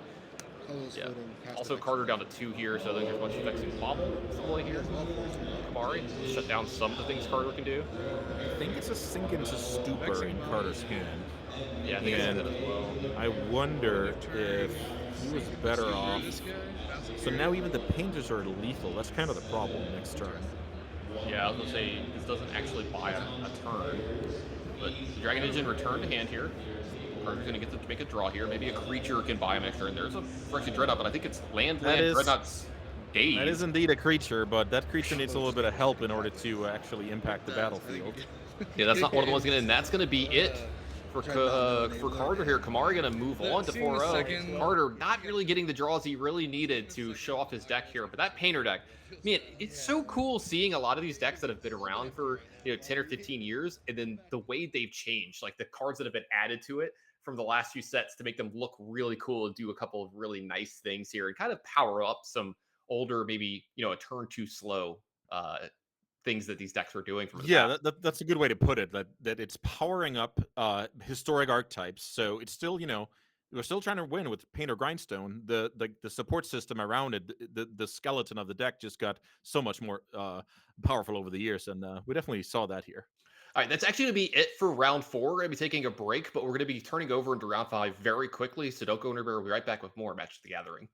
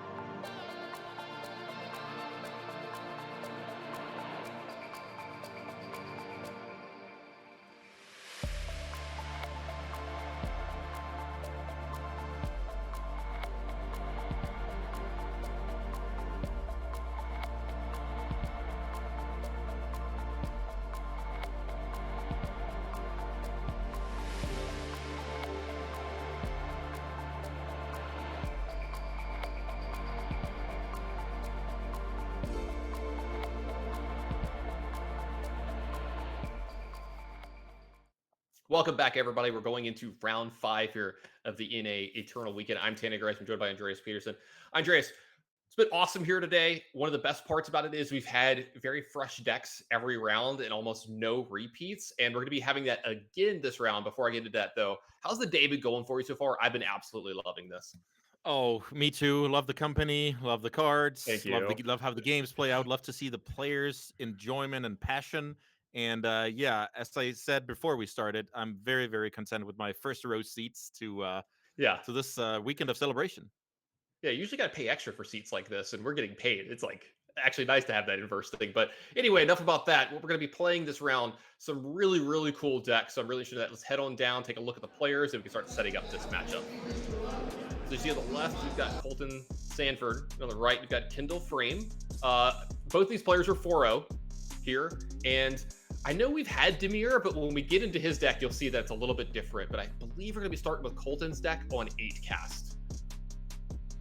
Yeah, 8 cast is a deck that, you know, it's not as old as, you know, some of these sneak attacks and the painters that we've showcased, but it is a very, very iconic deck, and it fell a bit off when Orcish Bowmasters got printed, you know, Hull Breachers and these anti-draw cards. But, you know, Kappa Cannoneer shot a little bit of more life into the arm of this deck. Ursa Saga is amazing. This is a Chalice of the Void deck. We actually don't see many of those in Legacy these days. So yeah, this deck is looking to build up a big board, a crew advantage, and try and finish off with Kappa Cannoneer or tokens from Psy. Very, very excited to see this deck in action. 7 cast question mark? Maybe? I don't know. I was just saying, everyone knows there's an 8 cast. Yeah, really cool deck. Very interested to see this one. Taking over to the Demir side, because I promise this one just a little bit different than the other Demir decks. And you can see why. Yeah, and this is where the prophecy I just talked about is coming true, because now the 8-cast deck has to face off against the deck with Orcish Bowmasters, Hull Breacher, and even Sheldred to punish draws. So this is like a Demir somewhat mid-rangey deck with a combo finish. The One Ring is awesome. Yeah, the One Ring is a card that really, really can beat down the opponent in a combination with Sheldred. Psychic Frog can discard your Echo of the Eons, and you can punish your opponent with a legacy version of Time Twister. And yeah, this deck is just trying to do it all, even a Wasteland and a Planeswalker for good measure, to really, really try and, you know, have a do everything. So amazing matchup, and great job to Kendall for being 4-0. Yeah, I really want to see the Sheldred Echo of Eons thing happen, or the Hull Breacher Horror Echo of Eons thing. I'm sorry, the Hull Breacher.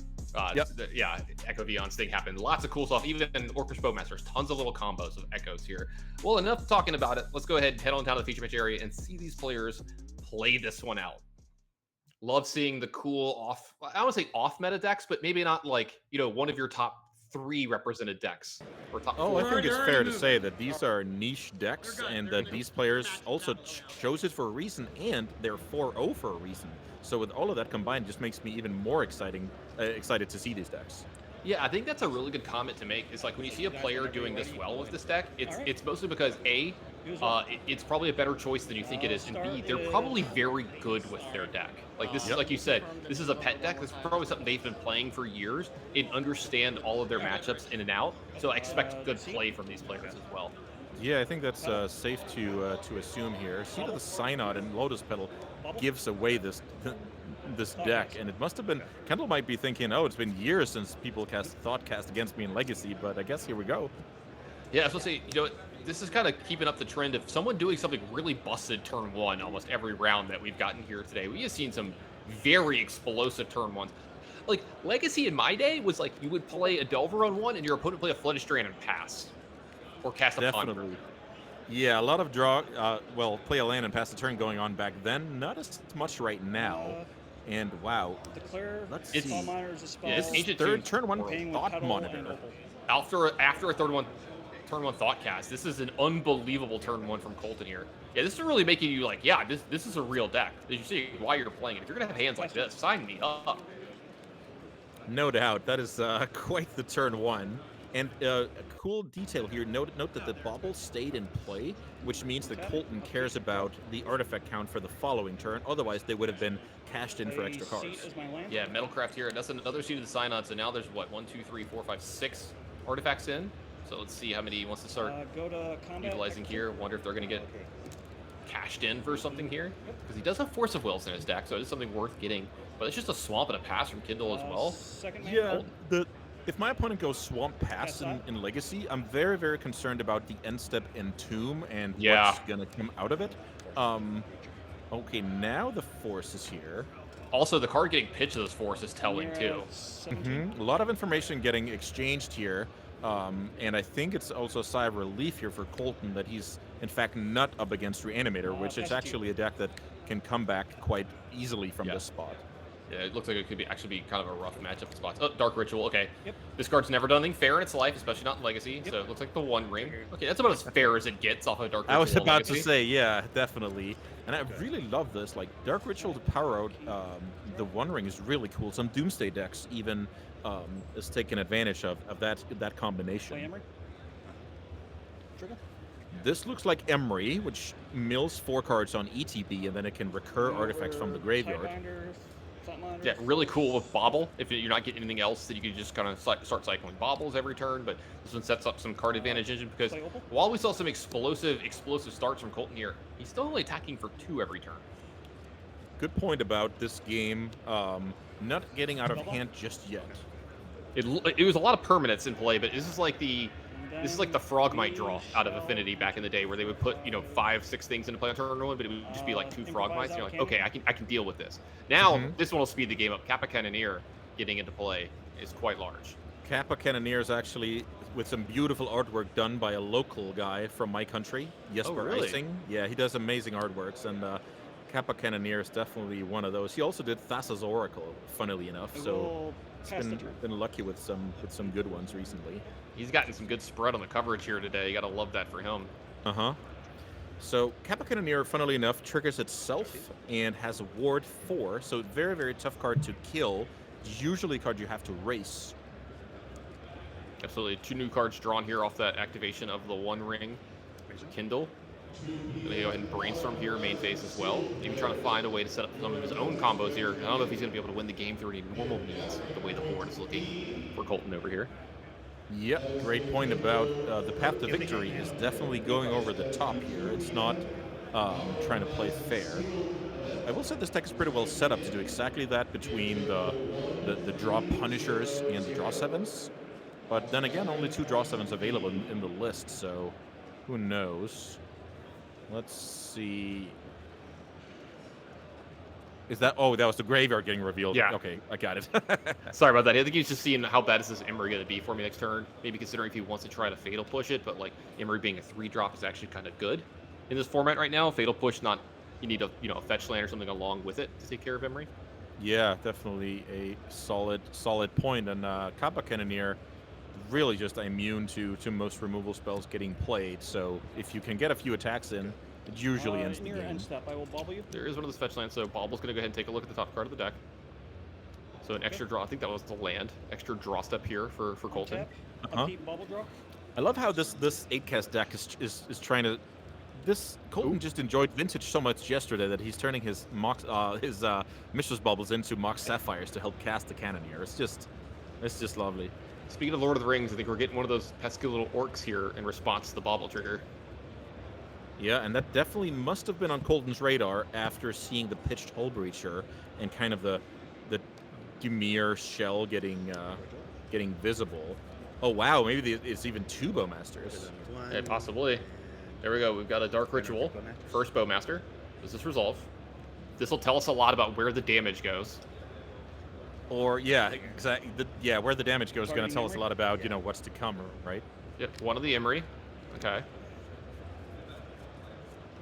So now, unless the Bowmasters is dealt with, when the delayed trigger from Bobble resolves, the Emery will get killed. You will still have a chance to target a card in your graveyard, though. And then you're with the activated ability. Yeah, so there's the extra draw. So target Emery yet again. +1 on the army. Colton might have something in response here. There is an Aether Spellbomb on the battlefield that theoretically has some play to it, yeah. So worth noting is we're still on the upkeep with the 1 mana floating. Target pedal. Okay. All right, so he's going to target the. I think he said target bobble. Spellbomb I'm on trying to hear what the players say. Could have been pedal as well. Not sure. Yeah. Use the Aether Spellbomb. Draw for turn here. So he spellbombed his own Emery here. Play pedal. Oh wow, cool. Cap, Yeah, there's the canyon pedal trigger. that he can play here this turn. It's gonna go ahead. Growing the buff- Cap Cannoneer and making it Play another pedal. unblockable. Canyon trigger. Second pedal, growing it again. The unblockable is huge on this Cannoneer because Chalice on one? it's immune to removal spells, but if it's also immune to, getting blocked, then all of a sudden we're looking at we need Sheldred on the side of Temple because Sheldred and the One Ring, that's a combination I can get. Yeah, I was gonna say, sign me up for that. So Emery getting cast right after this. Chalice of the Void for 1. This is going to be met with a Force of Will from Kindle.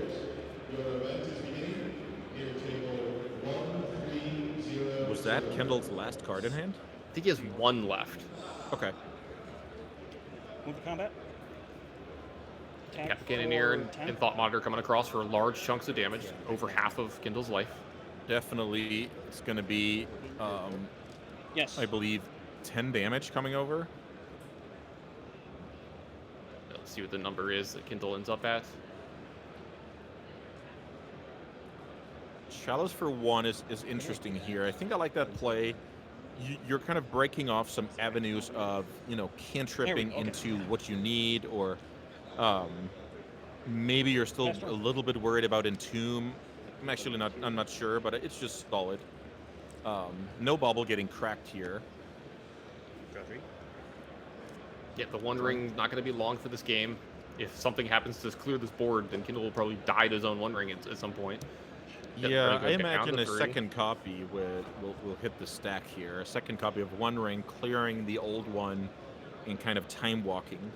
Yeah, Kindle down to 1 here after that fetch land, after the Prismatic wow, Meta. I was going to say, this looks like it's going to be another One Ring. Otherwise, this game is probably over. Yeah, good call. Can't really be anything else. Yep. So, protection from everything for Kindle for next turn. Yep. Might as well get in with the attack here, getting over for 3 points of damage. Untap. Back over to Colton. Kindle's got protection from everything. Or maybe it's just 2 points of damage because the spell bomb fizzled the trigger for Bowmaster because the that's right, target yeah. disappeared. So, my bad on that one. A lot to keep up with, so much going on here. Yeah, I did my best to save it last minute, so I guess no harm done. So the One Ring, drawing no cards, because, 1 life, but now you might as well. Yeah, if you're dead or you have a way out of this, you might as well. Yeah. It has to do, it's something about going, let's see, your opponent's at 18. The problem is now your opponent has blockers. By the way, this is a cool one. The Minimo can untap the One Ring while being a serviceable blue mana source.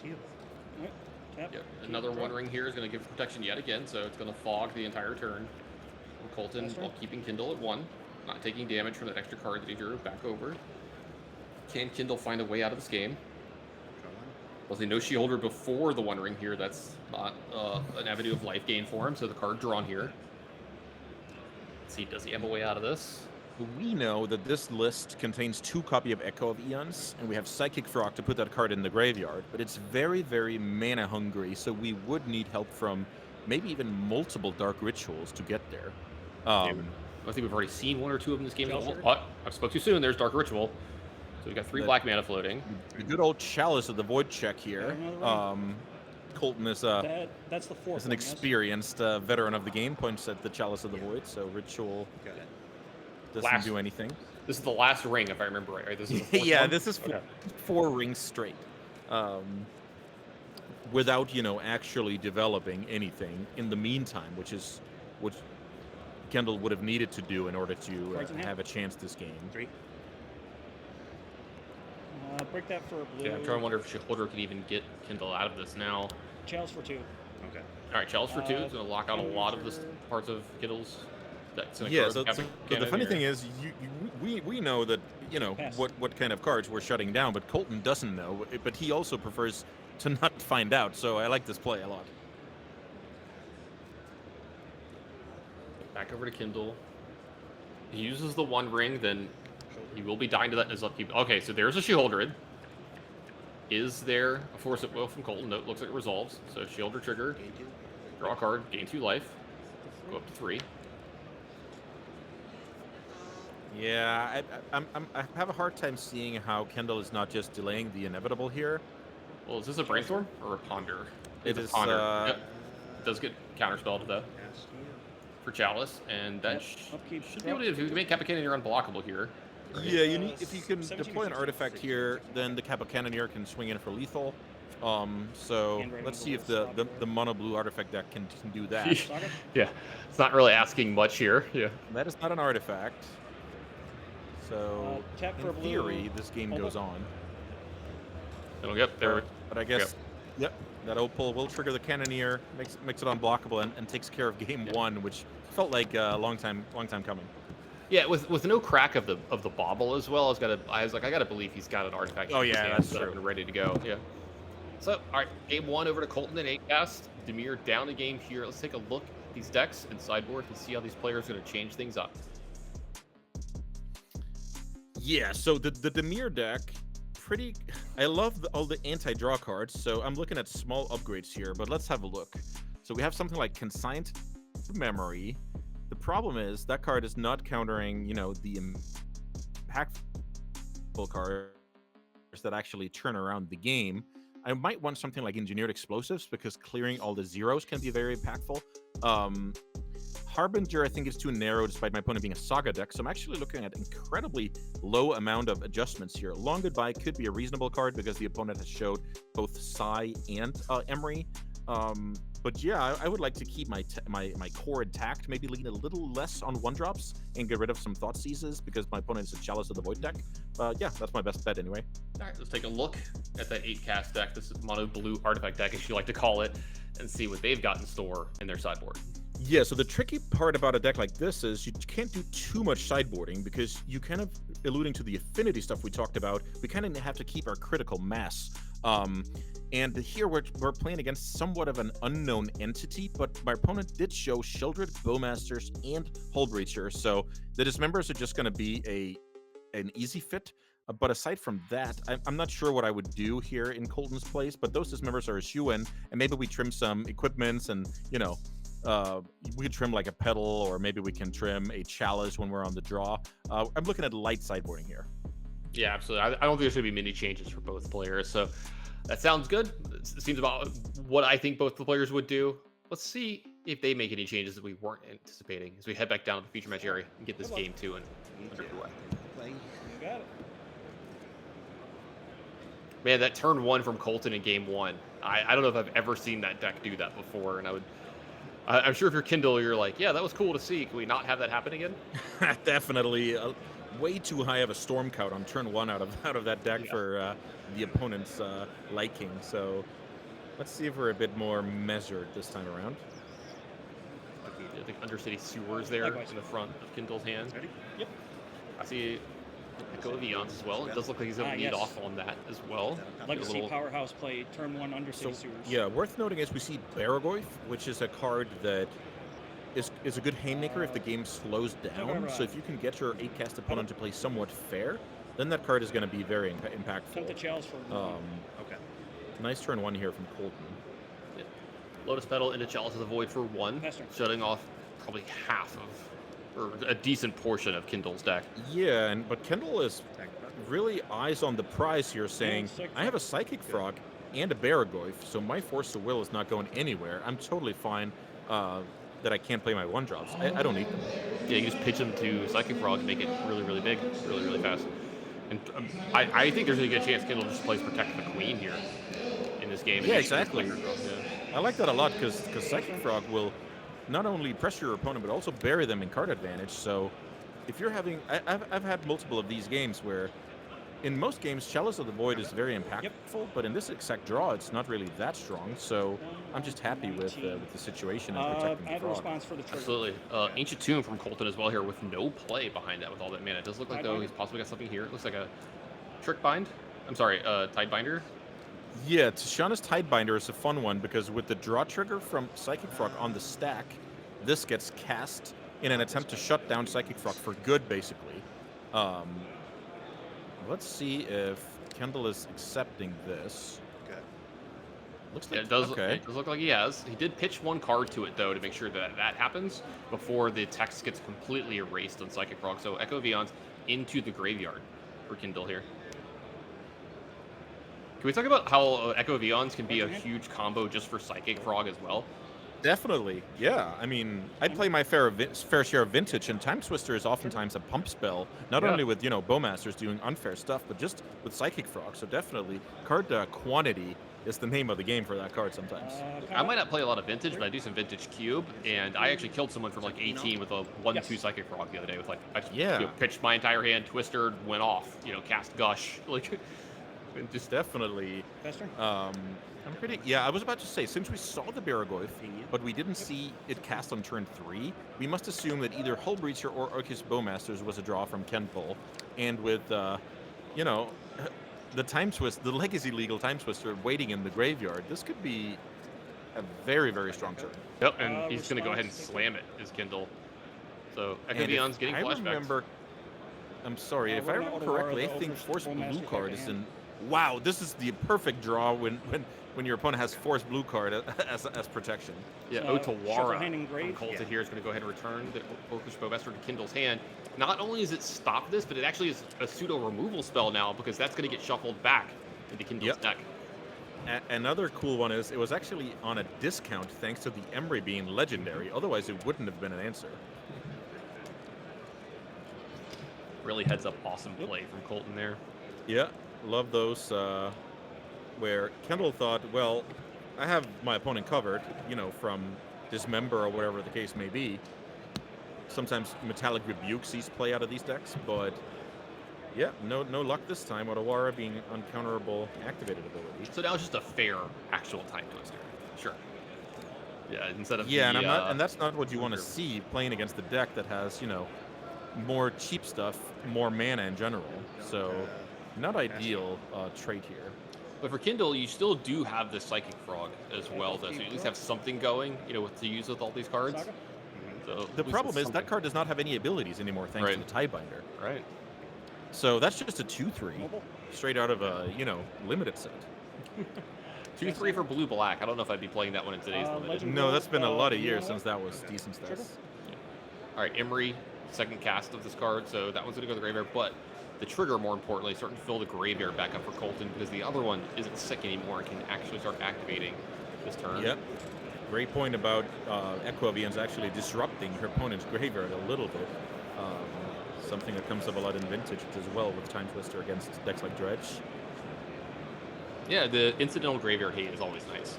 I think you were talking about this earlier about just cards that incidentally are good, but also can affect graveyards. Yeah, it's like they're solid, and then they're not embarrassing to draw when your opponent's not on the graveyard. Go ahead and activate Bubble on you. Looks like the Bobble trick going to go happen with Emry here. Looks like a Psychic Frog was the top card of Kindle's deck. And it's actually a bit scary to activate Baubles against what Kendall has shown so far when it comes to Hull Breacher, Bowmasters. Pretty cool. I think that's a thing that we haven't mentioned enough is how Colton's been very tight with his activations of the Baubles. Yeah. Again, like I said, someone playing this deck and being 4-0 with it means that they've probably played it a lot. This is probably their pet deck. And Colton has probably learned the hard way a lot of times on when and where he needs to be activating stuff like Bobble. No doubt, and especially going through the adversity of the printing of Bowmasters, Hull Breacher, and Sheldred within, a span of a few years. The 8-cast players are forced to adapt. I'll keep that. Okay. Going back over to Kindle here, he kept the card on top of his deck here after the shuffle. So we're going to have an extra draw for Colton here, which has been announced, and it does look like the Hull Breaker is going to happen in response for Kindle. Yeah, the Merfolk Pirate here eating up the draw and turning it into a treasure. Love the story that card is telling as well.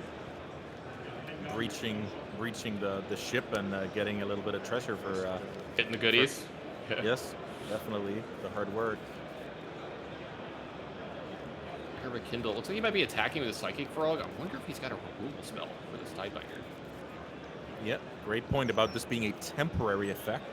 If Tidebinder would leave the battlefield, the Frog is back on, but for now it's a blank 2/3. An interesting thing that can happen here, I think Colton has a second copy of Tidebinder in his hand, so if Kindle were to like kind of move in on that play, there's a chance that he gets blown out with a second Tidebinder, so we'll see. Especially when your 8-cast opponent that you just resolved a draw 7 against is passing the turn with 5 mana. This is telling some kind of story, and Kendall is on the case here. This is being careful about what to attack with, what not to attack with here, because both these decks have bunches of flash creatures here as well, so you have to keep that in mind when you're doing your attacks. It looks like just the Orc army is 1/1 is coming across. Or is that a 2/2? Yeah, it might be a 2/2. I think it's a 1/1 because they're kind of 0/0 as a default, so it's counters on it. Passing the turn with so much mana and not doing anything with it, but you definitely nailed the Tidebinder. Colton just didn't find any good target for it. Another Emery here. I think I saw an Aether Spellbomb as well. But Colton digging here to maybe find some more stuff. A Pithing Needle off the top there as well going. Yeah, even Kappa Cannoneer can get cast from the graveyard, so that's true. That is something that. Okay, so I guess with the Opal getting cast first. Another Opal in the hand too here, so he could do the Lotus Petal thing multiple times here if he wants. Yeah, Legendary Rule definitely turns that card into somewhat of a petal. Let's see. Yep. I think he just targeted Kappa Cannoneer with Emery. It makes a lot of sense. The game is somewhat at a stall, and drawing cards is out of the picture. So you might as well get a clock on. 4. There we go. 1, 2, 3, 4. Trying to cast the Kappa Cannoneer here. He's going to go ahead and use the Chalice of the Void as well. Might as well get a little extra use out of that card. 5, 6. I think that's 6 now, yeah. Gonna take so 2 being damage. daze proof, you don't know if your opponent's a daze deck. Cast. Might as well play around it when you can, though. Yep. Kappa Cannoneer, trigger. There you go. Because that is actually a small price to pay going for the Opal, floating the mana and legend ruling the Opal, opposed to getting one more counter on your Cannoneer if you do it the other way around. But we're playing with closed deck lists, so you really don't want to get dazed from your Cannoneer here. That's the turn. Paying the price with one counter seems reasonable. Yeah, absolutely. All right, back over to Kindle. Kind of getting a little outclassed on this board. No doubt about that, but we also know that deck has huge potential. Maybe Chalice of the Void shutting down the rituals and the cantrips kind of puts a damper on things. Yeah, Chalice of the Void on 1, when you're the deck playing Chalice of the Void and your opponent is a Brainstorm Ponder deck, can always be, always be great. I was going to say, 4 mana is always scary out of Kindle's deck. It looks like it's going to be the One Ring here, too. That or she Bouldered almost every time. And the second copy of Tishana's Tidebinder in Colton's hand is going to really pay him off big time soon, because the One Ring doesn't want to see that card, shutting it off completely. Also, you can use actually Tidebinder to save yourself against a lethal One Ring at some point. I've done that once or twice in Cube. Ooh, that's actually pretty sweet. I haven't done that one yet. Cards like that are always so much fun. You keep finding more and more uses for them the more you play with them. Yeah, they're so rewarding. Especially in closed deckless tournaments like this, where especially the first time you cast that card, nobody's going to expect that, right? So there's a lot of blowout potential in running cards like that, where opposed to open deckless tournament, cards like that are way less impactful. Okay. Right. Chapter 3 on Urza Saga. In response here, it looks like we're making 3 mana, so it looks like we're making a Construct token, as I like to call them. Yeah, definitely. Construct sees the battlefield here, and then I'm interested to see what kind of trinket is getting tutored, because we have something like the Shadow Spear, which is an amazing card in a race. So yeah, that is exactly what Colton is thinking. Yeah, giving trample is probably pretty good too. The Kappa Cannoneer obviously being unblockable is great, but if you can get the Construct up to something like 5, 5, 6, 6, 7, 7, giving that trample is also huge. It makes Kindle almost impossible to face. Yeah, the lifelink is super tough here, and now we're kind of in a similar spot where if Kendall was to win this game, it's not via a fair angle. It's gonna have to require something incredible. He's got the One Ring protection for this turn, so you're not going to see Colton attack most likely. But yeah, great point about a little bit more time to work with. Yeah, but I think Maybe Kindle has a Saga as second well? copy of the One Ring in his hand here as well. But he's gonna have to do the unfair stuff, like you said, and I caught quite a bit of the Activate one drops Emery. as well. I think that's the Shieldred in his hand as well too, so possibly maybe finding a way out of this with the Shieldred. Yeah, and I think also a copy of Engineered Explosives, which will clear Construct, Chalice, and a little bit of mana artifacts to boot. Get a little extra sweep up the stuff, do a little spring cleaning. Play another Opal. There's another Opal here. The Kappa Cannon here is absolutely humongous here. That is for sure a big boy getting ready for battle, but not this turn, as you pointed out. Yeah, I wonder. I mean, say that I don't think Colton's operating under the under the Okay, assumption you're that he can interpreting attack. this as him trying to maximize a lot of damage just to attack into the protection. I can definitely say that I've done that before. I mean, who hasn't, right? Like I have made some of the biggest boneheaded mistakes in Magic's history. So I was like, Colton's definitely better than us. He knew what's up. He knew that there was a protection shield up. Yep. He was just maximizing his turn. Okay. I like this because he's playing against a deck that could easily play 4 copies of Echo Vions. So that's why he's playing out his hand to get his kind of value to circumvent the effect of set draw set. That's actually a really good point too. I didn't think about it that way. This is the player's real time, applying the suboptimal information, and we're here with perfect information on the deck list. So we can connect the dots. It's easier for us to do that anyway. So it's maybe I'm just applauding the players for putting it all together on the Putting the spot. puzzles together on the spot. Yeah. Response. So there we go. Shieldred's going to get added. In response, there's going to be activation. a activation of One Ring, and then in response to that, we're going to have a Tidebinder again come down. I'm guessing targeting the One Ring here. Yeah, definitely countering the activated ability on the One Ring and making it into a blank piece I of think it still only has one cardboard because for part of future. the ability is putting a burn counter on it. So there you go. Colton knowing what's going on here. You don't actually even get the second counter because the ability Right. never resolves. That is after the colon on the card. Definitely part of the actual ability that you're trying to counter. It's not a cost. Yeah, it's not like activating a Planeswalker. Right.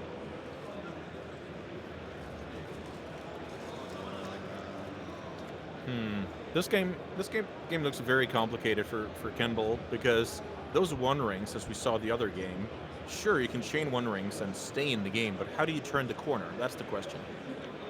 Yeah, I think it has to do with the Sheholder that's in play, and then possibly doing something like Eons of that or something along those lines. But to see if Colton has a way to deal with that as well. And So your finally- explosives. yeah, go ahead, Sam, I'm sorry. No, I was gonna say, Injured Explosives could do a little bit of a cleanup here. I think getting rid of Chalice in the Void is huge, and the fact that it starts to unlock the 1-drops out of Kindle's deck. Yeah, that's a good one. But also, the opponent has an Ursa Saga on 1, so ideally, timing-wise, you want to wait just a little bit before cracking it. But I'm not sure Kendall has that luxury. That's the problem. Really good point. This Kappa Cannoneer is about to do a lot of damage. In fact, can this Kappa Cannoneer get the lethal? Is there a chance? Drop. I will definitely say there's a chance. It only requires 3 more artifacts, already at a 9/9. I guess a little bit of life buffer there from the draw step because of Shieldred. I also want to point out that Hullbreacher's ability is a replacement. So let's say Target. you actually add on Cast. resolving a draw 7. Then you're not going to combo kill your opponent with Shieldred. You're just going to make them not draw, basically. Oh, sure, Kind that of, makes sense. Yeah. kind of Chancellor? overrules Shieldred in a way when it comes to combo killing your opponent. Yep. Freebie artifact here, and we're gonna go ahead and put in another for Mox 11. Opal. You can also activate the Urza Saga here, and it's in speed to make another artifact. But I think this is believe actually. this. Yeah, isn't this lethal if you make a construct before damage? I think it might have been. Yeah, let's see what the life total changes here when Colton attacks. Maybe we miscounted this a little. Let's see what happens when they update the life totals here. Maybe Yeah, they definitely. Were, maybe they were We off just a have to little wait bit. and see. The Shadow Spear does give +1/+1. Cannoneer triggers on any artifact entering, not getting cast. Yeah, so we're up to 20 for Colton, but we haven't had the life total updated on Kindle, so we don't know what Kindle's at here. So we apologize, everybody at home. We'll get that updated. And yeah, it was for 1, so he could have made the 1, but the One Ring kills him. He went for the stylish win instead. I can respect it. I don't think the One Ring, And the One Ring is turned off realized there from was an typing, opportunity right? where I could have Yeah, it actually is. just, Does if I just made a actually construct, stop you were the dead right there. Yeah, then it's just like a auto-attack? blank Okay. card with a dice on. Yeah, I was going to say, there you go. I was going to say, I was wondering about that earlier too. So, I mean, he could have just made something with Construct as well. So, I don't know if the Demir deck would have been able to find a way out of that anyway. So, it does look like Colton is the winner of the game there. And man, we've seen some really cool decks here this weekend, some off meta decks. I am digging these decks. I have got to get me some legacy in my life sometime really, really soon. Yeah, definitely. It's been a pleasure. These 5 rounds, I couldn't ask for more. Lots of deck diversity, awesome plays. We're just been on the edge of our seat and enjoying the show. Yeah, absolutely. And speaking of enjoying the show, there's a lot more coming. Andreas and I are going to be taking a back seat here. I know I'm going to keep watching Andreas. I believe you are as well. But Oh, yeah. Hall of Famer Reed Duke, Riley Knight coming in. 2 of my absolute favorite people in coverage. Can't wait to hear and see them do all their thing here. Lots more coverage of Eternal Weekend coming after this. It's going to be a small break, and then they're going to jump back in the booth, and it'll be like nobody ever left. Don't go anywhere.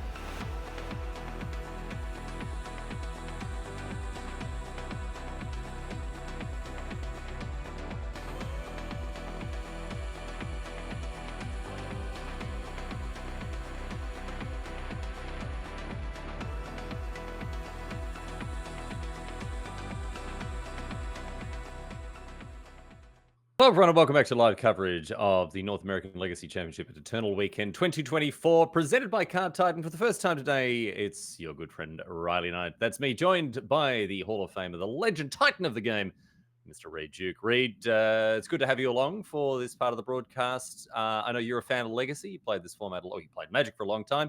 Looking forward to getting stuck into the broadcast today. Absolutely, Riley. My favorite constructed format, Legacy here. Super excited to be working with you again. We haven't casted together since the old Grand Prix days a bunch of years ago. But I mean, this has been an awesome weekend. Like, even when I'm not on air, I'm just sitting here like glued to the coverage as a fan, and we got the best seats in the house. What can I say? Yes, indeed, we do. It's quite early in the morning over here in Queensland, Australia, but I got up, enjoyed the early morning sunshine because we don't have daylight savings in this state, very annoyingly, but it did mean that I was able to enjoy a morning of Legacy and see some of the wild, off-the-wall stuff that we've got to enjoy so far. And Reed, there's plenty more where that came from. We're going to head into round number 5. And as we do, we'll be able to, round number 6, excuse me, and we'll be able to explore some new decks. But before that, let's remind ourselves of what's going on this weekend here at the NA Eternal Weekend. We had some vintage yesterday. The vintage championships were held across Friday. Today on Saturday, it's all about Legacy, and that's the format that we'll be exploring, and it's great to have your company as we do. Tomorrow, we'll be concluding the Eternal Weekend, the weekend not so eternal, of course, at the end of the day. And as we do so, we'll be crowning champions in both vintage and Legacy, and we hope to have your company as we do. What's on the line this weekend for these players? Well, in Legacy, we have a $10,000 prize for first place, $5,000 for second, $2,500 for third to fourth, $1,000 for fifth through eighth. So getting into that top 8 means a 4-figure payout, which isn't too bad. In addition to that, as you can see, paying all the way out to 128th place with cash prizes, promo crop rotations for the top 32, game genic bundles for the top 64. A lot of stuff that these players will be taking. And Yeah, very impressive exciting, how the prizes like these always improve a weekend. Sorry, go ahead. Totally, yeah. Just this event, I was fortunate enough to play last year, and it just balloons out in size and popularity and prestige. And it's now a 2-day event with, like you said, 4 figures at stake, in addition to tons of other benefits. If you can reach the top 8, prizes down to 128th. So this is just becoming flat out one of the biggest Magic events on the calendar each year, and I love to see it. Huge event, huge weekend, and it's great to be bringing you coverage of it. Coverage that wouldn't be possible, my friends, without the support of Card Titan. Thank you very much to the North American Eternal Weekend host and sponsor, Card Titan. Be sure to check them out for all your card and accessory needs. And don't forget to use the code Eternal Weekend 2024 for 10% off your order at cardtitan.com. 10% off, a significant little discount there, Reed, if you're looking to pick up some cards that you may need to fill out a deck, or again, accessories, deck boxes, sleeves, what have you. Cardtitan.com, they've got you covered 10% off with the code Eternal Weekend 2024. So be sure to check them out and thank them for making this broadcast possible. We certainly do appreciate it over here in the booth. But Reed, if there's nothing much else for us to get into, I think we should head into our next round here, round number 6. We've got our players lined up and ready to go. Let's have a chat about what's on the agenda here. Michael Mapson on Bant Nadu and Georgia Fellas on Painter. Reed, tell us a little bit about both of these decks.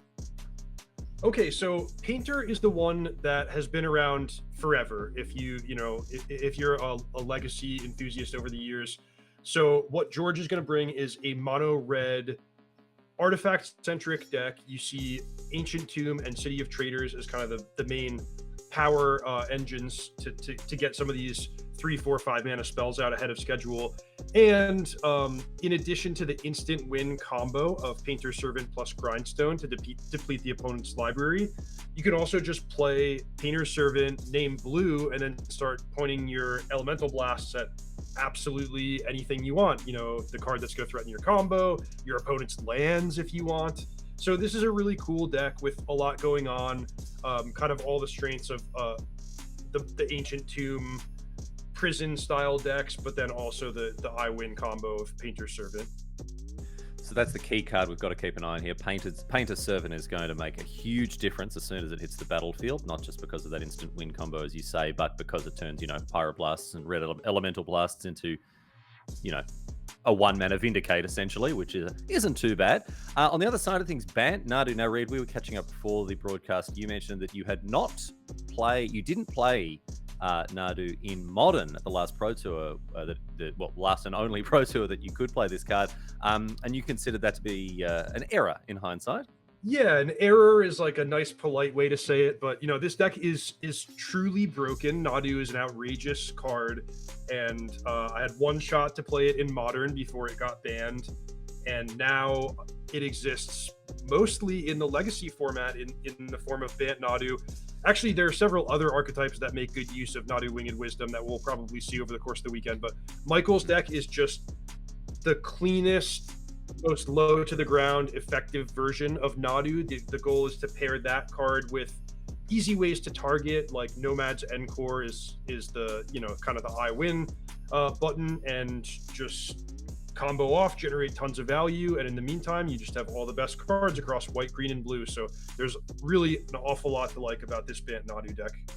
All right, well, let's get into it here. We can jump down into the game and have a look at how things pan out between these two players, Michael and George. Bant Nadu versus Painter.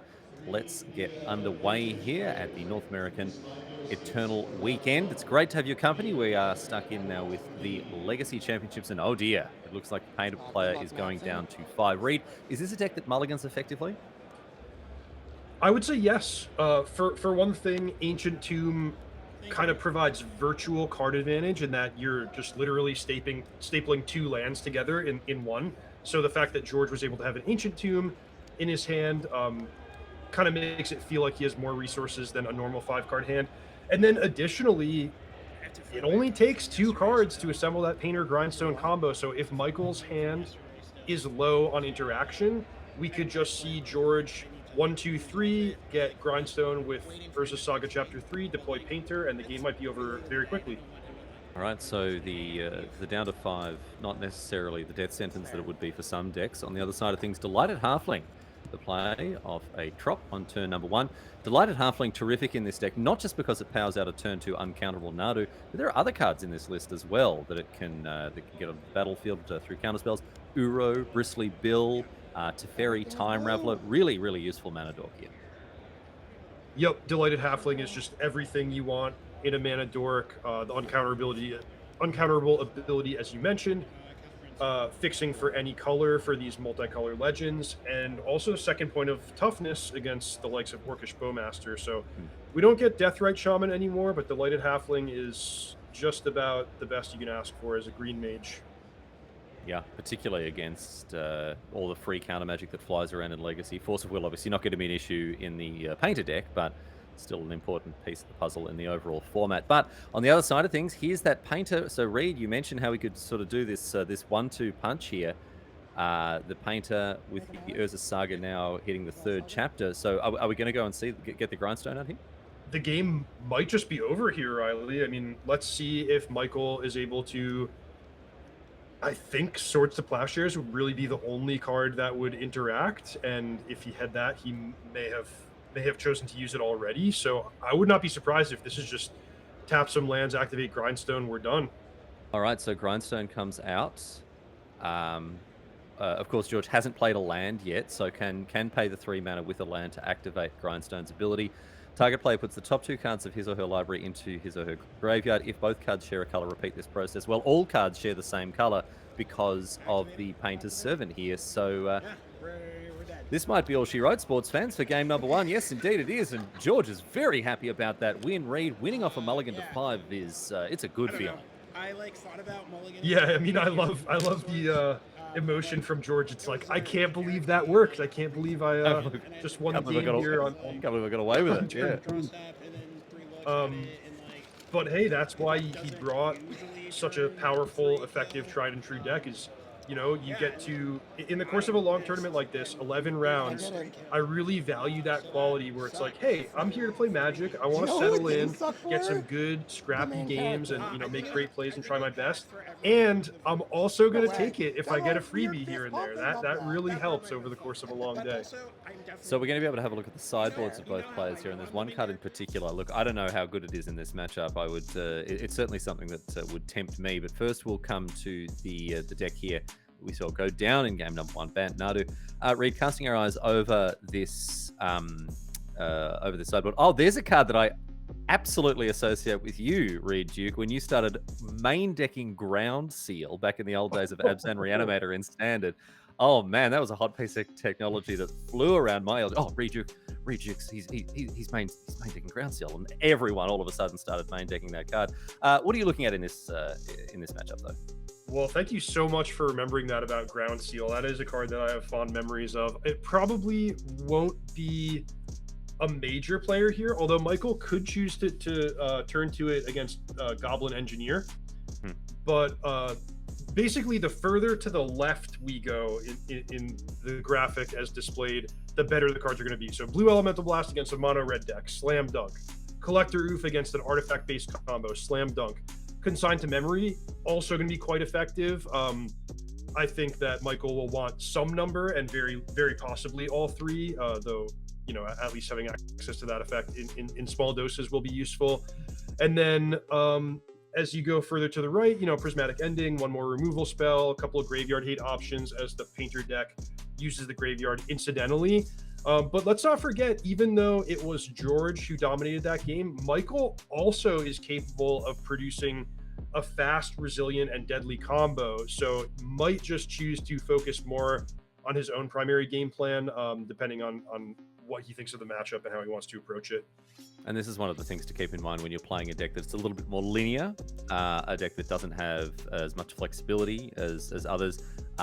There are limits to how much sideboarding you want to do because you don't want to over sideboard and dilute your main game plan. Let's move on and have a look now at George Fellis's sideboard here. One card in particular, Reed, I want to get your take, and it's one of my favorite cards in Magic. It is Blood Moon. Are we bringing in Blood Moon against Bant Nadu here?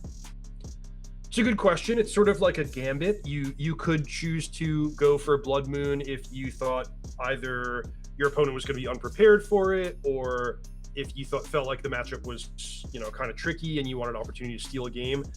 I would think on the draw against a deck with Mana Dorks, I would personally not go for it for game 2. But it's not quite as powerful if they can open up with a Delighted Halfling and then, you know, you play a Blood Moon far too late, right? Yeah. Yep, that's exactly right. But, you know, something that Michael has to respect, maybe we see it for game 3. But if I'm George, I'm more looking at, you know, the cards that can kill creatures. So Pyro, you know, I'm going to max out on Pyroblasts. If your combo is built around a blue creature, I'm probably going to have Fury and Pyrogoyf if you're trying to build out your board with Mana Dorks. But yeah, you know, the thing is, in both, from both sides of the matchup, plan A kind of works. So we might not get dramatic overhauls, more like fine-tuning the threats and answers. A light touch then we can expect from both of these players as we head into game number 2. We're going to head back down to the table now, get stuck into our next game. Bant Nadu in the hands of Michael Mapson, mono red painter, George Fellis here, and these players are going to check in with their opening hands. If you've just joined us, welcome. By all means, welcome. You missed a blazing fast game number 1.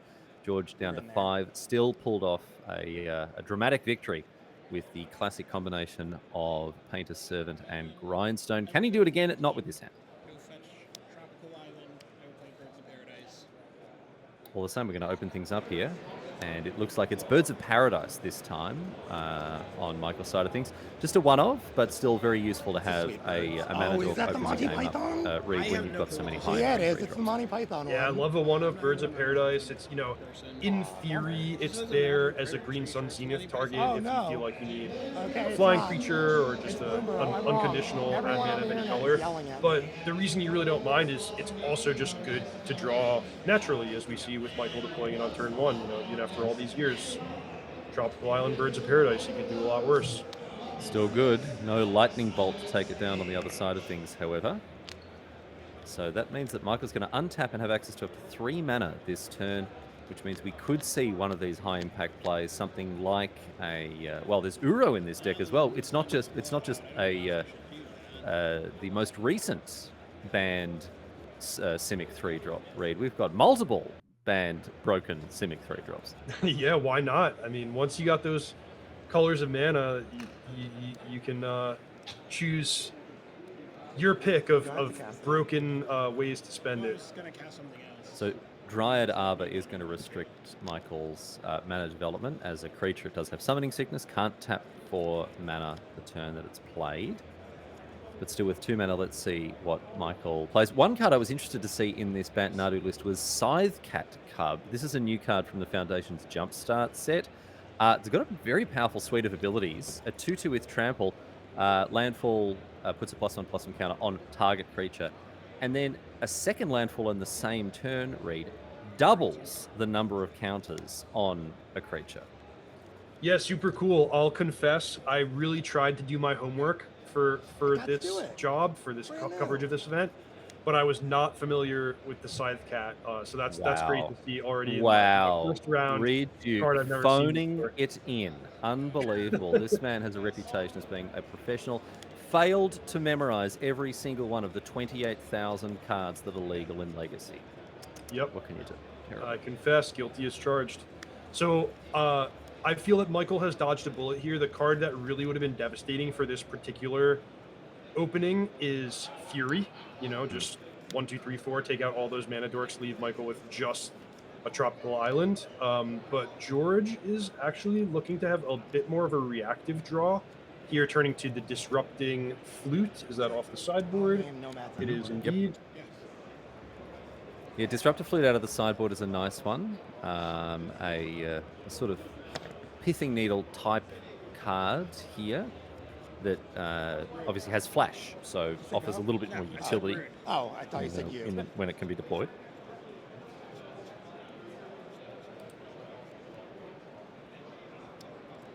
Presumably naming the Nomad's Encore here, and there's Nadu Winged Wisdom, which is going to eat a Pyroblast here. Yeah, so actually super cool interaction there. When we talked about Delighted Halfling, we were like, oh, well, it's not going to come up against the mono red deck, right?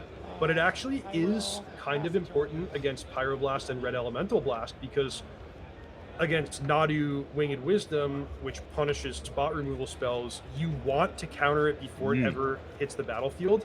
But when Delighted Halfling makes it uncounterable, George has to take his medicine and say, okay, that resolves once it's on the battlefield.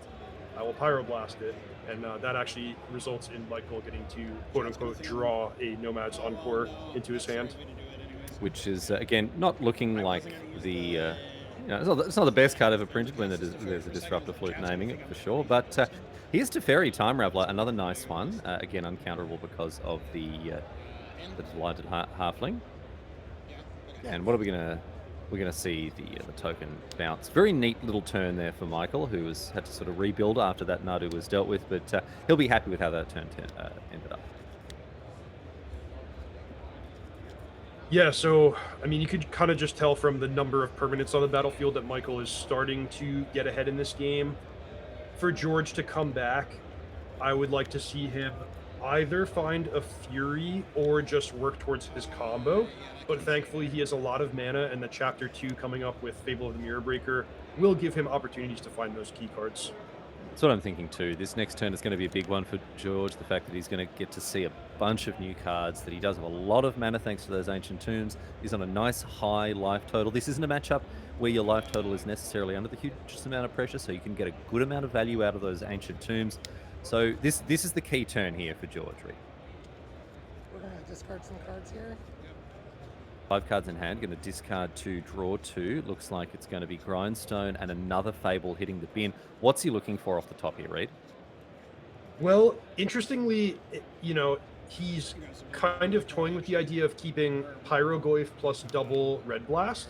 But in order to deploy those cards in a timely fashion, he would love one more red source. Actually, Riley, I saw him pick up your favorite card, Blood Moon, which is a surprise for me. Let's just be clear, it's not my favorite card, but I do love mooning people. And this one's going to come down here in the face of 2 mana dork, so it's not as impactful as it could be, but still, it's certainly going to give Michael a thing or two to think about. And now we'll see a Pyroblast taking out Teferi. So George recovers nicely there. Michael was starting to sort of put his nose out in front a little bit, but that wasn't bad for George, able to cast the Pyro off the Ancient Tomb once the Blood Moon came down. Yeah, build your own red source.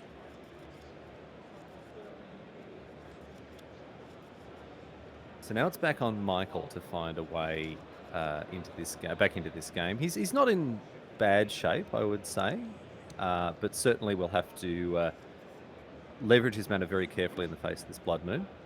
Now here's a question, Reed. Could the Dryad Arbor attack and block with the Blood Moon out?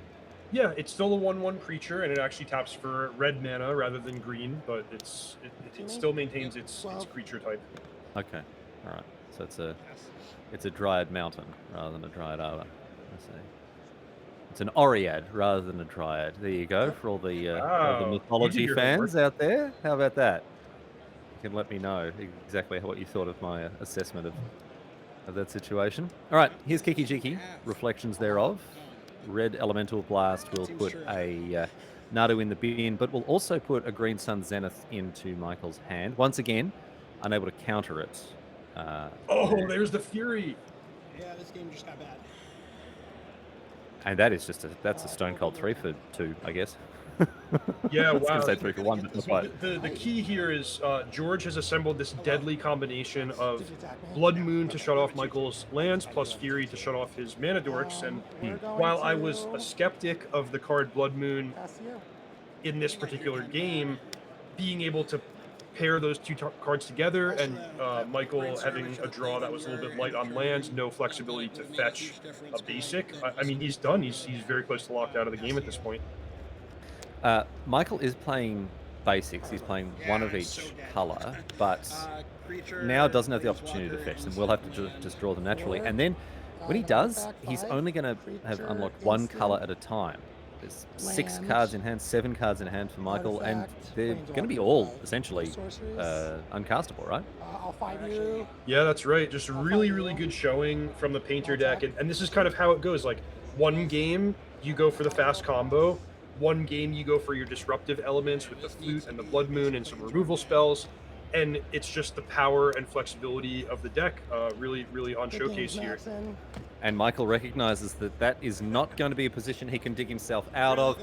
A valiant effort from our Bant Nadu player, but George played... that second game in particular was fantastic to watch, the way that he was able to find the resources he needed to get into the game properly and identify his path to victory, Reed, because certainly we've seen the power of Nadu across multiple formats. When cards tend to get banned out of formats like Nadu has been, it speaks to a very high power level. So full credit to the Painted player there who did very well to pick up another win. Yeah, for sure. And we should point out that, that game would have been over in Michael's favor if not for the Disruptor Flute. So that shutting down Nomads and Core, basically took away the combo element and left Michael with just a bunch of small creatures that then were super vulnerable to the Fury. All right, well, I think we can move on now to our next game. The party don't stop here at NA Eternal Weekend. Our next matchup here, Reed, Floyd Combs versus Steve Walsh. We've got the Beard Boys on display here for your viewing pleasure. Sneak and Show Mirror at 4 and 1. Reed, this makes your job a little easier this time around. Tell us about Sneak and Show. Well, Sneak and Show is a legacy classic. Like, you could have seen this deck performing well here 2024 or back in 2014. It has picked up some new weapons over the years in Atraxa Grand Unifier, Archon of Cruelty.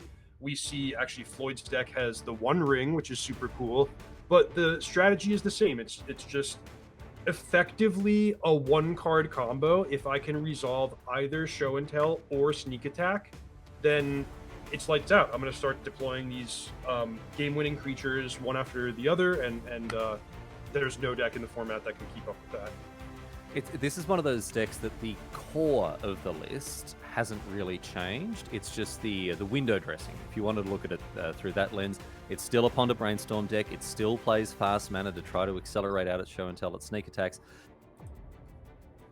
Just not in the numbers that it used to. Again, because of these cards, Atraxa, Archon, An important addition as well in a list like this, Reed, is the One Ring. Only Floyd Combs is playing the One Ring, but this is a card that can make or break certain matchups, particularly when you need just a bit of time. But just to turn off, to calm down, fill up your hand, protect yourself from what your opponent's got going on. Yeah, just super cool how good the Sneak and Show deck is at leveraging extra mana. So just like the Painter deck we had in our main feature deck, feature match, it has Ancient Tomb and City of Traders, plus Lotus Petal, and there are kind of any number of ways that once you have that 3/4, once you hit that 3/4 mana mark, that you can then win the game. All right, well, we can have a look now. That's Floyd Combs' list there. We're not going to see too many differences when it comes to his opponent's list. Steve Walsh on a broadly similar deck. No copies of the One Ring, but apart from that, Steve Walsh playing Spell Pierce. Yeah, Spell Pierce is going to be really strong in the mirror match. I think I like the leanness of Steve's version for this particular matchup. He has a little bit more mana with the Simian Spirit Guides. The Spell Pierces are going to be super effective in the combo mirror. And while I would love access to the One Ring in, say, a fair Delver matchup, this is actually one of the rare cases where you might play the One Ring and draw 3 cards, but the opponent could still just go over the top with, a hasty Emrakul or something to that effect. Well, we can jump into the match here. If our players are in readiness, we can get stuck in and get underway. Another card that both players playing, a relatively recent addition to the Magic card pool, is Yggdrasil, Rebirth Engine. This is a card that comes to us from the Assassin's Creed set.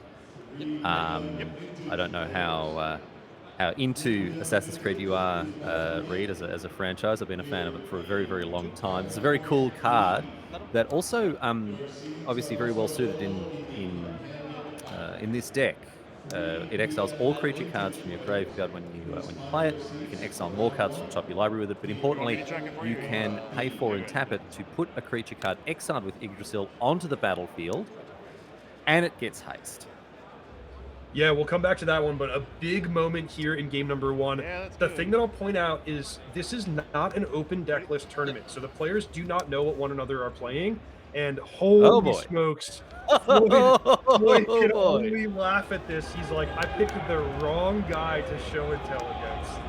Oh boy, so yeah, important to note, Reed. Yeah, this is not an open deck list tournament. You sit down against someone that could be playing anything. They could be putting, Delver of Secrets into play, but no, Emrakul the Aeon's Torn facing off against a Traxxas Grand Unifier. So what an explosive start to this game. Very injudicious commentary from me, waffling on about some card from the Assassin's Creed set when this is going on. Apologies for that.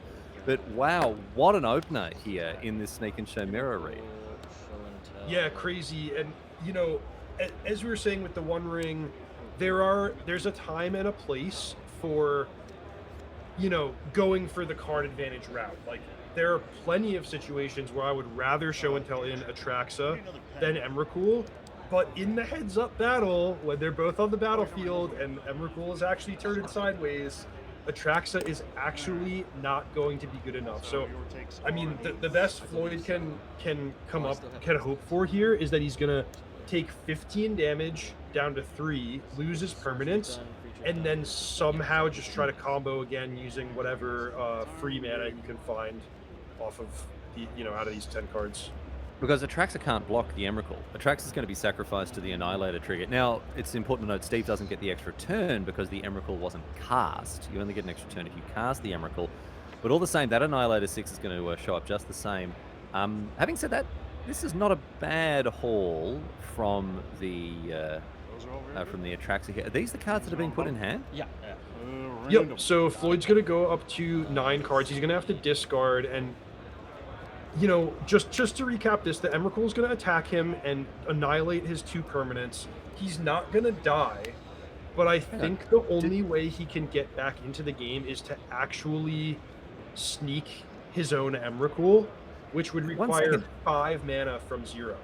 Did he put an Emrakul and a Simian Spirit Guide in hand? You're right. He did. Yeah, they're both great. I don't think he should be able to put both of those in hand. Is that correct? Am I missing something here? No, I mean probably just thinking of Spirit Guide as As like a like mana mana source. source. They actually do have the same card type in creature. Yeah. Yeah. Okay. All right. Well, an error there by from Floyd's side of things. Steve now sitting pretty, and Emrakul as his only permanent. Not every day that you see this, the naked Emrakul on the battlefield. Yeah, but Steve's actually he's 4-1 with just 56 islands and 4 Emrakuls. Yeah, that's it. That's the deck. Yeah, that's the deck. What else do you need? You just play 15 islands and then you hard cast it, or sometimes you come up against the Sneak and Show Mirror, and that's all she wrote. But here, in comes Emrakul. As you mentioned, Floyd's going to be knocked down to, was it 3 life? 3 life, indeed. There we go. Yep. We'll have to come up with something very special to dig his way to this one, particularly as I think I saw 2 copies of Force of Will in Steve's hand here. That's such a good feeling, Riley, when your opponent plays Show and Tell, and you could counter it, but you're like, no, let's let this one ride. I'm good. I came prepared. Here's one I prepared earlier. All right, mystery card off the top, could be anything. And what's Floyd going to do here with a hand that was very, very full, thanks to that Atraxa?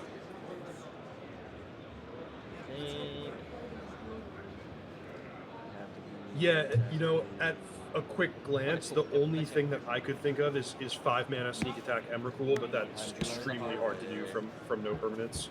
Yep, extremely hard indeed. And so we head to the sideboard now. Steve Walsh sneaking his way to a victory, thanks to that Show and Tell that his opponent was generous enough to play for him. We have a look at the sideboard now. Ooh, old favourite Blood Moon appearing here. But Reed, cast your eyes over this 15 and tell us, what do you like to look up here? Well, one card that I'll point to here is Omniscience, because as we saw in game number 1, the Show and Tell plan is not particularly reliable in the mirror match, because your opponent is putting in the same or better stuff as you, and you're going to have to pass the turn. They're going to get the first attack. So you really don't want to do a naked Show and Tell like Floyd did in the first game. In his defense, he didn't know the matchup at all, so it made perfect sense. But what you can do is you can Show and Tell Omniscience and then win all in one Emrakul. That will get the job done, whereas Show and Tell Big Creature won't. Yes, so it offers an alternate angle of attack here. Yeah, so if you want to keep in Show and Tell, I would be bringing in Omniscience.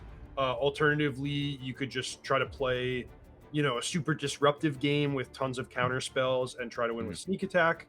But yeah, Omniscience, I think, is a card that in the world of 2 Titans trying to just overpower and go over the top of one another, that is actually the biggest thing you can do off of the Show and Tell. All right, well, that's the sideboard that Floyd Combs has access to. Let's have a look at Steve Walsh's sideboard. Steve picking up game number 1. He'll be looking to double down on that victory in game number 2, of course. No Omniscience for him, Reed. He does have some other options. Is there anything here that stands out to you? Well, both players are going to pick up sort of their counter spell of choice. For Steve, it's his 2 Pyroblasts. For Floyd, I think it was 2 Flusterstorms.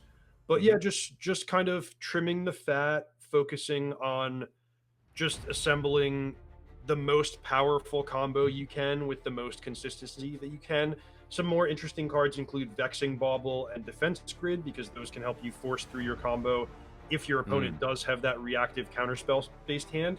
But they're symmetrical, so a lot of symmetrical effects, which means you're going to have to be strategic and tactical in the way that you actually use your cards. It's not just let's play everything at the first opportunity and hope it works out.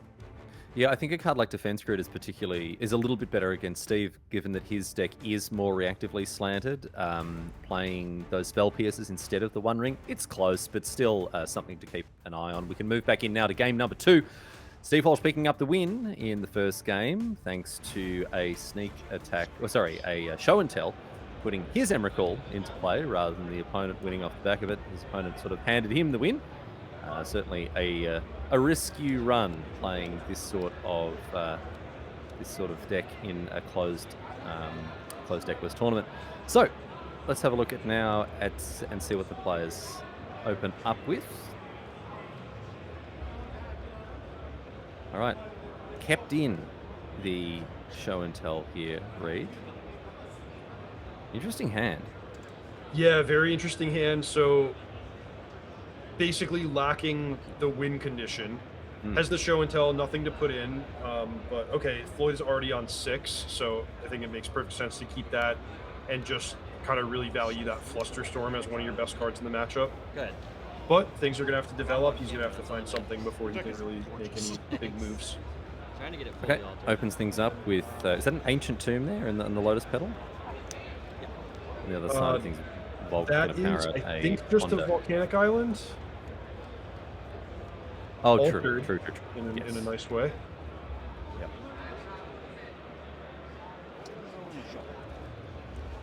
Mark Tadine, one of the old timers, the classics. It's getting harder and harder to tell which cards have been altered, which cards are secret layers, which cards are back in my day. You know, let's get you there. Well, for those who are watching at home who have not had the great opportunity to attend Eternal Weekend put on by Card Titan, one of the best things, in addition to the two best tournaments on the Magic calendar, is That is true. an amazing selection of artists. Like last year, I spent a lot of hours just waiting on lines to get my my favorite old cards signed by folks that you can't see in a lot of other places. But just a great weekend to like celebrate old-timey Magic and play with all these cards that we've loved for years. Just make sure you don't trip over all the Zimmer frames as you're making your way around the hall. We've got City of Traders now, in addition to another Lotus Petal. Both players flush with mana here, Reed. It looks like Floyd still has failed to find anything exciting to put into play with the show and tell that's in hand. He's found a sneak attack. You can always show and tell in a sneak attack, but it is a huge risk when your opponent might be sitting on a handful of pure jet fuel here. Flooded Strand here for Steve. Much slower game for these players, taking their time. There was an ape escaping off the top of the library there.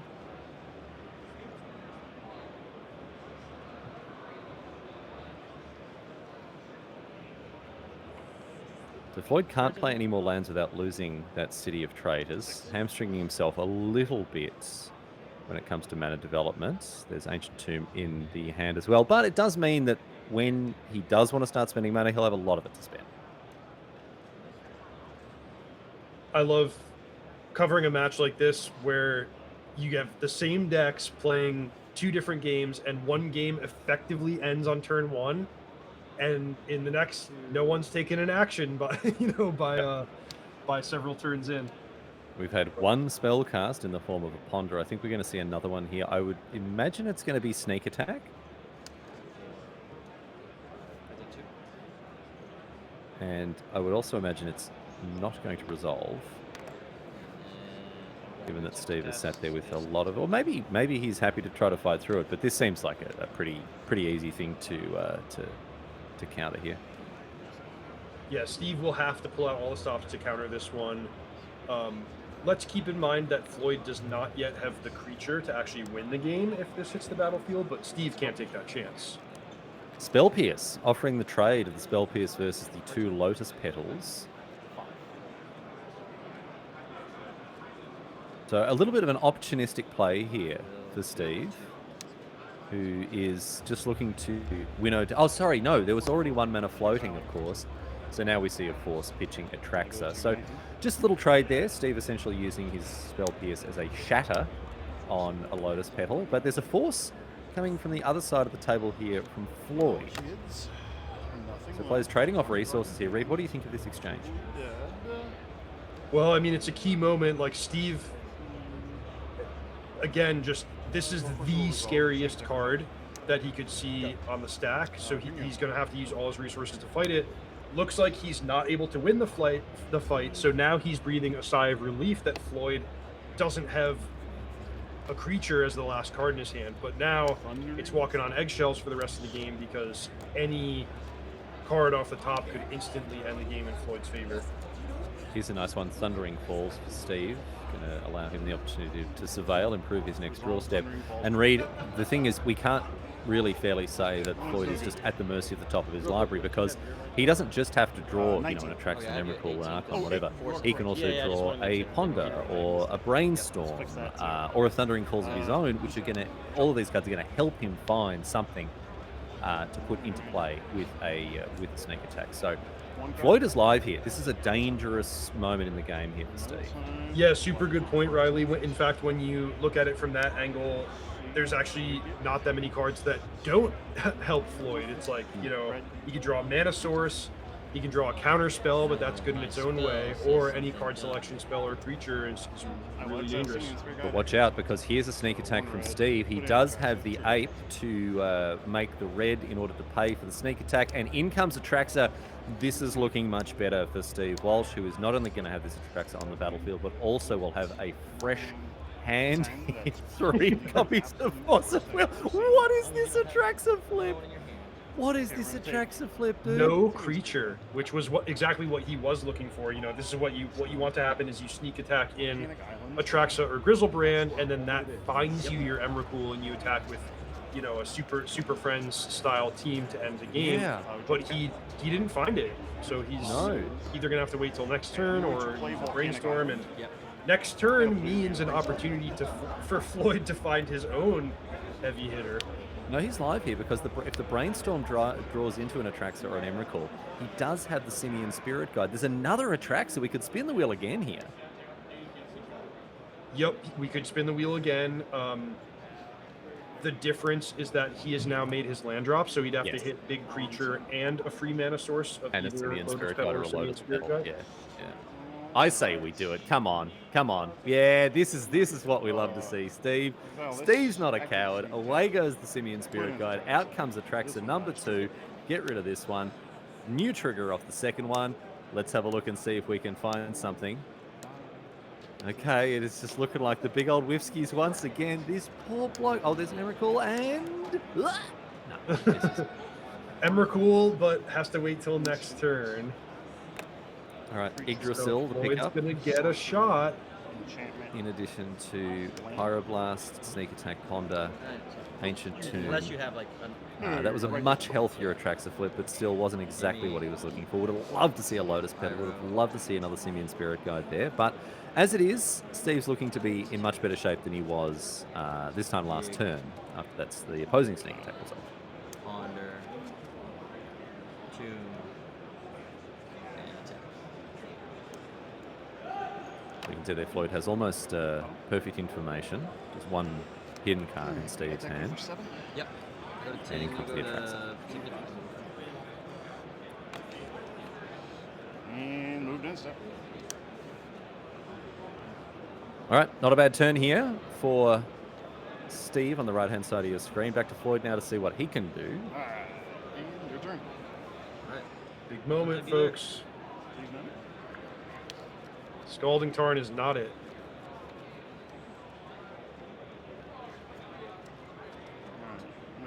But this is going to be it, isn't it? Because there is the Emrakul in hand for Steve, and the sneak attack's still live. So it looks like Floyd is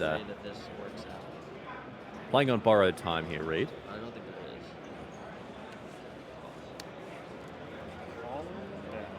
there is. Yeah, interesting. Is there anything he can put directly into the graveyard that lets him continue playing? I mean, I think this is just over. All right, let's have a look. The Surveil off the top is going to reveal a Brainstorm. Put that in the bin. And a Flusterstorm sneak attack coming a little bit too late there. Steve Walsh picks up game number 2 and a straight sets victory in this match. So, a fantastic match there, Reed. We really saw the sparks fly, particularly in game number 1, where it was the opponent's show and tell that snuck an Emrakul onto the battlefield for Steve. But he played very well and gave us an entertaining show there to wrap up our coverage of this round. Yeah, for sure. I mean, that's got to be one of the, if that's the most fun moment that we get to cover, Riley, like that will still have had a good run here. Just turn 1 show and tell, and the opponent has Emrakul ready to go. Closed deck list tournament. No way you could possibly predict that happening. Just great stuff. All right. Well, we're going to take a quick break, get things set up for our next round. But on the other side of this break, it'll be me, Riley, and it'll be him, Reed, taking care of you as we continue our exploration of this legacy format. It has been a great time having your company so far, and we hope to continue for the rest of today's broadcast. So stick around. A quick break on the other side of it. More legacy from Eternal Weekend North America.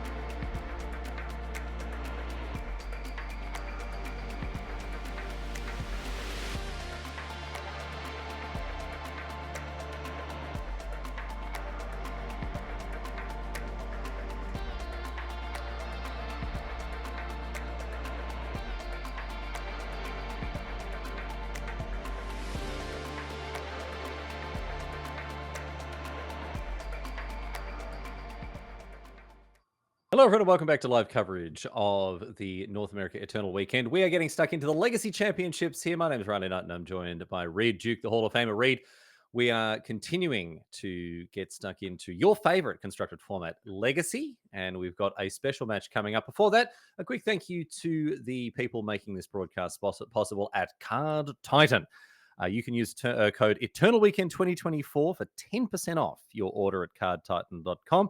And it is certainly an excellent way to support a company that is supporting this broadcast. This broadcast wouldn't be possible without the help of a company like Card Titan. So be sure to vote with your wallet, my friends. Head to cardtitan.com and use the code Eternal Weekend 2024 for 10% off your order. Thank you very much, Card Titan, for being with us. And thank you to you, exalted viewer around the world, wherever you are. It's our great pleasure to have you here for this broadcast. And it's a great pleasure to unveil the next matchup that we'll be getting into here. Reed, we've got Azorius Standstill versus Demir Tempo. We've got Christopher Walton on Standstill, Charles Vincent on Demir Tempo. This is Demir Frog. And Reed, a real treat for the viewer here as we have a look at Christopher Walton's list. This is, I'm pleased to say, a 61 card special. Oh, I love it. I mean, it's just it's so pure. Standstill in 2024, like, this is a deck that was, people played it to great success, but it was not one of the most powerful strategies in the format, even when it was popularly played. So now Christopher, I mean, he's a brave man bringing it to a fully powered Dimir Reanimator, Psychic Frog, Nadu format, and he's 6-0, doing it his own way. It's so cool. It's very, very cool to see. Talk to us about what a Standstill deck is trying to achieve and how it achieves that. So Standstill is an example of a symmetric effect, but it's a powerful one, right? It means the player who blinks first, the opponent will get to draw 3 cards. Very powerful rate for only 2 mana. So what you have to do is you have to construct your deck such that you are advantaged by that symmetrical effect, or in other words, so that you will win the game if nothing happens for a long time. So you can do that one of 2 ways. Either you can sneak in a 1-mana threat like a Tameo, or you can set up a threat that deploys without needing to cast a spell. You see Timeless Dragon and Shark Typhoon, which fit that bill. Or you can just be a late game control deck where you say, hey, you know what? If you want to sit here and make 10 land drops, that's the kind of game I want to play. Let's do it. Let's slow things down. And any of those will work with the Standstill. The problem is you just can't play it if you've already fallen behind in the game. That's the thing. You have to be in a position where, as you say, a very good way to put it, Reed, where people doing nothing is an advantage to you. Another way to gain leverage when a Standstill's out is to have an active Planeswalker that can gain you a lot of value as the game goes long, but not always an option in a fast-paced format like Legacy. Anyway, that's Christopher Walton's deck. We're going to see how it performs against a Demir Tempo deck based on a relatively new entrant to the format in the form of Psychic Frog. This is Charles Vincent's list, and we've already seen it on stream this weekend doing pretty powerful things. Yep, so there's kind of 2 different Dimir decks that we're going to see making big waves in this event. One is the Reanimator strategy, and this is the second one, which is just low to the ground, sort of blue-black good cards. You know, the best creatures and threats in the format, backed up by the best removal, disruption, and card selection. So this is kind of like the heir to the old-style Delver decks, where you're looking to just have lots of 1 and 2 mana cards, get ahead with Psychic Frog, Nethergoyf, Orcish Bowmasters, whatever it might be, and then Wasteland, Force of Will, and Thoughtseize your opponent into oblivion. They finally printed a better Legacy 1-drop than Delver of Secrets. It now is the time of Tameo, Inquisitive Student. Both players are playing multiple copies. Anyway, we're going to be able to move down to our feature match area now and get stuck in here. We've got Christopher Walton, Azorius Standstill, Charles Vincent on Demir Tempo. Let's get underway here. I'm looking forward to seeing how this one goes. I would love to see a proper Standstill match here. And as you already very astutely pointed out, Reed, both these players 6-0. Unsurprising to see a Psychic Frog deck doing this well, but for a Standstill deck to have performed this well, there really must be something going on, something special happening with this list. So looking forward to seeing it being put through its paces. Yeah, so Standstill is not the type of deck that you can just be like, "Hey, I'm gonna play Standstill and, win this Legacy tournament." This is something that you have to really forge in fire in terms of every single card choice being exactly how it needs to be, super tight play. So Christopher, like, I give him credit that he probably is really, really experienced with this deck. I mean, even more evidence if you needed it. Like, look at his collection. He's got the nicest possible version of every card he's playing with. So props on that. But yeah, I think he's probably playing well. He's probably playing quickly, and he probably knows every single card's function in his 75, or in this case 76. Yes, it is a 61 card special, which we do love to see, but unfortunately for Christopher fans, he is down to 5 in game number 1. Not the start that he would have been hoping to make. It is interesting to note the fact that he has essentially, I'll be interested to see which cards in his list don't have the old border, because even some of the newer cards, I saw that there was the Time Lost Dragon in there. You can see a Mystic Sanctuary. All of these cards, the old bordered version. So I wonder if he's found, did you see the old Teferi Time Raveler, the one that was printed like it was an old card without any of the proper Planeswalker formatting? I think it was in I the don't know secret if I'm lair. familiar with that one. I certainly don't Dude, own one. you would love it. You would love it. It's printed and formatted so horrifically. It's just like, it's an old card with just a wall of text. Imagine trying to shoehorn a Planeswalker, right? Like the rules text for Planeswalker onto an old bordered card. That's what happened. And I would imagine Christopher has sought out those cards for this deck, given given what seems to be his preference in deck construction. But here we're seeing some pretty serious disruption brought to bear by Charles. Multiple copies of Wasteland, meaning that Christopher isn't able to develop his mana.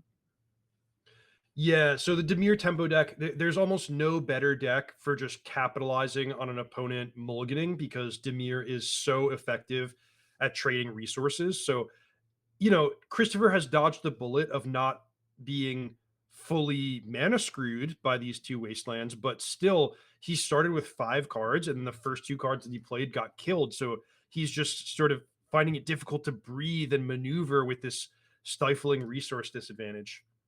Now, the only issue here for Charles is that he didn't have a threat on the board before he started Wastelanding. Generally speaking, when you're playing a tempo deck, you want to be making those 1-for-1 disruptive trades while also clipping in for a little bit of damage. Pressure plus disruption, that's how tempo decks function. But here, the Psychic Frog is going to be dealt with very neatly by a Swords to Plowshares. A second frog here for Charles, however. Christopher's back in this. He's managed to find a way to ensure he doesn't fall too far behind. And here's a Prismatic Ending that's going to get eaten by a Force of Will.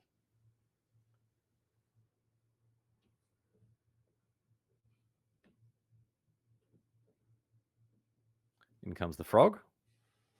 Yeah, so Psychic Frog connecting in Legacy is not 100% game over, but it is very predictive of which player is going to win the game. It's a sign that things are going really, really well for Charles Vincent. This is a card that's cropped up as being pretty powerful across. There it is. There it is, dude. That's the card I was talking about. Yeah, that's a nice one. Holy cow. That's Fairy Time this, Raveler. It's this old style Teferi Time Raveler. And look at the text box, man. They couldn't have printed that smaller. My favorite is like the old cards from the 90s where they had to make the picture smaller to fit enough text, in the box. Yeah. Exactly, yeah, because they hadn't figured out how to neaten up the rules text. But yeah, no, this is just. I know there are more important things to talk about this game as this Psychic Frog gets in, but the wording on this card, dude. Opponents can cast spells only as though they were sorceries and can attack Teferi as though he were you. Put 4 loyalty, brackets, use counters, on Teferi. Any set damage he suffers depletes that much loyalty. It goes on for weeks. I'm not going to sit and read this War and Peace like rules text box. But unsurprising to see. This is a man dedicated to his craft. This is a man who wants to play a Legacy deck that looks like a Legacy deck, I wouldn't bet my life on it, but I think that Fatal Push that Charles just discarded is signed by me. Yes, it is. I can confirm that that is signed by Reduke because I myself have a card that was signed by Reduke, and that's that distinctive Reduke signature. I've got it on my copy of Bonfire of the Damned, and Wow. I'm and speechless. it looks like you it looks like you once signed Charles Vincent's Fatal Push.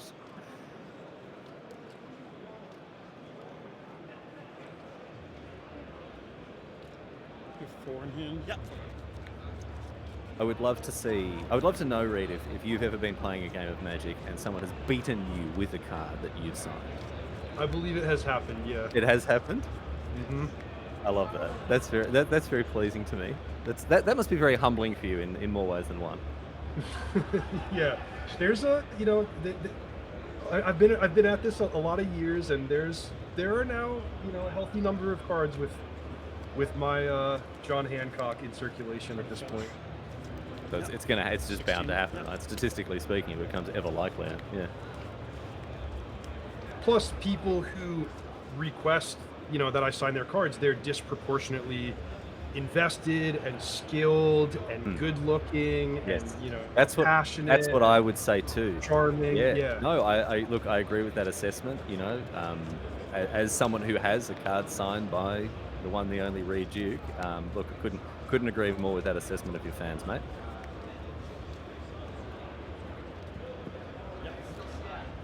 So meanwhile, Christopher is doing his best to try to battle back. His step one, of course, is getting Psychic Frog off the battlefield. I did happen to notice that he had Standstill in his hand at a certain point in this game, and we talked about that being the risk. If you have a bad start to the game, Standstill is not the type of card that will allow you to catch back up. So Christopher is, behind the 8 ball in more ways than one, and importantly, the best thing that his deck can do is not available to him until he equalizes the situation. And that situation is becoming progressively less equal now as a Nethergoyf is played by Charles. This is another hard-hitting, cheap threat that, again, like Psychic Frog, is having a big impact in formats like Modern, not just Legacy. And now Christopher needs something pretty important pretty powerful to deal with both of these creatures. Is Jace the Mind Sculptor going to be enough here? Certainly not against this copy of Force of Will. Jace the Mind Sculptor. Man, Christopher's got all the hits. He's got Jace the Mind Sculptor. He's got Counter Spell. Actual literal counter spell in Legacy in 2024. I'm just loving it. I hope we get to see him with a 7-card keep and a little bit of a better, more competitive game in Game 2 here. Yeah, because at the moment Christopher's just falling further and further behind as the Nethergoyf rumbles in with the Psychic Frog here. Charles seems to be thinking about what his next move is. That's a Tameo in hand. Draws off the Frog. And we'll deploy the Tameo and a Brainstorm as well. And that's going to be enough to flip Tameo straight away. Exactly. So we're going to see a lot of Tameos over the course of this broadcast, and this is kind of the most deadly thing about her is you can use Brainstorm at any time at instant speed on either player's turn to transform her, and that both results in a powerful Planeswalker that can help you dominate the game, also can protect her from removal. So Tameo is just a very, very good card that also happens to be extremely well supported in the Legacy format with all these cards that people want to be playing with anyway. Yes, she slots right in very neatly to existing strategies that use cards like Brainstorm. Brainstorm, the pillar of the Legacy format. I once heard it described as the only real reason that people play Legacy, which I think is probably, reasonably accurate. It is fun to Brainstorm, I can confirm. Minus targeting Force of Will. Tameo has flipped. You're going to see it go downstairs now, but Charles, all gas, no brakes for him as the Nethergoyf and the Psychic Frog come in. A couple of discards. Is that a second Reed Duke signed Fatal Push there? But Odawara. A third even. Is it the my goodness. Now, you almost certainly don't remember signing a playset of Fatal Pushes at one point, right? I mean, I couldn't attest to those specific ones, but I've signed fatal pushes on a number of occasions in the past. Oh, well, the look, just the sheer number of cards that you get to sign, mate. No one's going to blame you for not remembering every single one.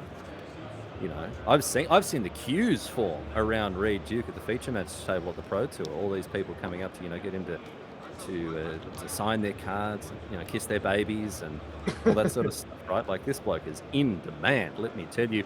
Charles Vincent picks up game number 1 here with his Psychic Frog deck.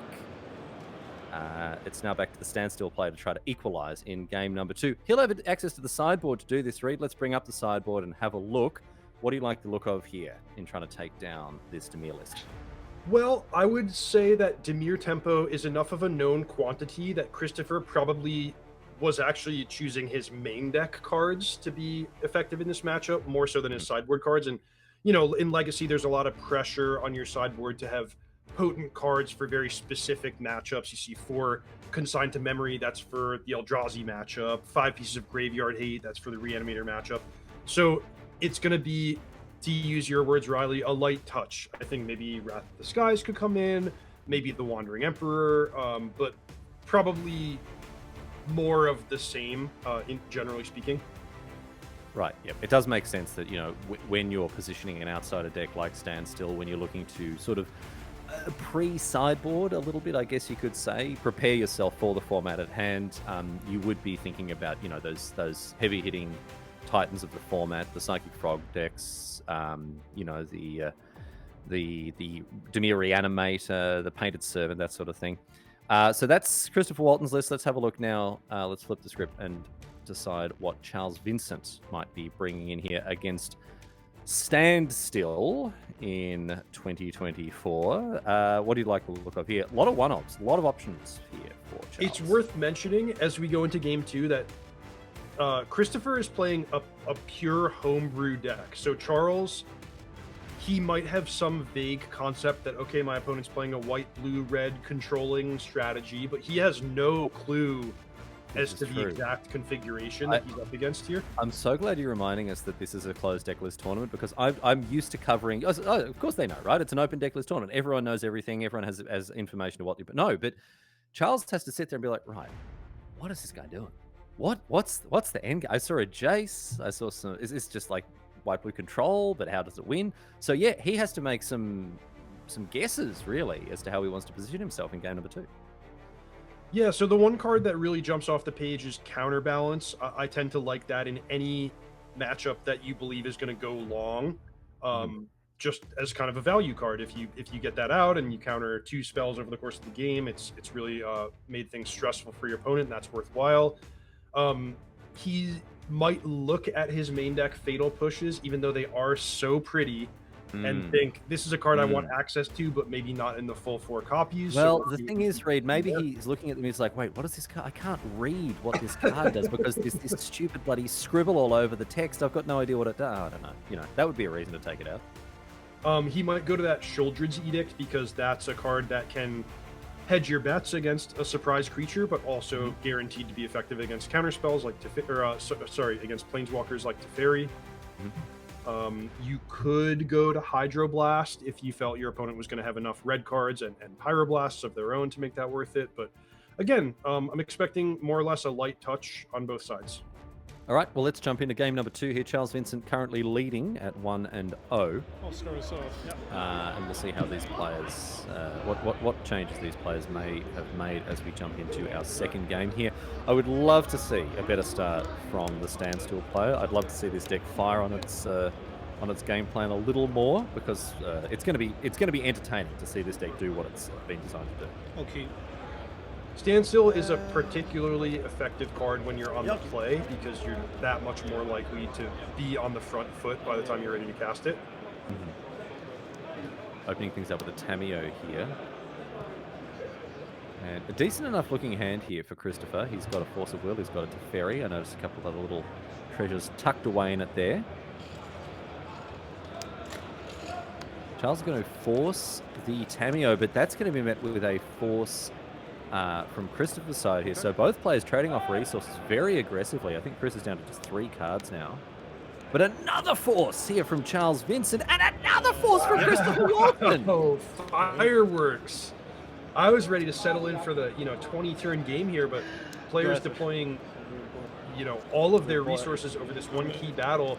But Christopher won it, which means that Tamio is going to be able to attack uncontested, generate clues, and unless Charles can kind of find an answer or up the pace of the game, Christopher's just going to be able to draw 2 cards per turn.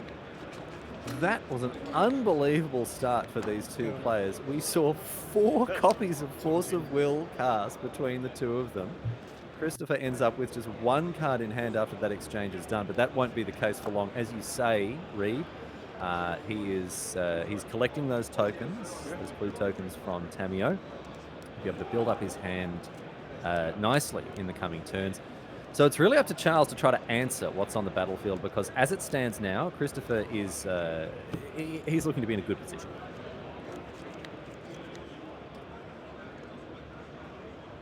So a Surveil here. Oh, keeping this one on top by the look of things. In hand, Brazen Borrower, Daze, and a Volk. Picks up a Ponder. That was the card that was left on top. And we're going to see Ponder deployed here as Charles, again, looks to get back into this game.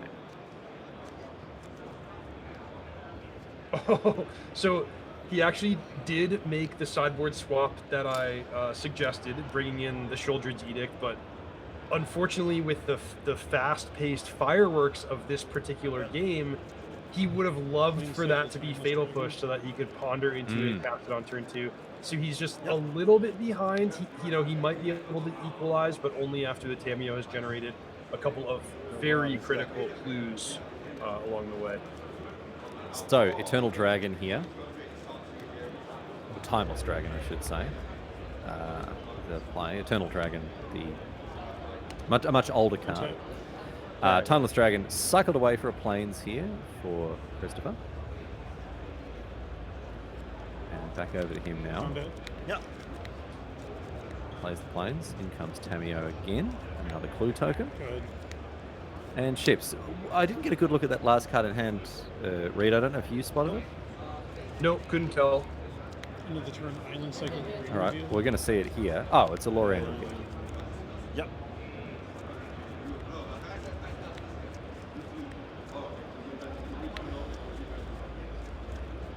She's going to be able to search up an island. Let's see which one he goes for here. Okay, it's going to be basic.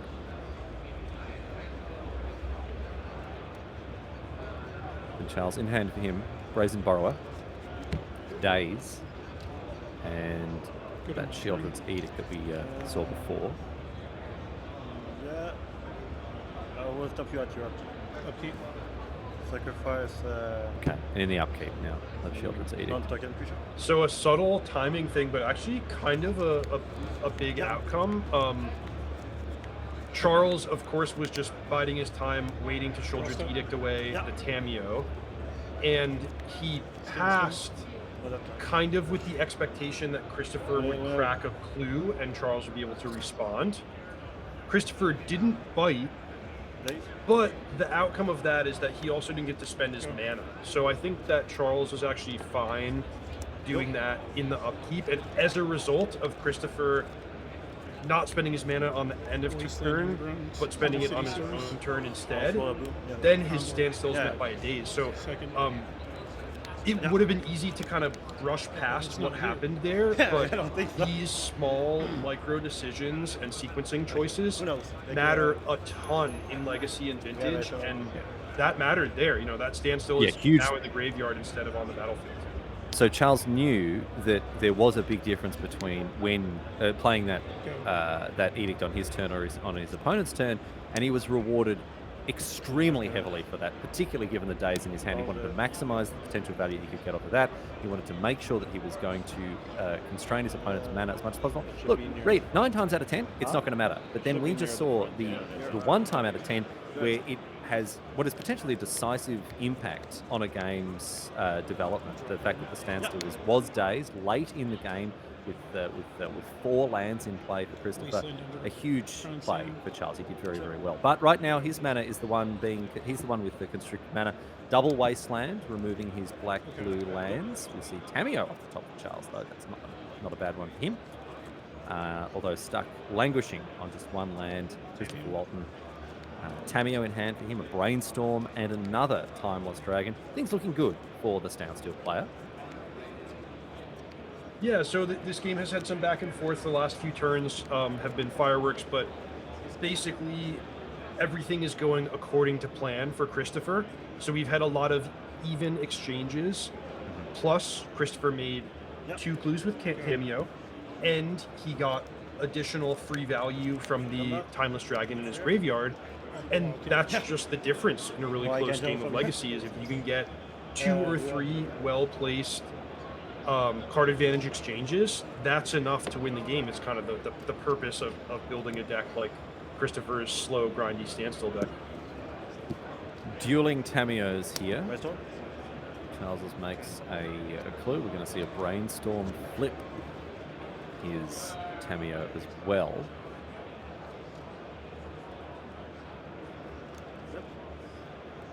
And he'll be able to activate that Tameo straight away to get just a little bit more extra value.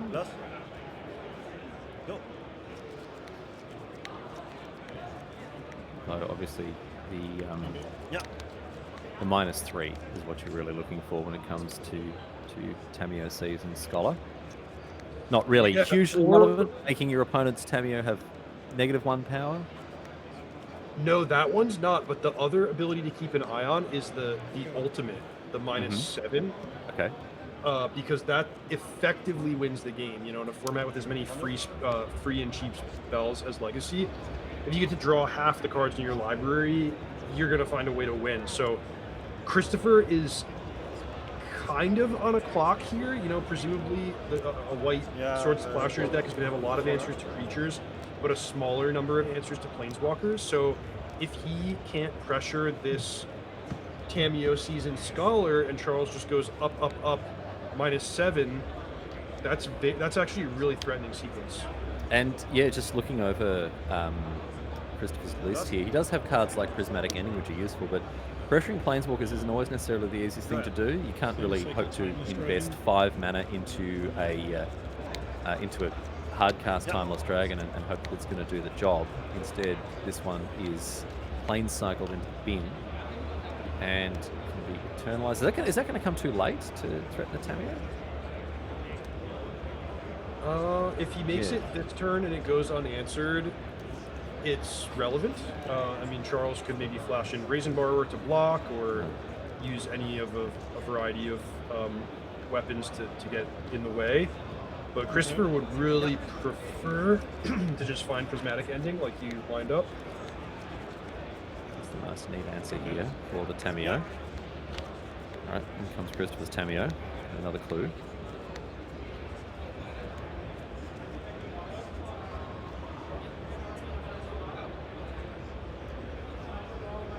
You have 3 in hand. Yeah, 4, right? Hal's doing very well getting back in this game after some pretty devastating body blows he was taking earlier.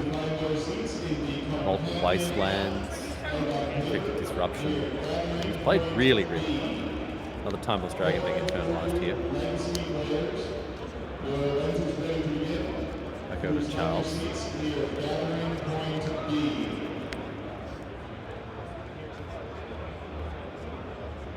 Now, is he guaranteed to tick up the Tameo here, or is there maybe an argument to be made for going downstairs and picking something up out of the bin? Well, if he can't answer the Timeless Dragon, or the Eternalized Timeless Dragon token, then he has to think about it. Because, you know, going for the ultimate is a plan, but if you know your plan's not going to work, choose a different plan, right? So he has to kind of weigh the pros and cons and think about what he can maybe do to protect his Planeswalker and make sure the ultimate is going to become a reality. Alright, Psychic Frog play here for Charles. Rough? Yeah.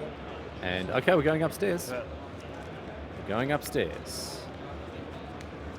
So the Psychic Frog, remember, can gain flying and threaten to block. In the meantime, even if things go terribly wrong, like they're shaping up to, the dragon will only deal 3 damage to the Tameo, won't kill it entirely, so Charles can maybe try to rebuild. Oh, that is Dovin's Veto. Not necessarily a legacy staple, but getting the job done here. Yeah, pretty brutal inclusion there. That is, maybe is that the 61st card, Reed? Perhaps. Any of Right. these could be the 61st card. That's the beautiful thing about the 61st card. It could be Oh anything. dear, could be anything. All right, Tamio knocked down to 5. The Timeless Dragon picking up -1, -0, thanks to her upstairs ability that was activated last turn. But a very tidy turn there for Christopher, dealing with the Psychic Frog very neatly and putting pressure on that Tamio, which, as you mentioned, Reed, is a lethal threat with its ultimate. What has Charles found for this? Think I am, right? Checking that Christopher has 3 cards in hand. Yes. Pretty impressed by these dragons, just the value that can be generated. And of course, we talked about how effective it is underneath a standstill to just find a threat in your graveyard that can enter the battlefield without being cast. Also, a big flyer that doesn't die to Lightning Bolt, doesn't die to either Elemental Blast, sometimes doesn't die to Fatal Push if you're talking about hard casting the dragon. Does the Eternalized version of the card have the mana cost? Yeah. No, it does not. That's a token, so that can be Fatal Pushed. But if you're willing to tap 5 and cast the dragon, which Christopher I'm sure has done over the course of this event, then it's a pretty potent and resilient threat. I just know that there are some tokens that can be generated with mana costs, despite you not having to pay them. But, Yeah, the so Eternalized tokens are not amongst those. Definitely some subtlety, like if you create a token copy of something, that will maintain the mana value. If you transform something, like the backside of Cameo has mana value of 1, that's actually a rules change. 10 years ago, it had mana value of 0, but now it matches the value of the front side. I remember the recent card, Ral and the Implicit Maze Saga, the 5-mana saga. Its 3rd chapter generates a Spellgorger Weird token, which, as the reminder text clarifies, does have a mana cost because it's named after, because it is essentially a token copy of an existing card, Spellgorger Weird. Ah. So, not likely to come up in this match in particular, Reed, but still, technically correct is the best kind of correct, as all the Magic nerds in the chat will no doubt agree.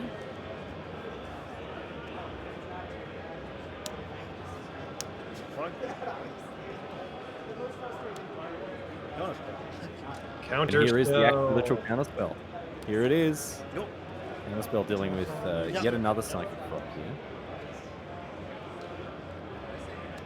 So now Christopher gets to attack the Tamio uncontested. He has enough that if he wants to transform into his own Planeswalker, he can do that. Start picking up key instants and sorceries from the graveyard, like for example that counter spell. And I think he's moments away from locking up the game. Oh baby, there it is. Standstill. Charles recognizes that is enough. He's seen enough, and we're going to go to game number 3. That was better stuff from Christopher Walton. That's the sort of thing that the Standstill player would have hoped to be doing with his deck. Slow the game right down, bring it Reed to a standstill, which is what we saw. And he did very well to pick up a win in game number 2. We can move on and have a look at the deck lists once again now and check in with the sideboard. Reed, what did we learn about the sideboarding done by both these players? I didn't see a huge transformation done by either of them. We did see that Sheldred's Edict come in. Did we see any other sideboard options? I don't think so. I happened to see Christopher draw his Singleton Wandering Emperor, though by that point the game was far enough gone that it didn't have to be deployed. We could save that as a nice surprise for game number 3 if it comes up. But yeah, light touch, both players keeping a healthy mix of threats and removal.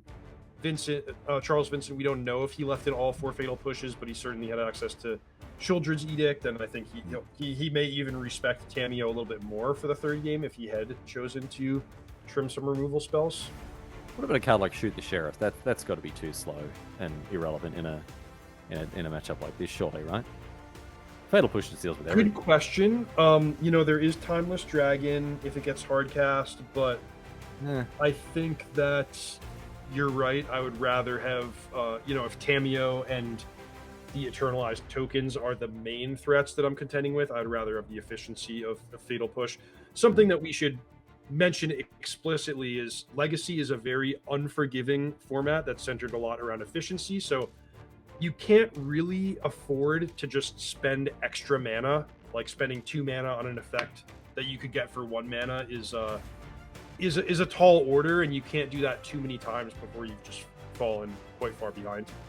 It's a good observation to make, Reed, for any players who are, not necessarily the most familiar with Legacy, players who mainly play things like Standard, where the difference between, say, cut down and go for the throat is, look, it's there, but it's not huge, right? They both broadly do the same job in many situations.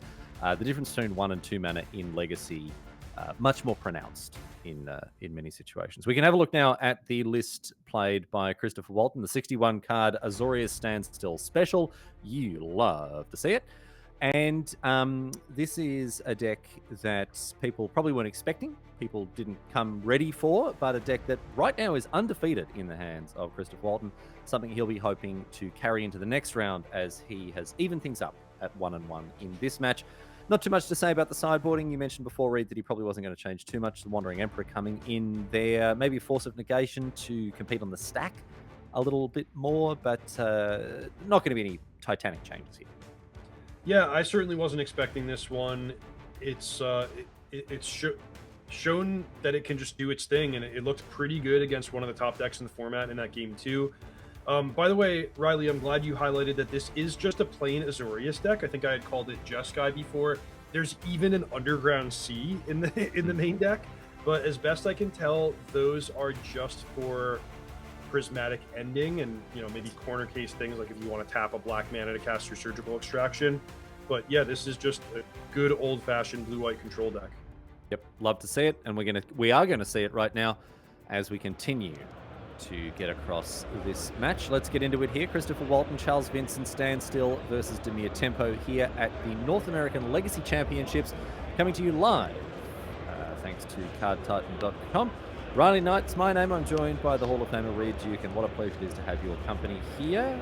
Reed, I've just spotted something else. Charles Vincent, obviously a very big fan of yours, not just his Fatal Pushes that he got you to sign, also his Thought Seizers.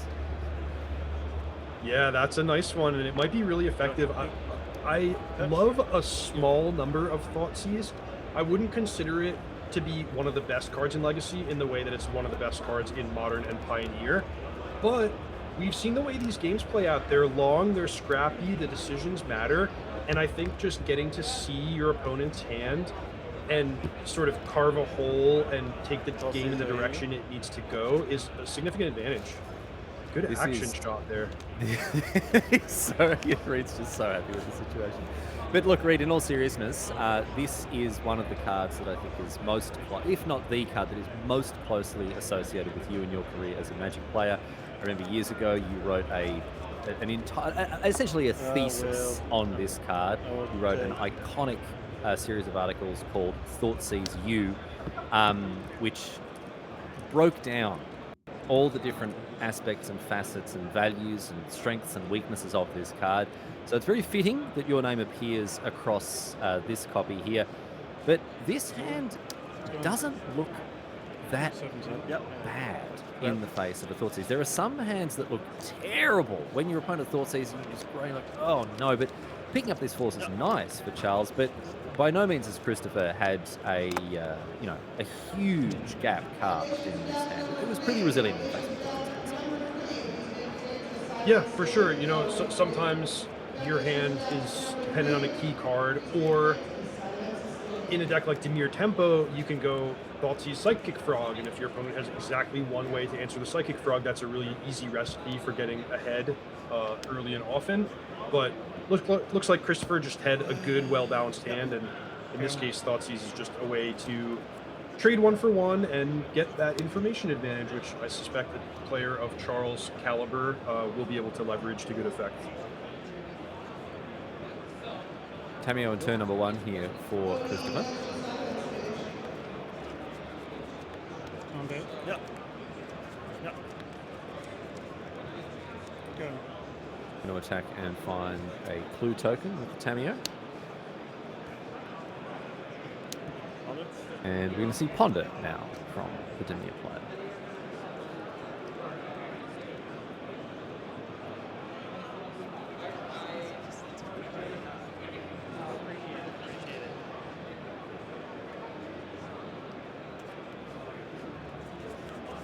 All the ponders and brainstorms in Charles's deck. This is a reason why just having a light touch of removal, like you might not need the full 4 fatal push, but if you have a couple copies in your deck, then you can access them with reasonable consistency in the mid game by searching for them off of ponder and brainstorm. Tamio gets in again here. Generates another clue token.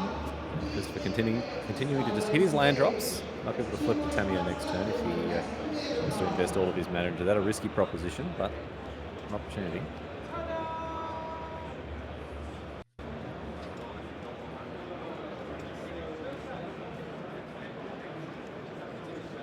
Let's see what Charles does with this turn. Another Ponder here. This game's certainly going nice and slowly. That's exactly what Christopher will be hoping for.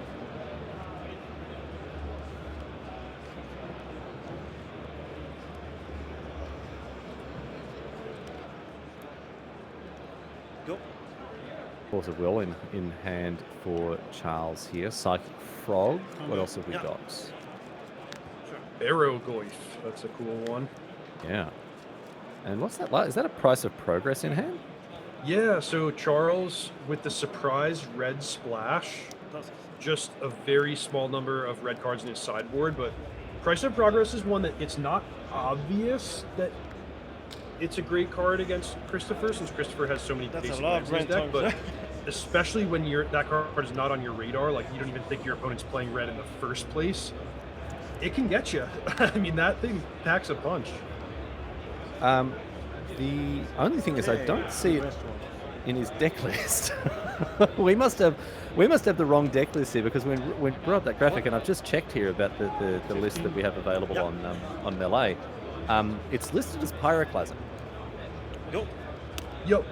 Yeah, we have been in touch with our people on the ground to just investigate that, and I think that's all you and I can say from our position at this point, Riley. There's a wide range of things that could be going on, including just graphical error in the deck list, but we'll certainly make sure that the right people know about that. That's what production are telling me now, is they're saying that it is just it's an administrative error here.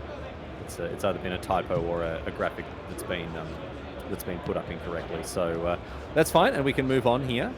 Certainly there are judges who are aware of things like this and can deal with them when the situation arises. Mystic Sanctuary now, played by Christopher with enough islands to make sure it comes into play untapped, which will return the Swords to Plowshares to the top of the library. In comes Tamio again, continuing to just rack up those clue tokens. This is a nice bit of advantage here for Christopher, who is looking to slowly but surely eke out an incremental advantage.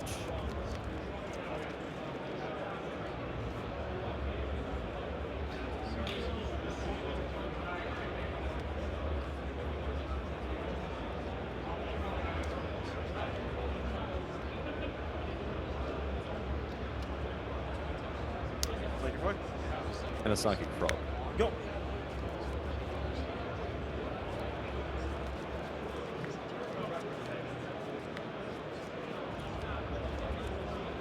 So this game read exactly what Christopher will be hoping for. Nice and slow, builds out an advantage, draws extra cards, fills his hand with disruption, slowly building up a threat that can continue to pull him further and further ahead, but does have to deal with this Psychic Frog, and Charles has plenty of disruption of his own. So the onus now on Christopher to make sure that this Psychic Frog does not start to gain Charles a lot of advantage on the other side.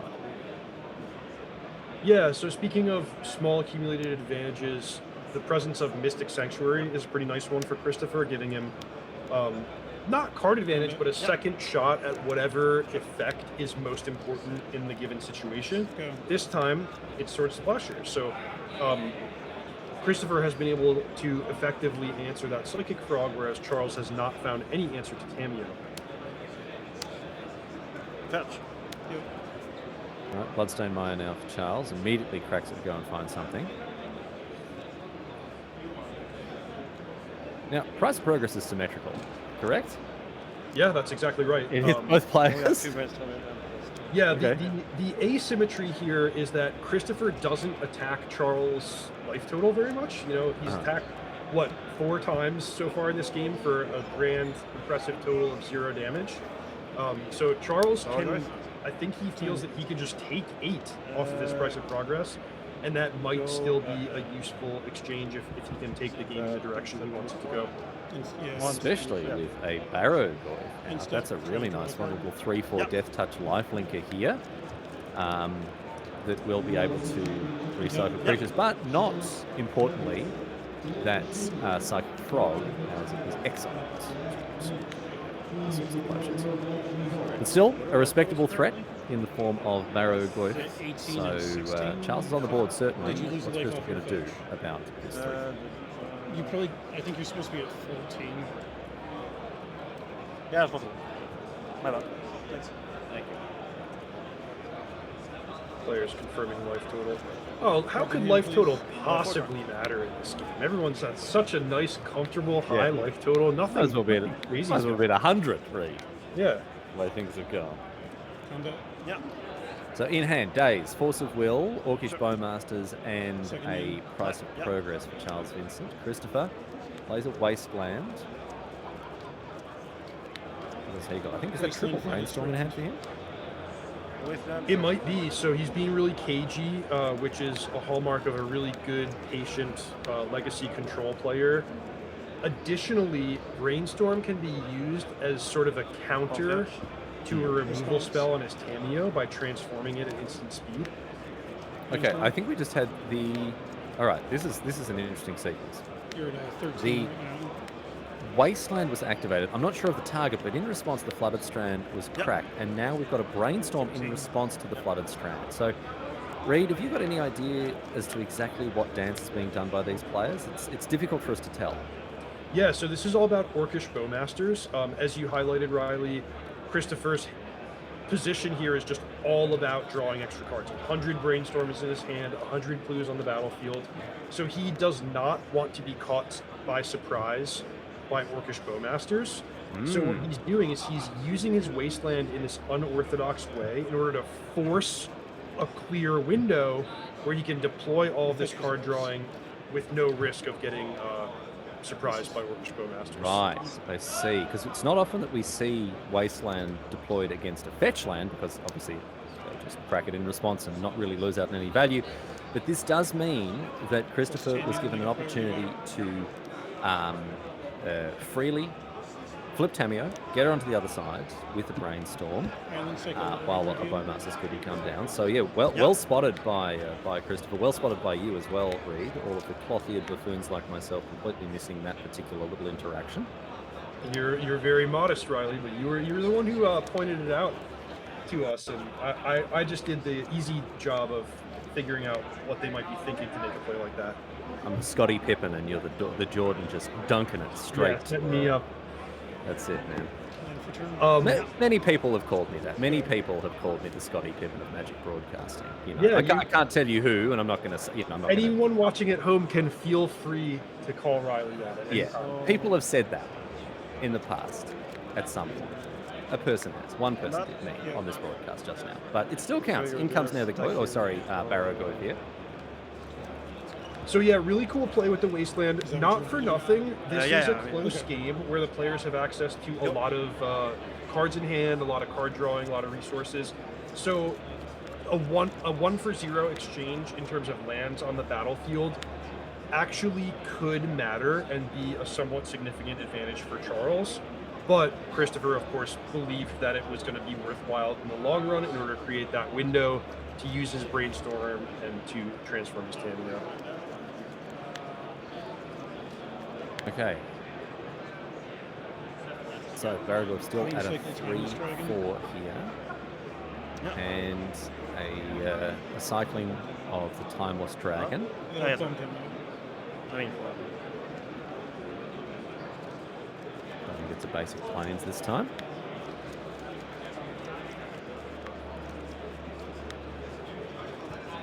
Some people in chat are questioning if Christopher played both the Wasteland and the Tundra in the same turn. From my seat, it caught my eye, but I'm not sure enough to say one way or another.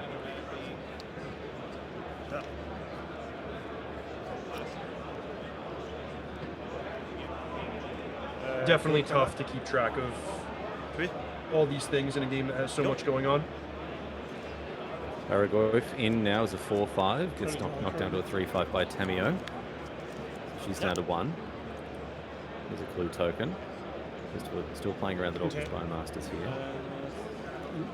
As much as he can. Upkeep. So now in the upkeep, Bowmaster. this is where we're going to see the Bowmasters deployed here by Charles. Yeah. This one? And yeah, despite Christopher getting a pretty significant advantage in terms of resources and cards, Orcish Bowmasters is something that could equalize it by, first of all, generating 2 bodies, second of all, just finishing off the Tamio at a key moment, and then also either stymieing Christopher's ability to use future card drawing or just demanding a direct answer on the 1/1 body of Bowmasters. This is the power of Orcish Bowmasters, and a huge reason why the color black is strong in Legacy right now. Such a powerful card, such an oppressive card particularly against blue decks, who have for years relied upon draw spells like Brainstorm, cards that enable you to pull ahead in terms of either card advantage or just card quality, and as a result, this Bowmaster demands an immediate answer and will receive one in the form of Swords to Plowshares. But that keeps the 1/1 around in addition to this Baragoif. So Charles on the board, Tamio dealt with, Christopher, a lot of cards in hand, but no action on the battlefield as it is now. So we'll need to get himself back into this. Here's a second Tamio. Yeah, really, tough to overstate how good that Bowmasters was. And you see Swords to Plowshares pointing at the 1/1 body after it's already made an army, already killed Tamio, already forced Christopher to sequence his cards awkwardly. And that's instead of swordsing the 4/5 lifelink Death Touch Baragoif. I mean, that's how good Orcish Bowmasters was at that moment. They did a good job as it came down. It's dealt with more or less immediately. All right, in comes the Baragoif again. Charles hasn't been gaining any life off of this Baragoif, unless the life totals aren't correct, and he's been marking it individually. You can't miss life gain from lifelink. It's not a trigger that you can miss. So his life total should be a lot higher here. Correct. Lifelink or life totals is a shared responsibility of both players in a tournament setting to keep track of it. Again, it's within the realm of possibility that we could have graphical errors or tracking issues on our coverage. So let's not jump to conclusions. But yeah, certainly as often as the Baragoif is connecting for damage, Charles should be gaining damage life. And this time, Baragoif connects with Christopher, and therefore we will see its ability trigger. When it does combat damage to a player, mill that many cards, and then you create a card from among them into your hand. So the Baragoif mills a Nethergoif, which is then deployed. One Charles. And Christopher starting to fall behind a little bit here. Which is surprising, right? Because he looked so good for such a large portion of this game with the unanswered early Tamio. And the game is still close, but Charles had a great exchange with the Bowmaster. He now connected with Baragoif, which, just like Psychic Frog, that's highly predictive of a player doing well or eventually going on to win a game. Brainstorm. Is this another Orcish Bowmasters? Oh boy, this demands an answer. You can't let a Brainstorm happen when an Orcish Bowmaster is on the battlefield. So in response, we're going to see another Brainstorm. Christopher will be digging desperately for a counter spell or an answer to this Bowmasters. Charles may have something to say about the second Brainstorm here.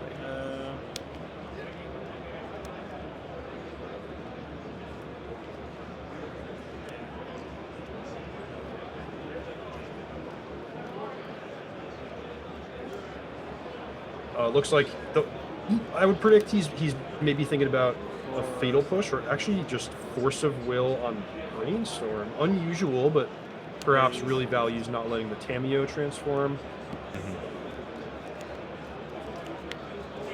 Charles. the other factor to consider here. Yes.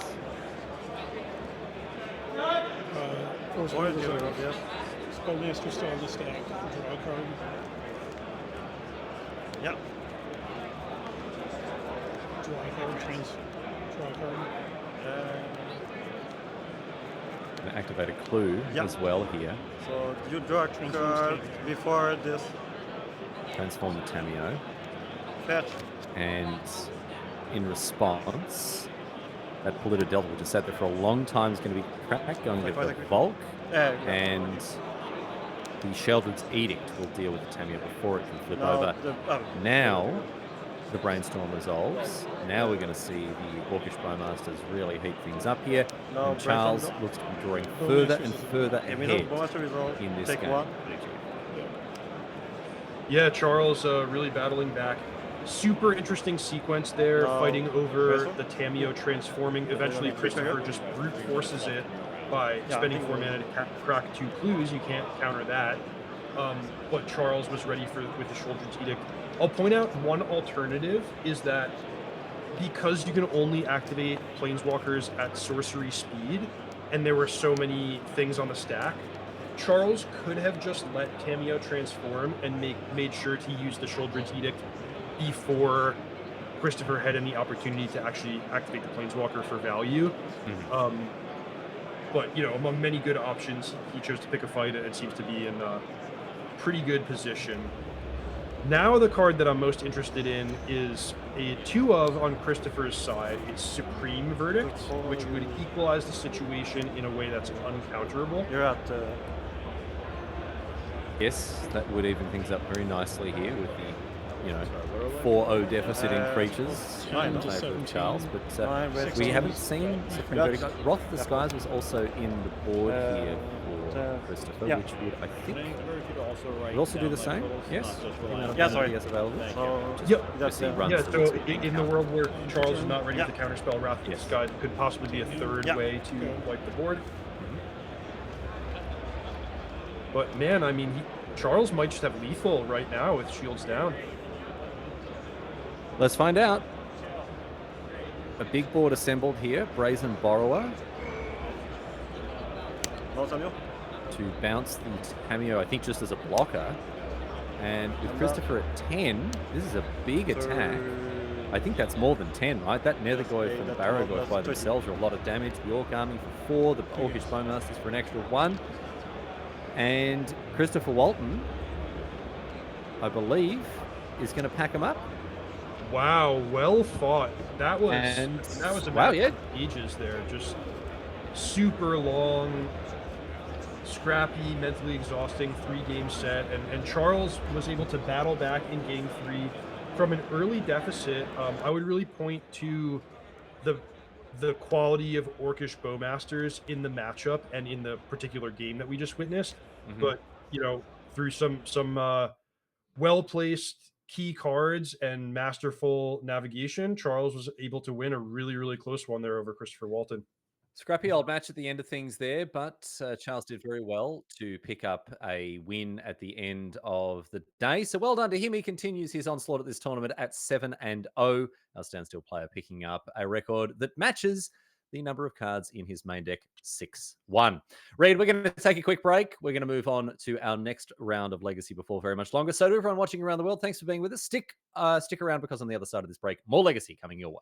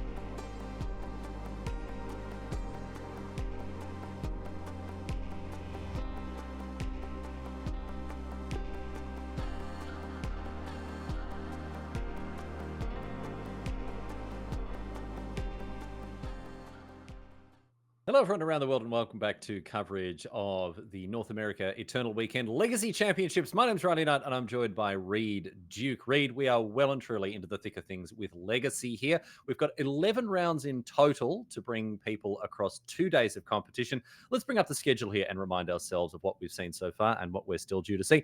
Yesterday, we kicked things off with our Vintage Championship. Today, it's been all about Legacy. But the Legacy Champs do go over 2 days. We're playing 9 rounds today, coming back tomorrow for the final 2 rounds, 11 rounds across the 2 days. And then, Reed, we'll be jumping into the top 8s of both the Vintage and the Legacy Championships, where we will be giving away a lot of money and prizes to those players who do very well. And we hope to have your company all around the world, wherever you are. Thanks for spending your weekend with us exploring Magic's oldest formats. It's a pleasure to be bringing this coverage to you. Powered by Card Titan, of course, cardtitan.com. You can use coupon code Eternal Weekend 2024 for 10% off your order. Thank you very much, Card Titan, for supporting this broadcast. As you have, we move now to our next matchup. We can jump in, Reed, to the next game here between Duke Vitro on Bug midrange, Sultai midrange, facing off against Jeffrey Zhang on Eldrazi. Both these players at 6-1. What sort of standing does that put them in round number 8 when they're eyeing off a spot in the top 8? As you mentioned, Riley, we're really hitting our stride here, getting kind of towards the finishing stretch. Now, both of these players have done well enough that they'll get to play the final 2 Swiss rounds tomorrow. However, after 11 rounds in a large tournament like this, you're really looking at rarefied air, like 10-1, 9-1-1 kind of record. So these players don't have much breathing room. The loser of this match probably will still have a great tournament and play tomorrow, but will not be in contention for our top 8. But if you notch that 7th, 8th win today, you're right in the mix and looking to capitalize in the 2 morning rounds tomorrow. Well, let's see how things go between Duke and Jeffrey. We can bring up Duke's list here to have a look at what's going on with a deck that I perhaps unkindly like to classify decks like these as trade binder decks. I imagine that these mid-range piles are made when people drop their trade binder on the floor, all of the cards fall out, right?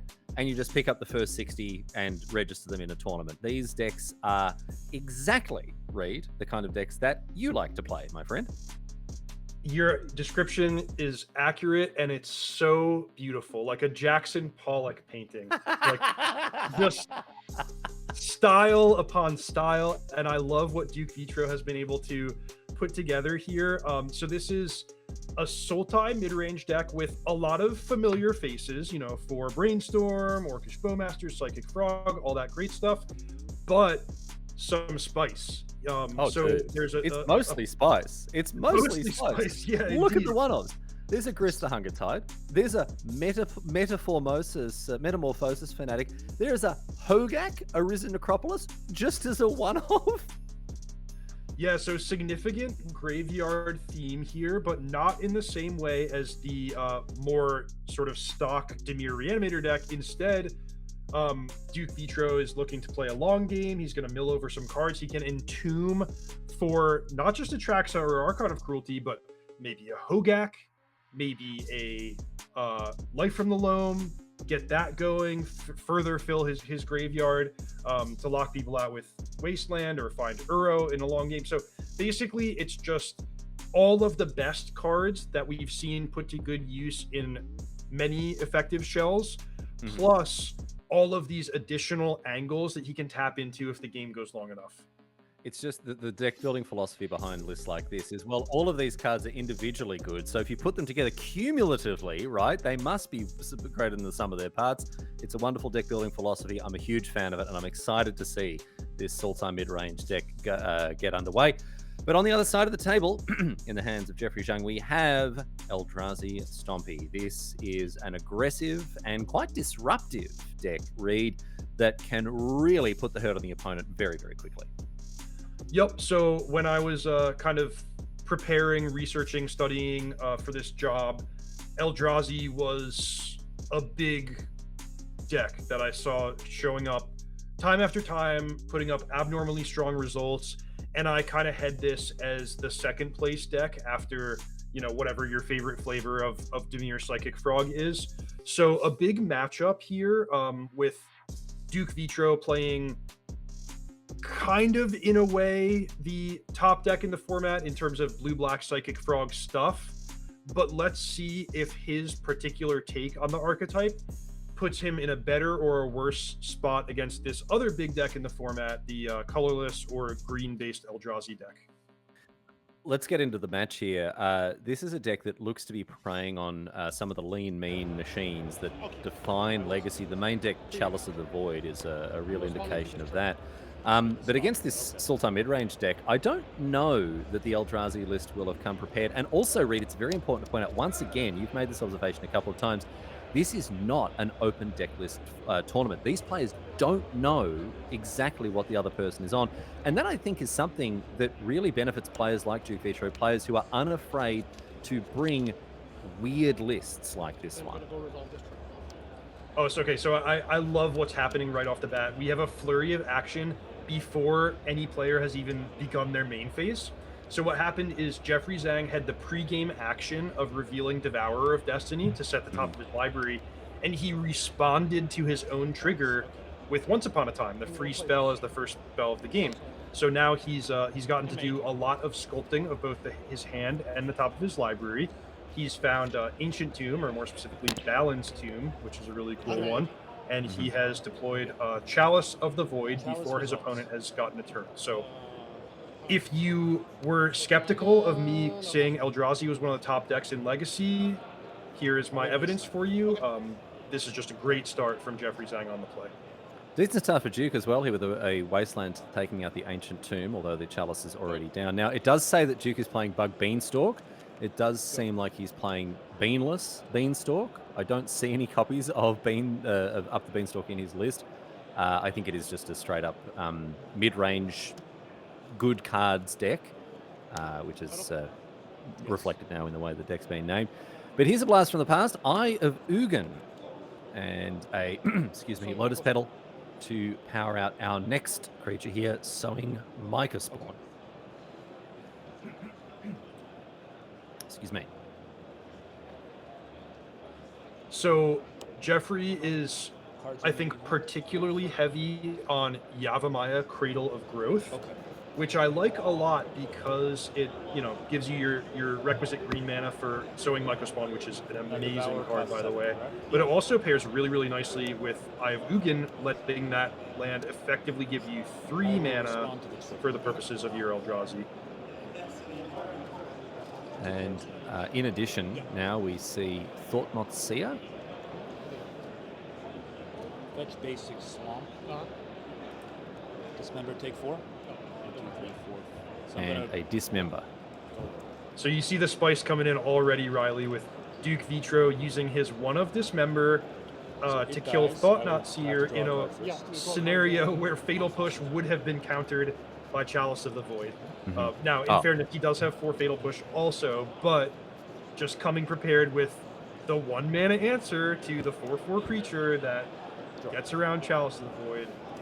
And this is why the deck plays just 2 copies of Ponder, the highly scientific Ponder 2 of here, because you know your opponent plays Chalice on turn 1, you're going to be embarrassed to be playing 4 in that situation. So Duke has got it covered from all angles. Yep. I've been known to play between 0 and 4 Ponders in the old days. Yeah. Yeah. Oh, I love looking at a Reduke deck list and seeing what went behind. Why is this a 3-off? Why is this a 1-off? But look, mate, I'm not going to doubt you. You know, my favorite kind of deck list is this one where it's like 4-offs all the way down. The fact that 60 is divisible by 4 says to me that, you know, a certain approach should be taken to deck building, but, you know, not always possible. Well, that's more like the Eldrazi deck. This deck is designed to just maximize its most potent openings, like the one Jeffrey had. Like you saw, many slots in the deck devoted to increasing consistency. So Once Upon a Time fits that bill. Devourer of Destiny fits that bill. Redundancy in terms of getting as many lands that produce 2 mana as possible, increased access to your key cards with Sowing Mycospawn, and he's rewarded with, one of his 4 copies of Chalice of the Void on 1 in a matchup where that's really effective. And then as early as turn 2, he's playing Sowing Mycospawn. I mean, in this case, there was a Wasteland, so it wasn't technically turn 2, but can be. It's a Yavimaya, correct? Yeah. 2 mana now, and that is a Witherbloom command here. Oh, We've got a reader. Jeffrey's having a quick check of this card, but it checks out. It's going to deal with that Chalice, destroy target non-creature, non-land permanent with mana value 2 or less. And what was the other mode he chose there? The milling mode? Mill 3 cards, pick up a land from your graveyard, and that's the best answer to Chalice of the Void that I could think of there. So another nice answer from Duke. So he's doing well. His deck's looking good. He's doing his thing, but I mean, Jeffrey just had a really, really, really great draw on the play with a powerful deck, and now Duke is behind against both Sowing Mycospawn and an active One Ring. Yep, the One Ring coming down here.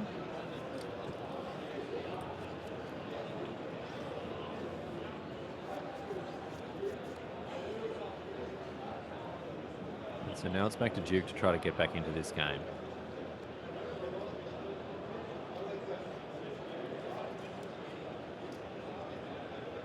In his hands, Tameo, Psychic Frog.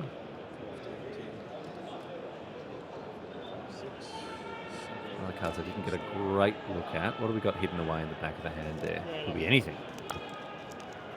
All right, Duke goes hunting. Gonna go and find a land here.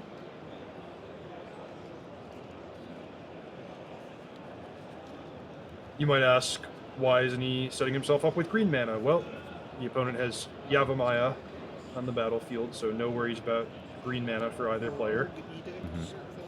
Good observation there. I think it's a Sheldred's Edict. Psychic Frog. Wasteland. Gets rid of the eye, that's important. It might be a little bit too late here. I'm going to go to 70. Now, one of the cards we should keep an eye on is Kozilek's Command. I think this is one of the spells that really powers the Eldrazi deck, and one of the ones that Jeffrey is going to look to find in a high resource situation like this, where he has both lots of mana and lots of cards in hand. But Kozilek's Command can be used subtly, as an answer to Psychic Frog, and there it is. Or a turn or two from now, it can be used as just a powerhouse to generate tons of value, very quickly lethal alongside Blaring Fleshraker. Just a great card overall. Yep, Kozilek's Command generates a couple of little tokens there. In comes the Sowing Mycospawn once again. That was a Cavern of Souls there, which will power out another Chalice here. Chalice on 1 once again. Back over to Duke, who has been struggling to keep himself in it here. He's had a couple of good opportunities. He's had a couple of good answers here and there, but constrained a little bit on mana. Doesn't have anything much on the board. Here's Psychic Frog. Jeffrey takes 2 off the ring, but he won't be too worried about that, given that he's sitting at a relatively healthy 15 afterwards.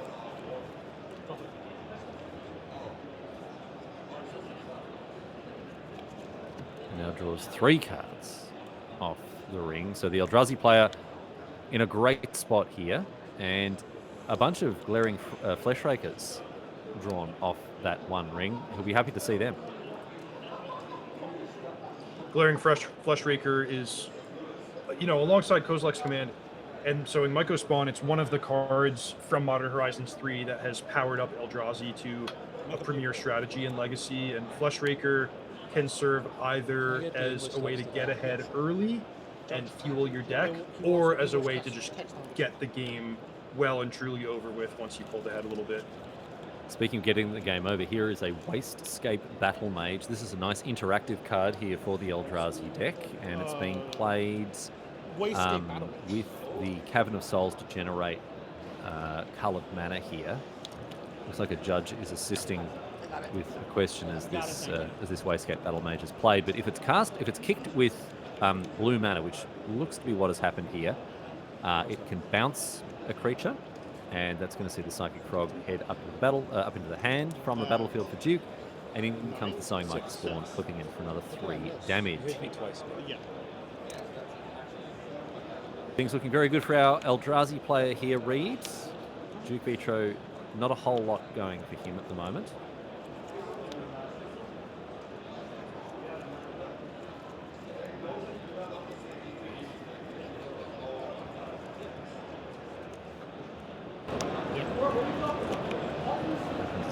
Once again, back over to Jeffrey now. Who edges closer to victory, takes 3 off the ring, but again, not under too much pressure here.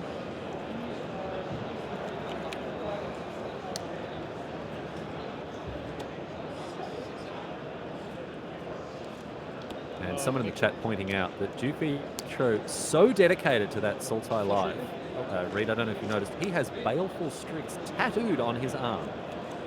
Oh, man. That is cool. Wow, yeah, man.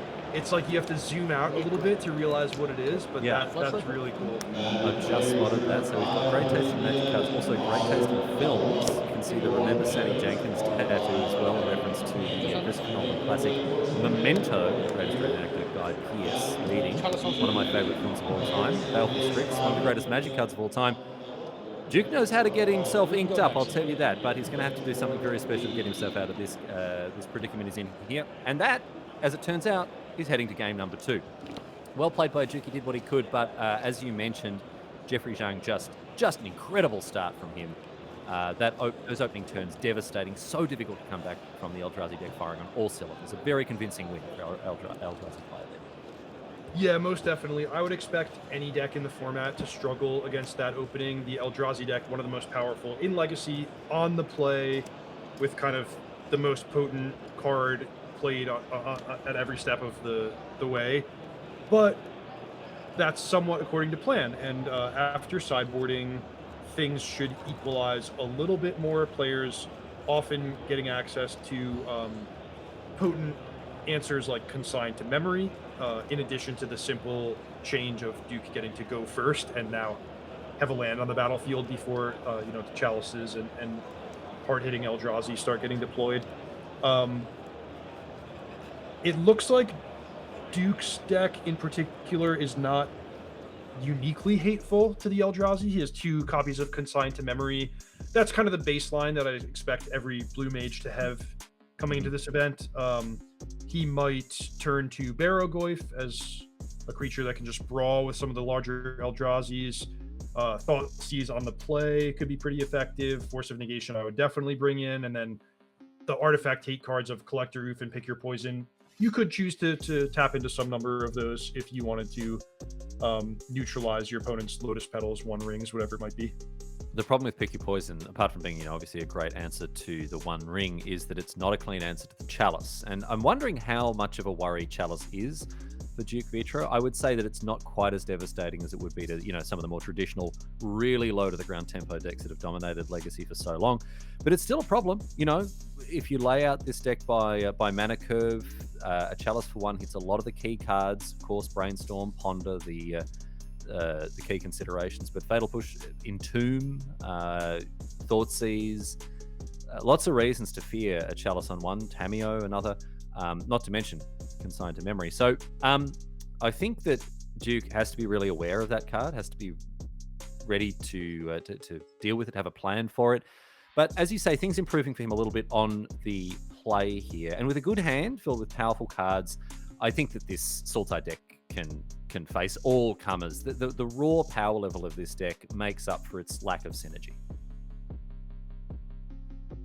Yeah, agree. I agree with your analysis. I think Chalice is going to be a stressful card, not necessarily unbeatable, but certainly one of the more impactful ones in the matchup, especially because it appears in 4 copies, which can't be said of a lot of cards on Duke Vitro's side. Well, let's move on and have a look at the deck that features 4 copies of the Chalice here. We've identified Chalice of the Void as one of the key cards in this matchup. But Reed, talk to us about the key cards in the sideboard here. Some stuff that might be brought in, given the fact also that Jeffrey doesn't necessarily know what Duke is up to. Yeah, for sure. He's used to playing against decks with blue and black mana and Psychic Frog, and I'm sure he has a pretty reliable plan, plus or minus 1 or 2 slots based on customizability and judgment. But yeah, let's just keep hammering home the lesson that we've been coming back to each time we talk about sideboarding. It's light touch, maintaining balance, and not over sideboarding. So Jeffrey Zhang has a really focused game plan, and it works, right? So it would be a mistake for him to bring in 11 cards and overhaul his deck and risk, maybe not being able to reliably power out these Eldrazi. Instead, it's going to be like, hey, do I want to bring in 2 Dismembers to have a little more action against a possible quick Psychic Frog? Do I want this Maze of Ith? But probably not turning to ham-fisted answers like Leyline of the Void and Null Rod, even though they would have some applications. Yeah, I don't think he saw enough of the deck as well to recognize the need for some cards like that. But we can move on now to game number 2. We'll check in with these players, see what post-sideboard decisions they made, and see if Duke can get himself on the board here. Jeffrey Zhang picking up game number 1, of course, with his Eldrazi list. Can the Sultai mid-range player equalize in game number 2 here at the North America Eternal Weekend Legacy Championships, powered by CardTitan.com. Thank you for being here, everyone. It is great to have your company as we enjoy coverage of this terrific format, Magic's oldest formats on display this weekend, and classic plays, Reed. The turn 1 ponder off the tropical island. This is Magic at its finest for me. Yep, so Duke Vitro started with mulligan to 6. Jeffrey Zhang kept 7, revealed 2 Devourer of Destinies, and actually a really tough, interesting ponder right off the bat. He sees, I believe it was Fatal Push, Force of Will, and Force of Will is perhaps the single card you most want to see in your opening hand against Eldrazi. On the other hand, Duke's already on a mulligan, so if you're committing yourself to 2-for-1ing against your opponent's first play, that's suddenly not a lot of resources to deal with. Fatal Push I would name as one of the weaker cards that you could draw in this spot, so a non-obvious ponder right off the bat. And we've got an Ancient Tomb and a Chalice on 1 here, so Duke able to sneak that little ponder under the radar before Jeffrey shut it off. But the Chalice for 1 on turn 1, a back-breaking play against much of the Legacy format, and Duke might be in a bit of trouble here. Yeah, it's just so unpleasant. It's like he knows he's drawing Fatal Push. He has a Brainstorm, but if you don't Force of Will a Chalice, you can't. If you Force of Will a Chalice, you have to pitch the Brainstorm. If you don't Force of Will, you can't use the Brainstorm anyway. So, just a really unpleasant resource squeeze after the mulligan here. Baleful Strix is going to come down, a 1/1 that replaces itself. Very handy little card, this. Trades off against anything with Death Touch, of course. And isn't a bad play to try to steady the ship somewhat here for our Sultan mid-range player. Death Touch on the battlefield, a weakness, I would say, of the Eldrazi decks. They don't tend to do too well. They're the primary asset of a card like Thought Not Seer is the fact that it's big, right? 4 mana 4/4 that often gets cast for effectively, 2 mana off of 2 lands, that is to say. So having a 1/1 Death Touch is not a bad way to answer some of these threats from the Eldrazi deck. We're going to see Witherbloom Command once again. Jeffrey's going to he's going to double check. Are you sure this card? Yeah, okay, all right, it's going to deal with it. So a neat and tidy little play here for Duke, who cleans up the Chalice while also putting a land in his hand. So a nice trade of resources there. Yeah, super happy to see that if you're a fan of Duke Vitro, if you're rooting for him, because instead of 2-for-1ing against the Chalice by Force of Willing it, he showed discipline, he let it resolve, he found Witherbloom Command. Now he's instead getting a 2-for-1 in his own favor and kind of unmulliganing, putting himself in a position where he can actually play this game. And now Tamio is going to be deployed as well after this Witherbloom Command. This is a great turn for Duke Vitro.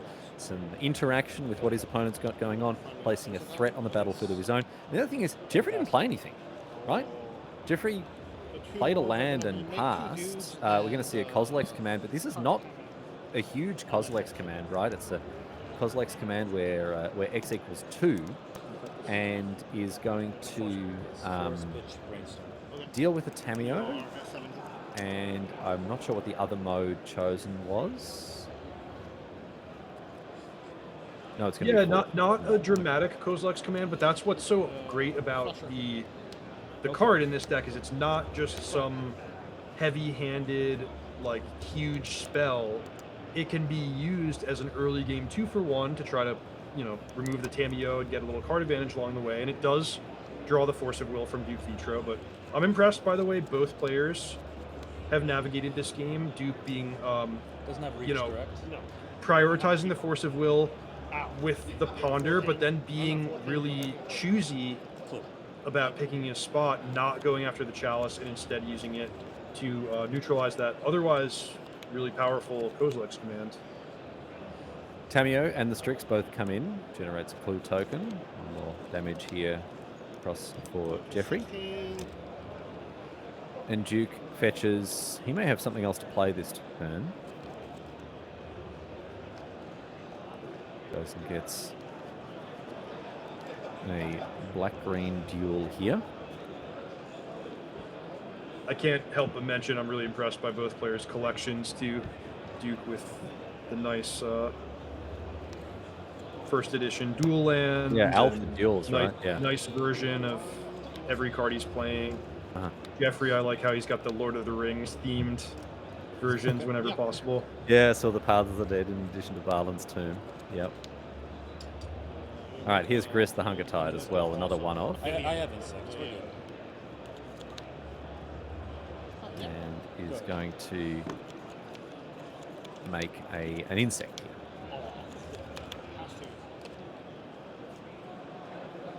I have no cards. Awesome stuff from Duke Vitro in this game.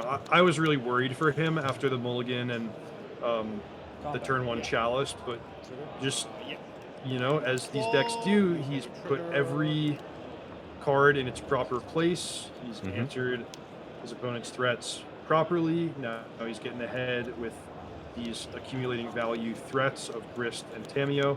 So from an initially bad position, I now have him as the favorite in this game. It's looking pretty good. Jeffrey has to have something though, right? He's been on 3 lands and 10,000 cards in hand for ages, so he's got to have something to do here. Yeah, so we do know that he has 2 Devourer of Destinies, and he's 1 mana off from casting that. He has 6 Eldrazi mana. He also only has 3 colorless mana for non-Eldrazi spells, so while there's a lot that he could play, and he could definitely be passing with Kozilek's command, there's also a lot that he can't play, which he can't access green mana, he can't play the One Ring, he can't play the big Eldrazi, but now he's ready to go. All right. Take 2.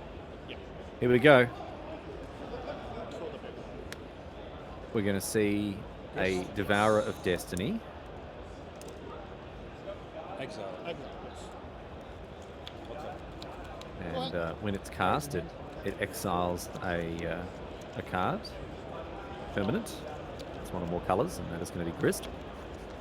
So now a 6/6 on the battlefield, but a 6/6 that is again handily dealt with by the Baleful Strix. No trample, no evasion of any kind, so the Devourer of Destiny, look, it has extracted its pound of flesh, its pound of chitin from the Grist, but it's not going to have much more of an impact on the battlefield as long as this Baleful Strix is there to play.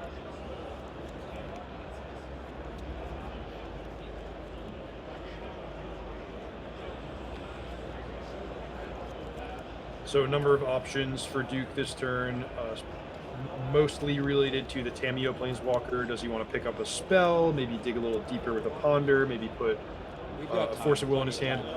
He does want to sort of press the action because at this point, the Eldrazi cards, even if they're removed or countered, they still get that cast trigger. So, you know, against a normal deck, I might say, oh, I'm a little bit ahead. Let me put Force of Will in my hand, play a nice slow game. But he basically knows that Jeffrey can play another Devourer of Destiny and get the cast trigger to remove his Planeswalker next turn. So it's tricky, and you don't want to be too passive. Yeah, that aspect of on-cast trigger certainly disrupts things when it comes to counter spells. The traditional ways to deal with big spells in Magic is sort of subverted by that on-cast trigger that you get from the many powerful Eldrazi. So Duke has to reposition. The good news for him is he has a hell of a toolbox. He has so many one-offs in this list. You'd think that he would, you know, at least in theory, be able to deal with anything that's thrown at him. In comes the Balfour Strix. Okay. Obviously valuing the pressure on Jeffrey's life total rather than playing more defensively. What are your thoughts on that, Rick? Well, it's a non-obvious play. I'll say that it probably matters more than it looks like it matters, and that's a dynamic of these ancient tools. So you might think, hey, my opponent's at 10, I'm attacking for 1, it's 1/10 of his life total, it's going to take me 10 turns. But no, actually what Duke is doing is he's capping the number of times remaining in the game that Jeffrey Zhang can tap his ancient tomb. So, you know, 9 life is fine against a 1/1 flyer, no big deal, but what about 5 life? What about 3 life? That's when you really have to sweat. So now Jeffrey, you know, he has maybe 1, 2 more good clean times that he can tap his ancient tomb for mana before he really has to sweat. Okay, we see, excuse me, the Sowing Micah spawn played here. I don't believe it was kicked. And fetching out this this Yavimaya here. This means, I believe, this means that the this ameliorates that issue with the Ancient Tomb, right? Because you can just tap it for 3. Correct, yeah, so it's really effective alongside Ancient Tomb and really effective alongside Ayavugan. As mentioned, Jeffrey has 3 copies of Yavimaya, so really putting additional emphasis on this compared to normal Eldrazi decks. And now another Sowing Micah spawn here. Yeah, I never actually realized that interaction between Yavimaya and Ayavugan. That's sick. That's really gross. Because ordinarily, Ayavugan doesn't tap for any mana at all. It just provides a static cost reduction for Eldrazi, but it can essentially add 3 mana to an Eldrazi spell with a Yavimaya out. Duke just super replicated, consigned to memory to deal with all modes of that Sowing Micah spawn. Mm-hmm. Yeah, what an impactful card. Consigned to memory has ended up being relatively innocuous to read it. You think, well, that's far too narrow, but it hits so many things across so many formats. Legacy, Modern, it's such an important card. Minus targeting consigned. Modern Horizons 3, of course, revolutionizing Modern, but also having a huge impact on Legacy in terms of this Eldrazi deck, in terms of Psychic Frog, in terms of sideboard cards across a range of strategies. One of the biggest cards, of course, Vexing Bauble. That's been huge in Legacy. Yeah, absolutely. You know, I covered a few rounds of Vintage yesterday, and Vexing Bauble was a major, major player there. Eventually even earned a restriction. Very impactful indeed, these cards. All right. As it stands now, we have our Eldrazi player dominating the battlefield with a Devourer of Destiny and a Sowing Micah spawn. And Fatal Push will deal with the Micah spawn while an insect jumps in the way of the Devourer. So just underneath that Fatal Push and Polluted Delta is a really cool card in Duke Vitro's graveyard. It's Uro, Titan of Nature's Wrath. So the Eldrazi Titans are going to meet their match in the Theros Titan that's banned in Modern, and might just be the special sauce that Duke needs, you know, compared to a normal Dimir Ursulti deck to really pull ahead and win this game. All right, another consigned to memory here.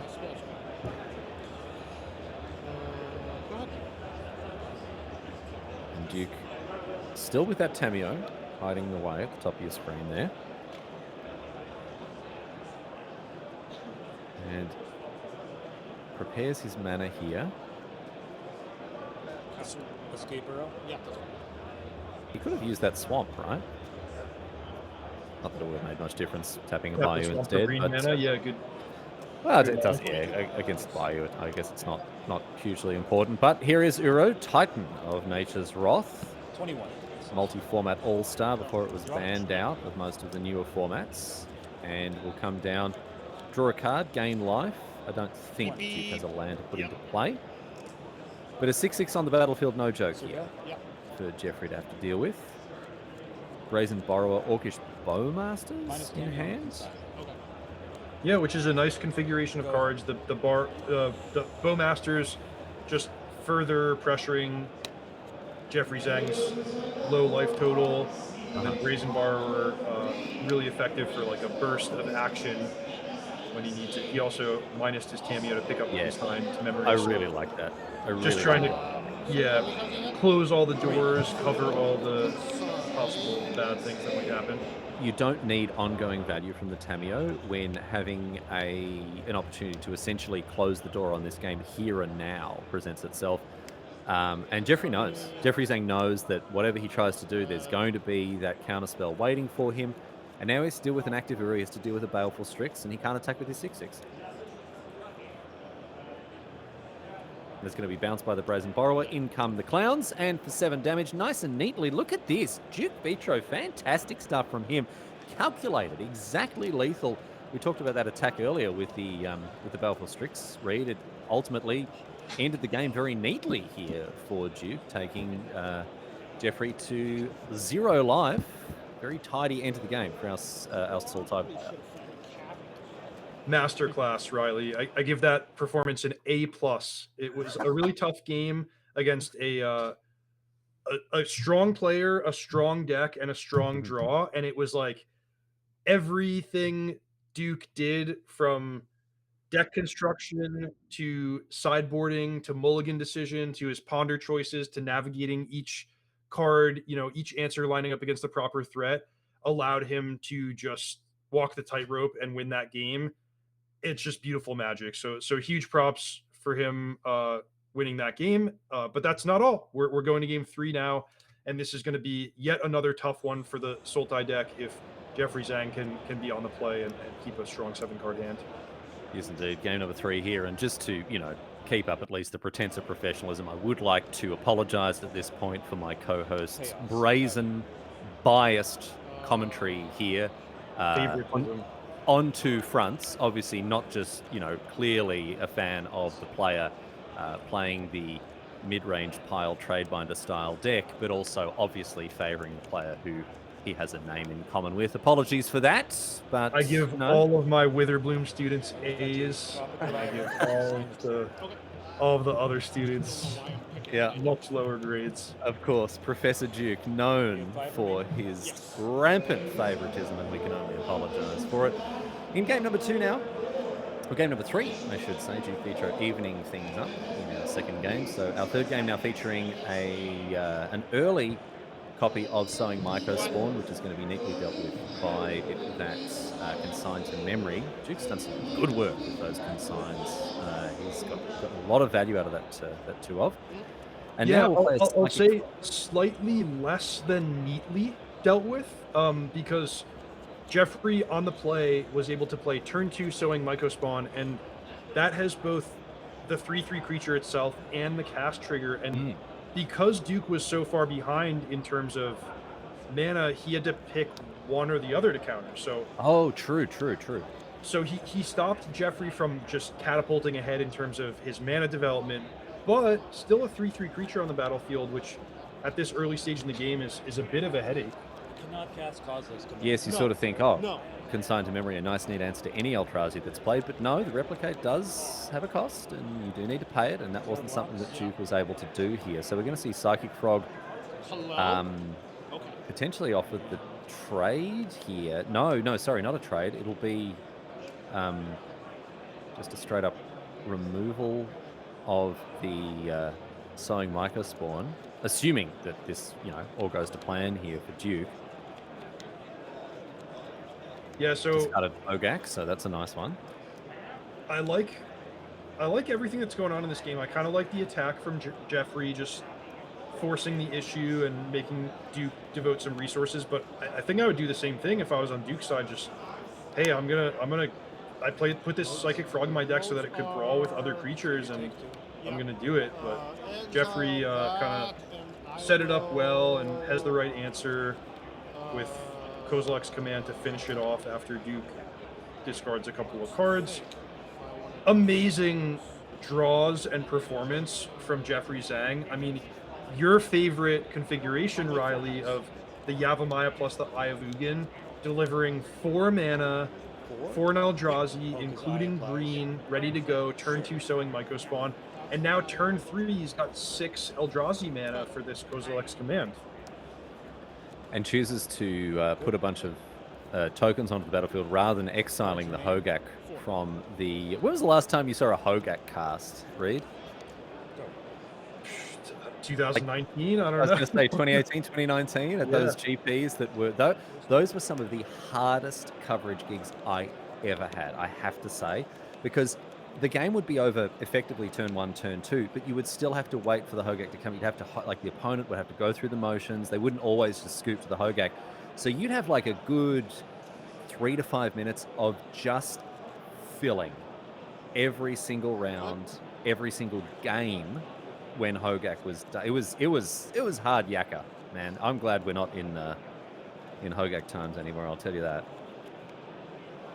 Yeah, and even though Duke has one in his graveyard, it's not really shaping up to be Hogak times for him, since he would need to deploy 2 creatures. Maybe Orcish Bowmasters could do it. Mm-hmm.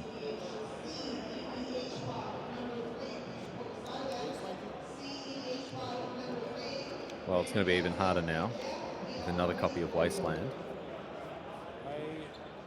I flip. Okay, go to second. And Wasteland Your Eye, says Duke. Down to 0 permanents in play. Never really where you want to be.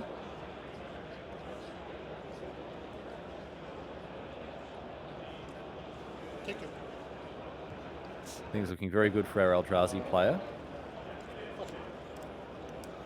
Yeah, I really just have a lot of respect for this Eldrazi deck. It's so powerful. And,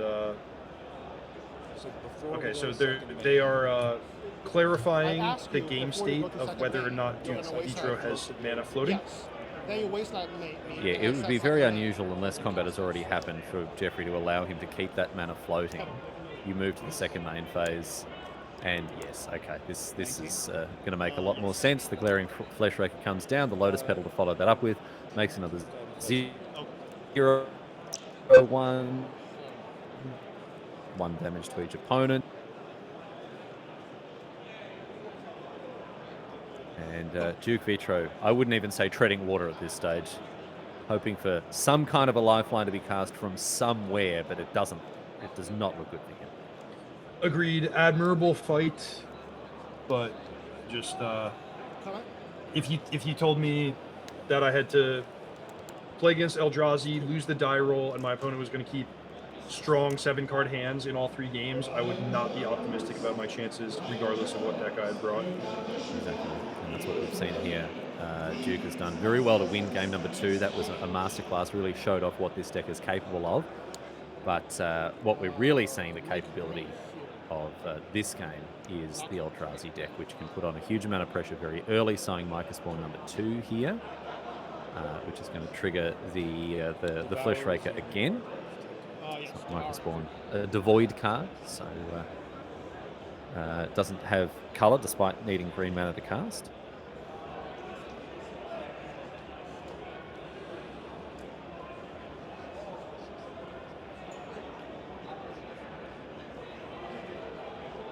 Trigger's good.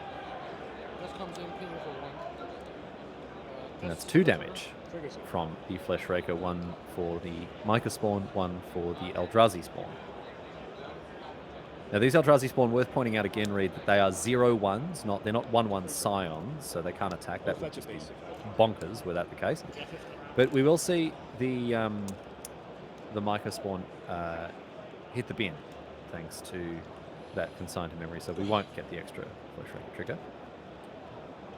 Not in Jeffrey's particular deck list, but every once in a while you'll see it that heralds the end. The Eldrazi Lord that gives all colorless creatures +1/+1, and that's pretty nasty alongside a board like this with all the otherwise innocuous Eldrazi spawn. Right, Duke passes back over to Jeffrey now, who has a nice full hand by the look of things. I'd say 3 or 4 cards in there. In comes the Fleshraker for 2. We'll see what he wants to follow that up with. Oh no, just 2 cards for him, okay. Another ancient tomb. Back over to Duke, who finds a Tamio. 1, 2, 3, 4, 5, 6, 7. I'm going to take 4, go to 12. Okay, 7 mana here. Jeffrey. Might have even been 8. Eye of Ugin. Oh, true. The Eye of Ugin activation. I thought we might be seeing a Kozilek's command, but no. The 7 mana plus Eye of Ugin. Search your library for a colorless creature card, reveal it, put it into your hand. What are we going to get? Pick your poison, man. I think there's a lot of options that would effectively get the game over with here.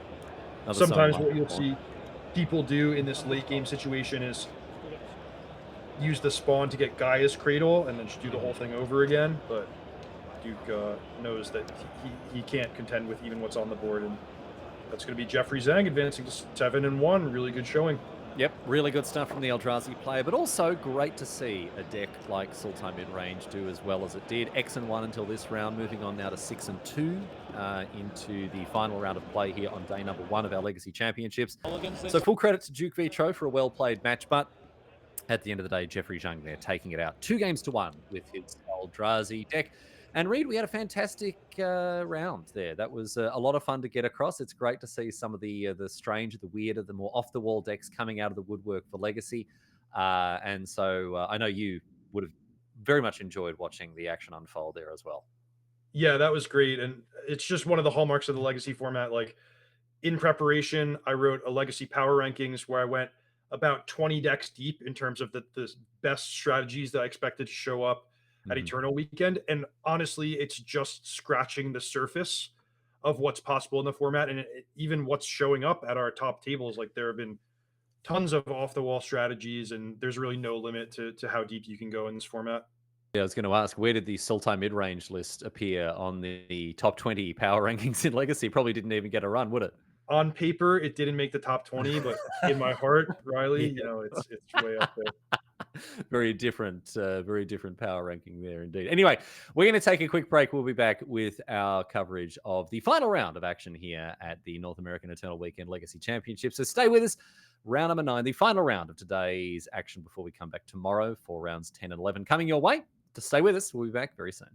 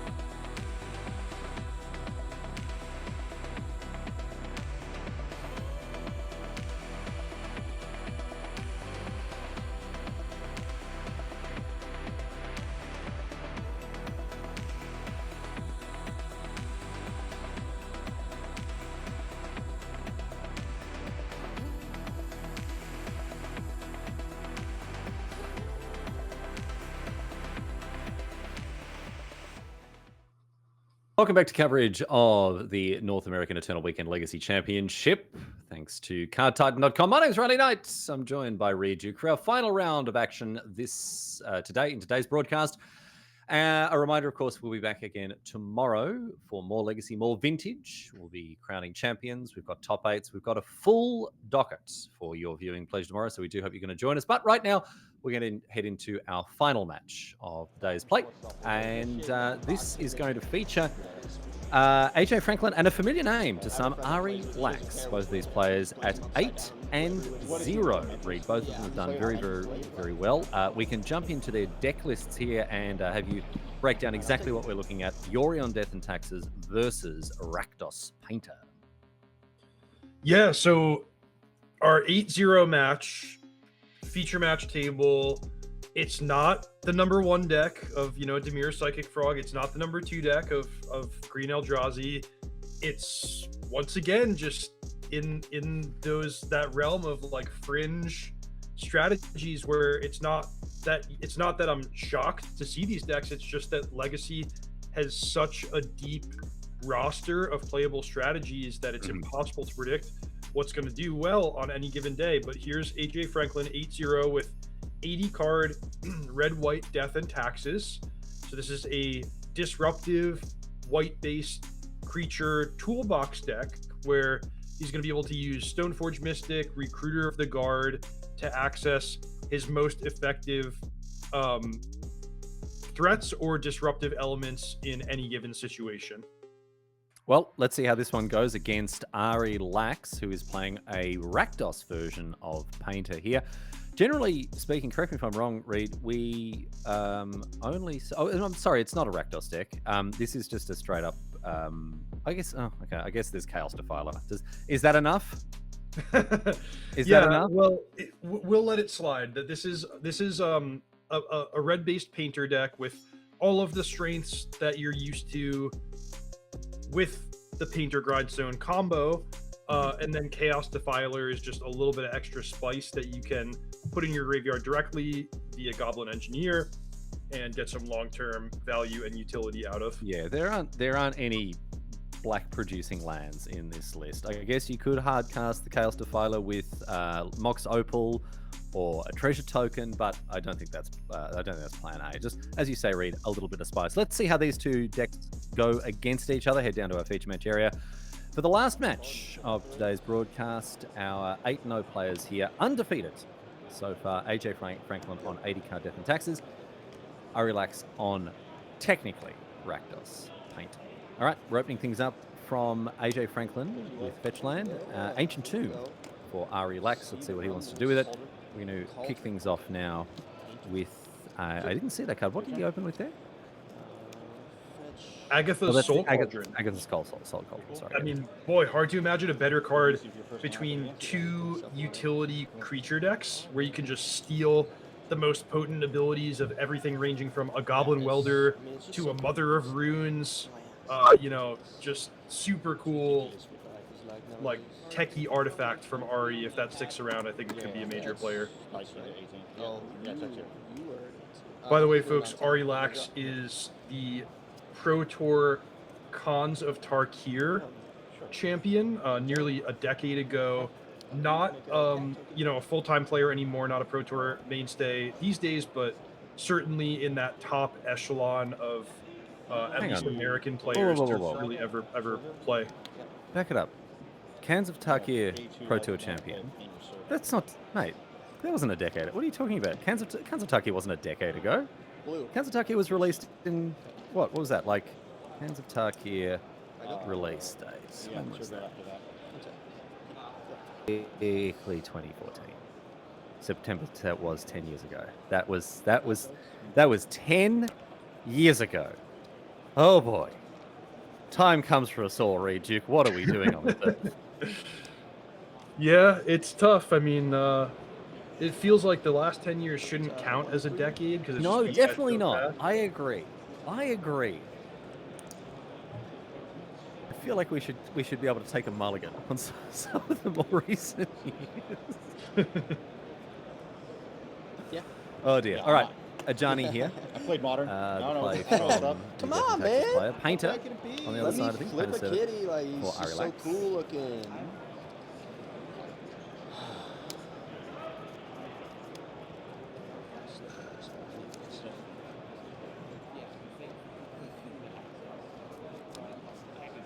Let's see what AJ wants to do here with his next turn. Another Ajani. One legend rule.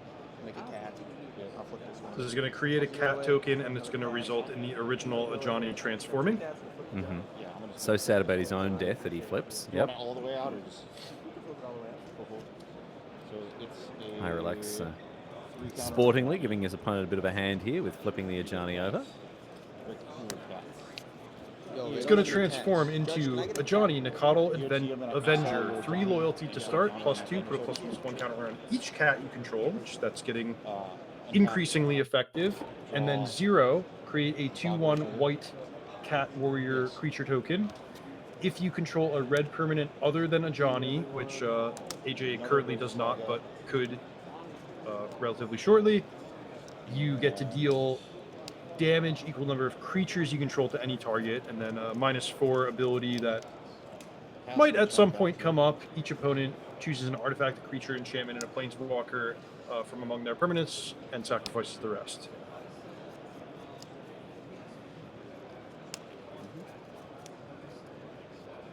As it is, Ari is kind of just biding his time to try to assemble the Painter Grindstone combo and get his instant win. So all of this power and toughness that AJ is able to put on the board is going to do him no favors if he can't effectively disrupt Ari's combo. Wait, did he activate the Ajani? He created a 2/1 cat token. Oh, he just zeroed and just obviously didn't do any damage, right? Yeah. What do we got? I have a Recruiter of the Guard. Because the first 2/1 was from the first Ajani, the second one from the second, and then yes, he's created a third one. Okay, that makes sense. Here's a Recruiter of the Guard now. Recruiter of the Guard, another brand new card. Very recent, just like Khans of Tarkir, very recently introduced to the Legacy format. Printed in. Geez, that's going to test me actually. When was it first printed? That was 20 years ago, Riley. Yeah. 20 years ago. Yeah. It's 20 years ago. No, I'm just looking it up here. Conspiracy printed in 2016 here, so it's an 8-year-old card. Not a new card by any means anymore. 9. All right, in come the clowns. These cats juiced up by Ajani, and AJ really putting the hurt on Arilax. Yeah. Oh, look at this. Yeah, so the key play of this turn was Recruiter of the Guard finding Solitude, which threatens to exile the Painter's Servant and at least allow AJ to continue playing, since Urza Saga Chapter 3 can find Grindstone. Now, what Ari would love to do is use Painter alongside his 5 copies of Red Elemental Blast and Pyroblast to protect itself, but he doesn't have any red mana. He's only drawn colorless lands so far.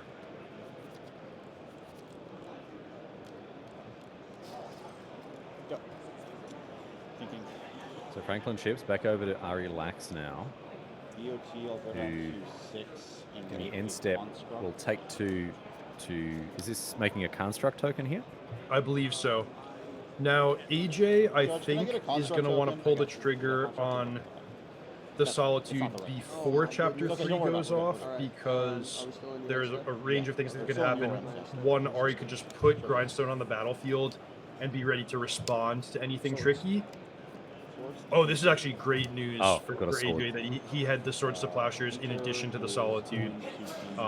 So yeah, he's going to ruin Ari's creature-based combo here, and this is what Death and Taxes does. You try to take away your opponent's most potent angles of attack, and then leave behind the value. And you know, if your opponent can't combo off, then suddenly they have to sweat these 3/2 cat tokens and this Recruiter of the Guard and this Planeswalker that can ultimate. And suddenly the game became a lot more difficult for Ari. And the Painter decks do have other ways to win the game, right? Like there is the Goblin Welder path. There are other threats that the Painter deck can bring to bear, but that's difficult to do when you're facing just a little white weenie beatdown. And this is the other aspect of Death and Taxes, right? It provides the disruption. It provides these hateful cards that do a lot of work disrupting what your opponent's trying to do.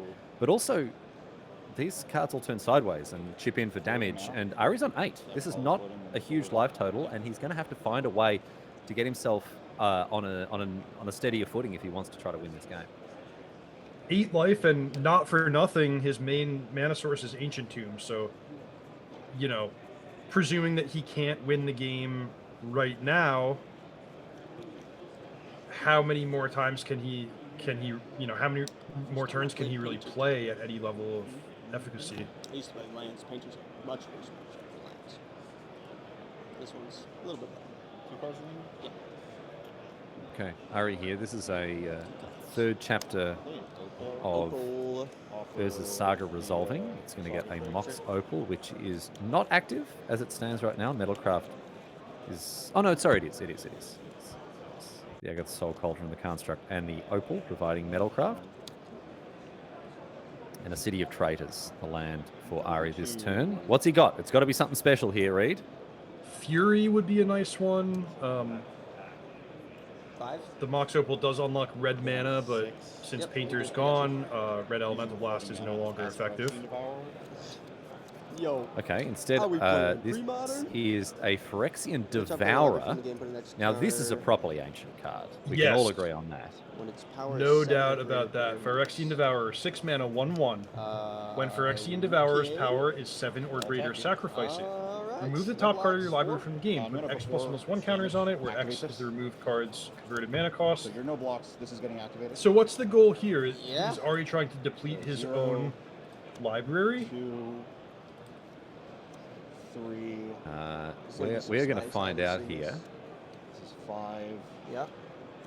6. So this is going to die, and then I'm going to exile it to Soul Cauldron to put a counter on the Construct. And then, okay, so it's now exiled to the Agatha's Soul Cauldron? So this is on the stack. You exiled it, and then you have a reflexive trigger to target the creature, right? Yes, sorry. Okay, so you targeted this. It doesn't There's some combo nonsense going on here.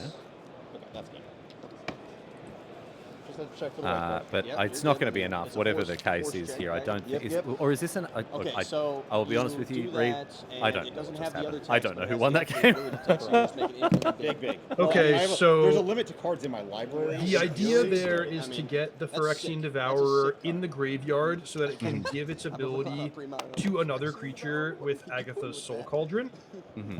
And since the other creature that gains the ability doesn't have the clause that it must be sacrificed at 7 power, it means that you can just make any threat lethal.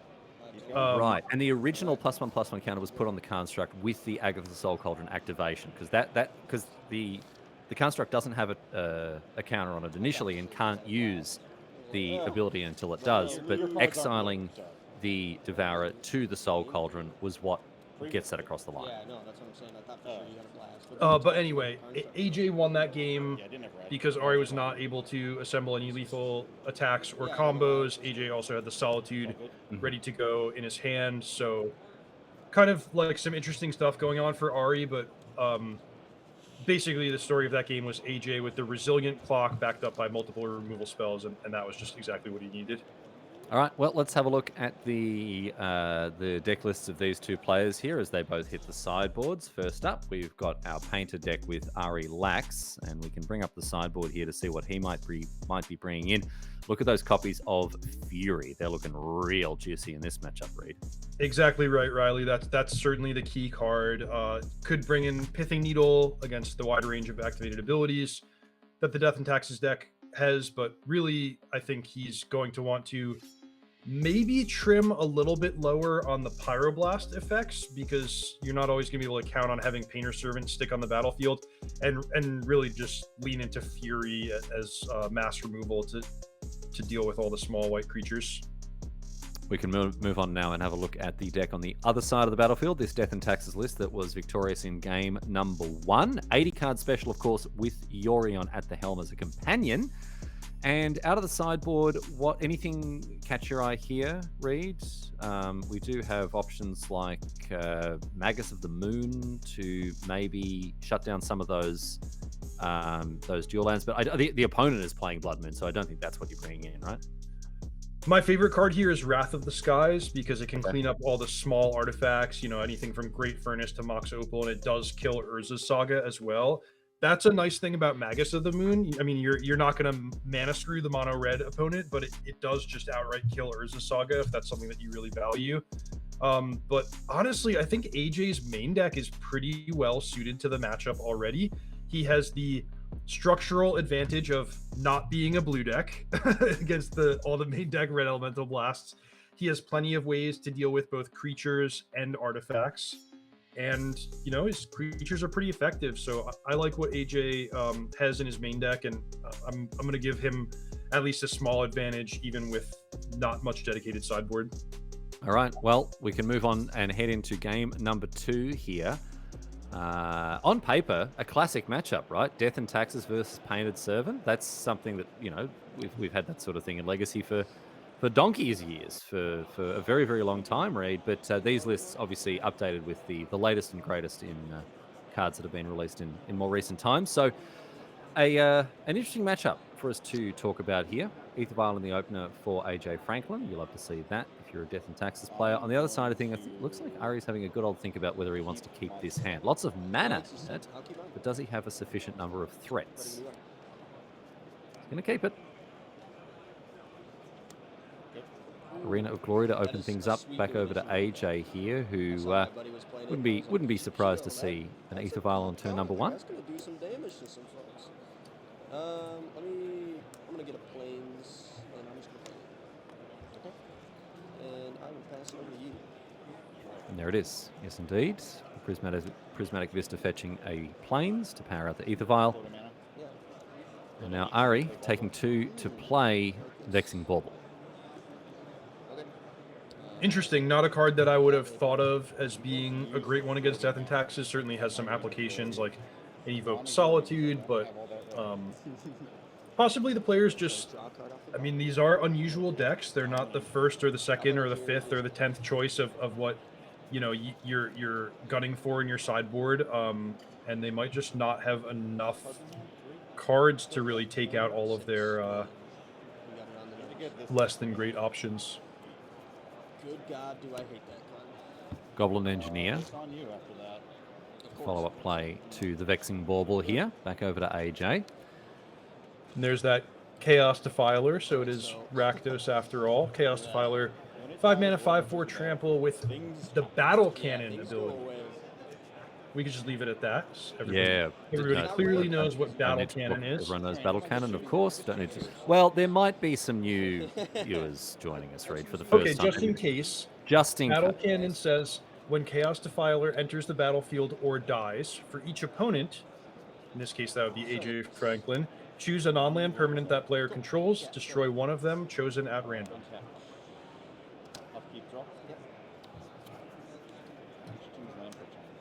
And of course, you know, goes without saying, we all know what Battle Cannon does, but just a refresher for any of the newer players here, useful. All right, we're going to see Arena of Glory paired with Simian Spirit Guide, Goblin Welder with haste, thanks to the Arena of Glory.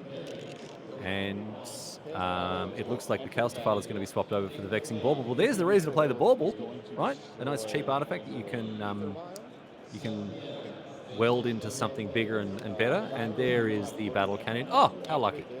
The random decision made to destroy the Aether Vial. Wow. Chaos Defiler doing work here alongside two dueling welders. Or a welder and an engineer. Okay, so AJ is using the narrow window where Vexing Bauble is not on the battlefield in order to evoke Solitude and, I mean, presumably go after Goblin Welder. Mm-hmm. Oh, sorry, the first one's a Goblin Engineer. Excuse me for missing that.